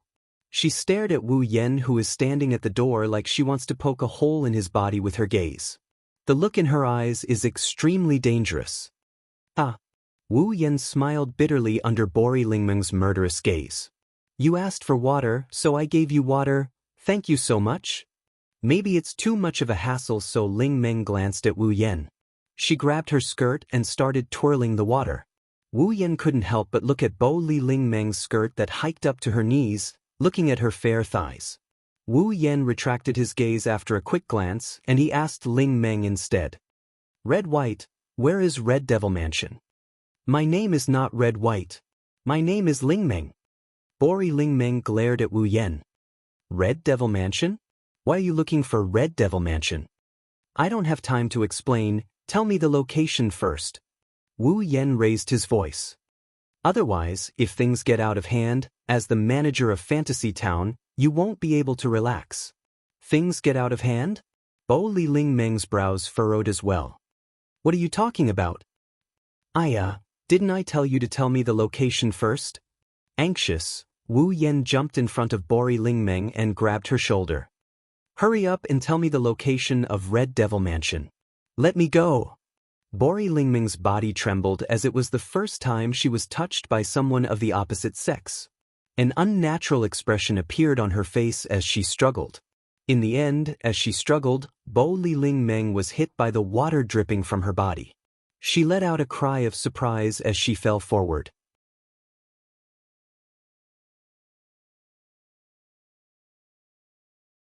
Chapter 1711. In the air not far from the Bori Shrine, a figure is flying towards the Bori Shrine at a leisurely pace. However, rather than saying that it is a figure flying towards the Bori Shrine, it would be more accurate to say that it is a figure riding on a broom. Like a witch, using the broom to fly towards the Bori Shrine. The one riding on the broom is a girl dressed as a witch, but she looks neither fish nor fowl. She had curly blonde hair that reached her waist and fluttered in the wind. There was a braid at the front of her bangs that hung in front of her body. There was a bow ornament on the braid that swayed along with her long hair. The young lady was dressed in a standard black sorceress outfit, but she had a white half-apron on the outside. She wore a wide black triangular sorcerer hat on her head. The hat was decorated with a large butterfly knot, and the color of the butterfly knot was white. This is a girl that is very similar to Bori Lingmeng in all aspects. Bo Li Lingmeng's entire body, aside from her hair, was only red and white. This young girl's entire body, aside from her hair, was only black and white. In fact, this girl is also called this by others. Unfortunate Black and White. Original name, Misty Rain Devil Lisa. In the fantasy land where monsters are everywhere and gods are also present, Misty Rain Devil Lisa is an extremely rare human who has the power to rival monsters. Her job is a mage. Moreover, she is also a human who is bored to death all day long and wants to find a person or monster to fight. She is a very lively human. It's so boring. Isn't there anything interesting happening? Riding on the broom like a witch, Misty Rain Devil Lisa flies towards the Bori shrine while faintly sighing. For example, mutation or something. Mutation. That refers to something that can cause the fantasy land to fall into an abnormal state. It is a strange phenomenon caused by a certain existence or a certain number of existences. These strange phenomena that can cause the fantasy land to fall into an abnormal state, whether it is man-made or because of the environment, are all collectively known as mutation. And to solve the mutation, it is the manager of the fantasy land. It is the job of the witch of the Bori shrine. This black and white witch who is currently flying towards the Bori shrine can also be considered an expert in solving mutations. Of course, the so-called expert in solving mutations is just because Misty Rain Devil Lisa is too bored. Every time there is a mutation, she will eagerly follow behind Bori Lingmeng. She is even more active than Bori Lingmeng in solving the mutation, thus obtaining the title. This is a person who really wants to kill time and wants to see the world in chaos. Bori Lingmeng who is greedy for small gains and money, but is also abnormally lazy. Apart from their clothes being compatible, they are a completely different person. I wonder if there are any interesting things thrown in from the outside world at the Bori shrine? Misty Rain Devil Lisa's face is full of expectations as she giggles. If there is, I will borrow it to play with Lingmeng. The borrow, is the witch's, the witch. It means that although it is a borrow, in the hands of Misty Rain Devil Lisa, the things she borrows will never be returned. Not only that, Misty Rain Devil Lisa's borrow is completely different from other people's. Her borrow means that she doesn't need the owner's permission to take away the things she wants. In other words, she is stealing. Very simple, understand? Thus, Misty Rain Devil Lisa, who is known as a mage but is actually a black and white bandit, arrived at the Bori shrine with the help of her own magic tools. She descended in front of the Bori shrine's entrance. After shouting loudly, Misty Rain Devil Lisa didn't have the intention to knock on the door and directly opened it. I came to see you. Misty Rain Devil Lisa's voice became weaker and weaker. Her expression also changed rapidly. In the end, it turned into an extremely shocked expression. Marissa? Inside the shrine, Bori Lingmeng's panicked and shocked voice rang out. However, Bori Lingmeng's voice came from the ground. In Misty Rain Devil Lisa's eyes, Bori Lingmeng's body was drenched as she sat on the ground. More accurately, it should be said that Bori Lingmeng was completely drenched, her fair skin exposed to the air through her red and white robe, appearing extremely alluring. Currently, she was sitting on top of a man lying on the ground, a man that Misty Rain Devil Lisa had never seen before. He raised his head and looked at her with a dazed expression. That's right. She is sitting on a man lying on the ground. A woman on top and a man on the bottom. A perfect example of a woman on top and a man on the bottom. It is because of this that Misty Rain Devil Lisa, who doesn't care about details, was so shocked that she couldn't react for a long time.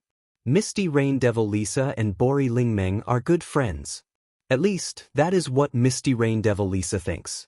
Indeed, in the fantasy village, other than Yukari, the one who dares to say that she knows Bori Lingmeng the best is definitely Misty Rain Devil Lisa. In Misty Rain Devil Lisa's understanding, Bori Lingmeng is someone who is not interested in anything. She is not even interested in the things that her identity as a Bori shrine which should do. She is a lazy person who is only interested in money. Such a person was now sitting on a man's body in a position where the woman was on top and the man was below. What would Misty Rain Devil Lisa think? She would think, Lingmeng. With a trembling finger, Misty Rain Devil Lisa pointed at Bori Lingmeng and shouted in shock. You finally found your duty as a woman. Do you plan to follow the steps of an adult and continue the Bori Shrine's legacy? Just as Misty Rain Devil Lisa's voice fell, a pop sound came from Bori Lingmeng's head. It seems like something broke. Veins popped out on her forehead. Bori Lingmeng didn't even think and directly shouted at Misty Rain Devil Lisa. Who would want to do something as troublesome as giving birth to a child? Hearing this, Wu Yan, who was being pressed down by Bori Lingmeng, couldn't help but ridicule. So you already know that you are someone who can't do something as important as giving birth to a child? What did you say? Bori Lingmeng was furious. She raised her fist and punched towards Wu Yan's chest. You are the one who can't do something as important as giving birth to a child. I really can't do that. Wu Yan quickly got up and shouted as if he couldn't take it anymore. So, can you hit me with less force? Can you get up first? Hearing this, Bori Lingmeng remembered that not only was she in close contact with the man under her, she was also twisting around on top of him. She was being taken advantage of. Bori Lingmeng jumped up as if she was electrocuted. She pulled away from Wu Yan and shouted at Wu Yan. I'm sure now. You are the one who caused my broom to break 11 times this morning. You are the one who will bring me misfortune. Don't talk nonsense. Wu Yan got up from the ground and patted the dust off his body. He curled his lips and pointed at Misty Rain Devil Lisa. The only one who will bring misfortune is that black and white. You are that black and white. Your whole family is that black and white. Misty Rain Devil Lisa was furious. However, she quickly asked with a face full of curiosity.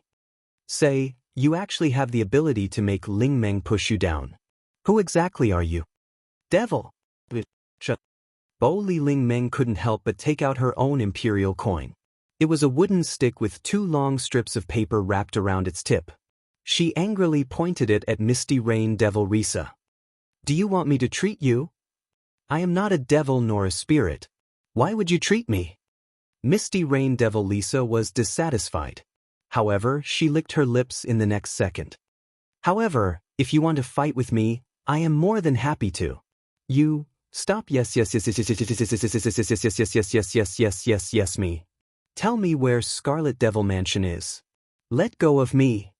Bori Lingmeng struggled. Scarlet Devil Mansion? Misty Rain Devil Lisa looked at Wu Yan in confusion. You want to go to Scarlet Devil Mansion? I don't have time to talk to you. Wu Yan looked at Misty Rain Devil Lisa impatiently.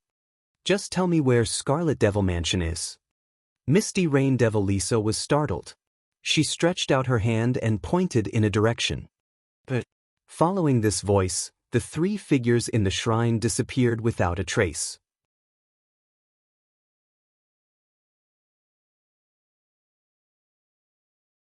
Chapter 1712.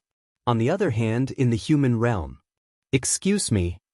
Flandre-chan stopped a middle-aged woman who was shopping for groceries. She tilted her head and asked in an innocent tone. Have you seen Fran's brother? Fran's brother? The middle-aged woman who was buying groceries was stunned. Who is Fran's brother? Fran's brother? Flandre-chan was stunned for a moment before she answered seriously. Fran's brother is Fran's brother. The middle-aged woman was at a loss. She smiled bitterly. I'm sorry, I don't think I can help you find Fran's brother. Oh! Flandre-chan lowered her head with a dejected expression, but she quickly pulled herself together and pulled on another passerby. Excuse me, have you seen Fran's brother? Fran? Who is Fran? Fran is Fran. Not far behind Flandre-chan, Remilia, Patrice, and Black Knight were left speechless as they watched Flandre-chan pull one person from the left and the right to question her so-called brother, and watched her answer others' questions with a godlike theory. Although Flandre-chan looked a lot more normal than before, and she wouldn't attack people or play with them anymore, Flandre-chan's mind was still very much intact. She's still like a child. With Flandre-chan's way of questioning, she wouldn't be able to find out where her brother was even if she asked for the year 495. Pyuki. Remilia clenched her fists, loosened them, clenched them, loosened them, and loosened them again. She kept repeating this action. Do you think Fran has become normal? Mississippi. Young mistress. Hearing Remilia's hopeful and nervous words, Remilia's voice was filled with hope. Kui Yi, who had never seen her mistress before, showed a gentle expression. Milady seems normal now. She looks normal. Really? Remilia's eyes never left Flandre-chan, but the joy in her eyes was obvious. Does that mean Fran can live with us from now on? She doesn't have to be locked up in the basement anymore? Then, Zui wanted to say something positive. By the side. Patrice interrupted. That may not be the case. Lady Patrice. Zui looked at Patrice in shock. Patrice. Remilia couldn't help but look at Patrice. He asked nervously. Do you see any problems? Isn't the problem obvious? Patrice calmly explained. Although my dear sister looks like a child and is no longer as crazy as she used to be, but something that we can't understand also happened to my sister. Right now, my dear sister isn't afraid of light or water. Her mind is like that of a child's, but her rationality is very complete. Can this be considered no problem? Patrice reminded him. Also, don't you think that there's something wrong with my sister's constant mention of a brother? Don't you think there's a problem? How is that possible? They clearly met not too long ago, and Flandre-chan had always been locked up in the basement. After a period of time, she suddenly came out, and not only did she become more normal, her weakness was also gone. Just like what Patrice said, apart from becoming normal and overcoming the weakness of being a vampire, Flandre-chan also gained a big brother. All these signs point to the fact that something must have happened to Flandre-chan. It was because of these things that Flandre-chan was able to become normal and overcome her weaknesses. Patrice, you mean? Remilia spoke with a gloomy expression. Someone snuck into the Red Devil Hall without us noticing at all and even made contact with Fran? It's not as simple as that. Patrice nodded heavily. The person who came into contact with my dear sister might be the reason why she returned to normal and overcame her weakness as a vampire. Lady Patrice, in Fantasy Village, there are people who can infiltrate Scarlet Devil Mansion without us noticing. Zui frowned. But, is there someone who can help the second young mistress return to normal and overcome her weakness as a vampire? Remilia and Patrice went silent. If such a person really exists, Remilia would have gone up to them and even kneeled down to invite them back. Naturally, she wouldn't have let Flandre-chan live a life of darkness for 495 years. There's no point in overthinking it. Patrice looked straight ahead at Flandre-chan, who's still questioning the passers-by. Remy, I think we should ask my dear sister. That's right, young mistress. Zui nodded in agreement. If the second young mistress really came into contact with someone while she was locked up in the basement, we should be able to get some information out of her. Remilia hesitated for a moment before nodding. That's true. After that, Remilia, Lai Yi, Patrice, and Remilia trotted behind Flandre-chan and grabbed her hand. Flan, big sis, what are you doing? Flandre-chan, who was about to ask more questions, turned around in dissatisfaction. Flan said she won't go back until she finds her brother. You. Remy. Patrice stepped forward and called out softly when Remilia was about to spit out another word of anger. Let me do it. Remilia took a deep breath and turned her head away with a displeased expression, silently expressing her agreement. Dear sister. Patrice squatted down and looked at Flandre-chan. Can you tell me who this brother you're talking about is? Didn't Flan say it already? Perhaps because she felt she was being obstructed, Flandre-chan's tone wasn't polite. Brother is brother. Even if you put it that way, we still don't understand. Patrice said patiently. You have to tell us so we can help you find your brother, right? Flandre-chan's eyes lit up and she spoke excitedly. Are you all going to help me find my brother?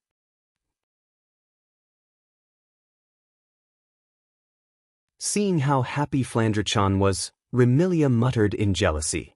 Is that brother more important than big sister? Dear sister, you have to tell us what's so special about that brother of yours so we can help you find him, right? Patrice pondered for a moment. For example, what does your brother look like? My brother? Flandre-chan tilted her head and thought for a moment. My brother has the same eyes as Flan. Same eyes? Remilia and Zai Yi started to recall the existences with wine-red pupils in Fantasy Village. Patrice continued to ask. What else? And. Flandre-chan bit on her thumbnail. My brother has the same smell as Flan. Same smell? Remilia and Zui Yi were startled. Patrice was also startled and asked doubtfully. What does that mean? Flandre-chan doesn't understand. Flandre-chan said with a troubled expression. But my brother said he's the same as Flan. The same? Remilia, Bei, and Patrice looked at each other in dismay. Oh, that's right. Flandre-chan exclaimed as if she suddenly remembered something important. My brother said he's the true ancestor of vampires. What did you say? Patrice lost her voice. Zai Ye's expression froze and Remilia cried out in agitation. Impossible. The true ancestor of vampires shouldn't be around anymore. What? Flandre-chan got angry. Big sister, do you think I'm lying? That's not it, but... That's enough, Remy. Patrice comforted the agitated Remilia and turned to Flandre-chan. Dear sister, why don't you follow us back to Scarlet Devil Mansion? No way. Flandre-chan said stubbornly. Flan wants to find my brother. That's why you need to follow us back to Scarlet Devil Mansion. Patrice said. Dear sister, you should know that I have a lot of books with information about the true ancestor of vampires. Let's go back and do some research to find your brother, right? Flandre-chan hesitated, unsure of what to say. Will you really help me find my brother? Patrice and Dark Knight hurriedly nodded. Only Remilia turned her head away with a gloomy expression. After a while, Flandre-chan nodded unwillingly. All right then. Remilia, Patrice, and Zai Yi let out a sigh of relief.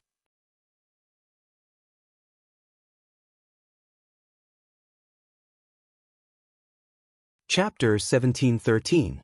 In the center of the fantasy village, there was a mountain. The Mountain of Monsters.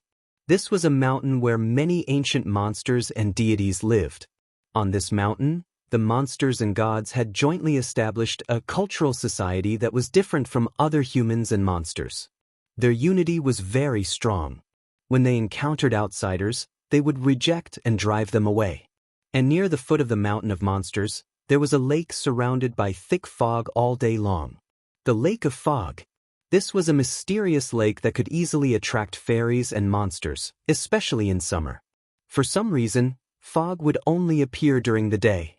Because the Lake of Fog was surrounded by fog all year round, the vision was not very good. It was easy for people to think that the Lake of Fog was very large. In fact, although the fog made the visibility of the Lake of Fog very low, in terms of area, it would take less than an hour to circle the Lake of Fog. And the Red Devil Mansion was located at the edge of the Lake of Fog. When they arrived near the Lake of Fog, people could easily see that there was a vast manor house here. The Red Devil Mansion. A manor house that was comparable in size to a castle.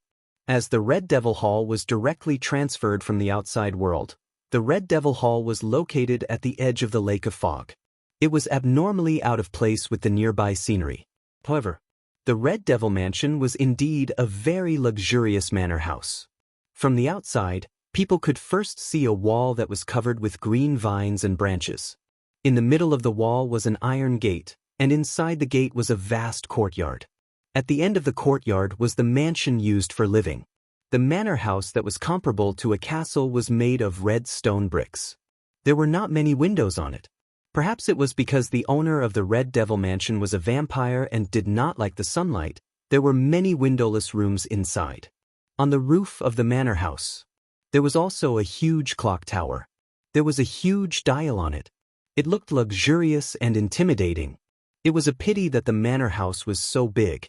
At this moment, not only was the door not closed, the door of the manor in the courtyard also exploded with sawdust all over the ground. And there seemed to be no one in the manor. The silence was terrifying. At a certain moment, ripples suddenly appeared in the space right in front of the door of this terrifyingly silent manor house. Then, 3 figures emerged from it and landed on the ground. Wow! Ling Meng and Marissa only felt a blur before their eyes. Not only did their field of vision completely change, even the texture of the ground beneath their feet felt different from the wooden planks of the shrine.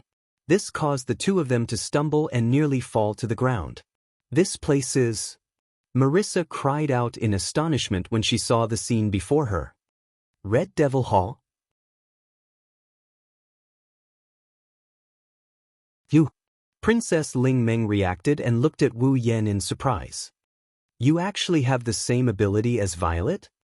You have a big misunderstanding. Wu Yan rolled his eyes. Although Amethyst Gap can achieve the same effect, it's an ability, while mine is pure magic. Magic? It's magic, Wu Yan casually replied.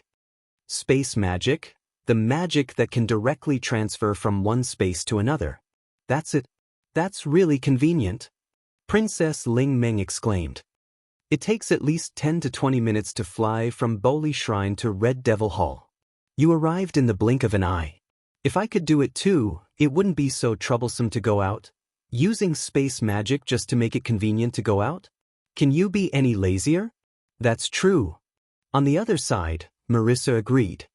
If I could do it, I wouldn't have been caught borrowing books from Patrice.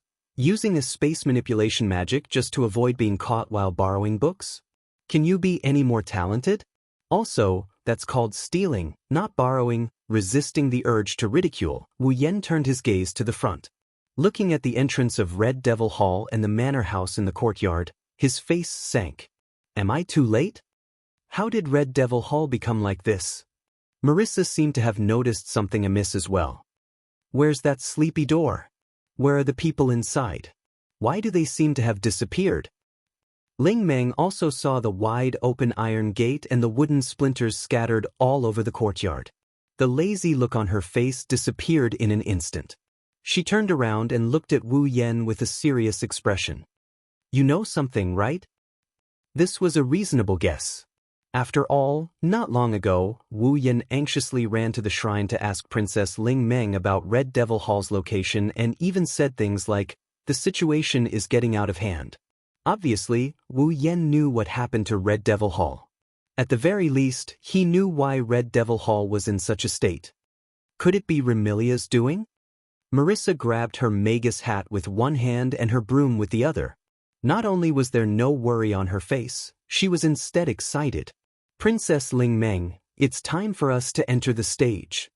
However, Princess Ling Meng did not even look at Marissa and spoke to Wu Yan with a look of annoyance. What do you know? Wu Yan glanced at Ling Meng and he didn't say anything. He passed through the gate and entered the Scarlet Devil Mansion. Wait. Seeing Wu Yan walk into Red Devil Hall, Marissa quickly chased after him. Even if you're Princess Ling Meng's husband, I can't let you deal with the situation. Who's my husband? Originally, Princess Ling Meng wanted to sneak away quietly, but upon hearing Marissa's words, anger appeared on her face and she chased after him. Marissa, if you continue to speak nonsense, I'll really have to treat you. That's right. Wu Yan nodded and agreed with Princess Ling Meng's words. If I become the husband of this lazy witch, won't my assets be in danger? Assets? Marissa was slightly taken aback. Assets? The laziness in Princess Ling Meng's eyes turned into light. How much assets do you have?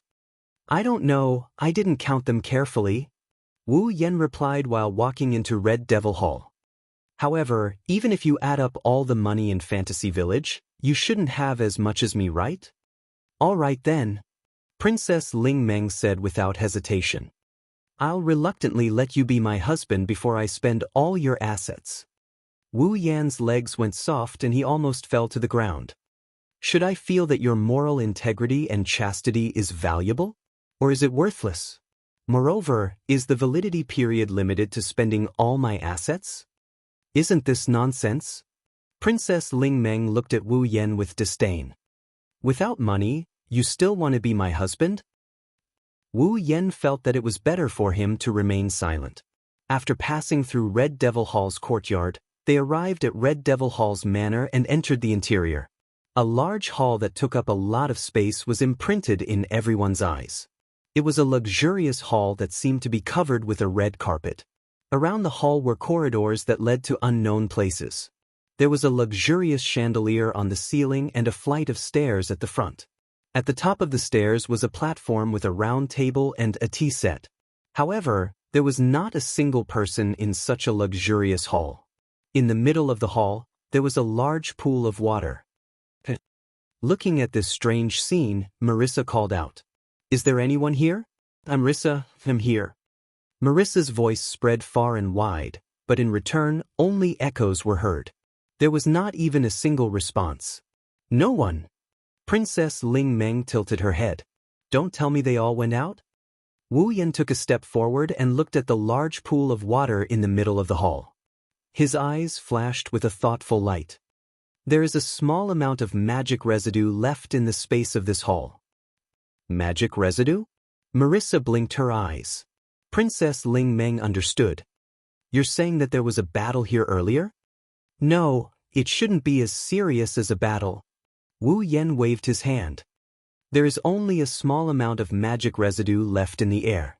If it was a battle, there should be more magic residue left." "Then what happened?" Princess Ling Meng sighed.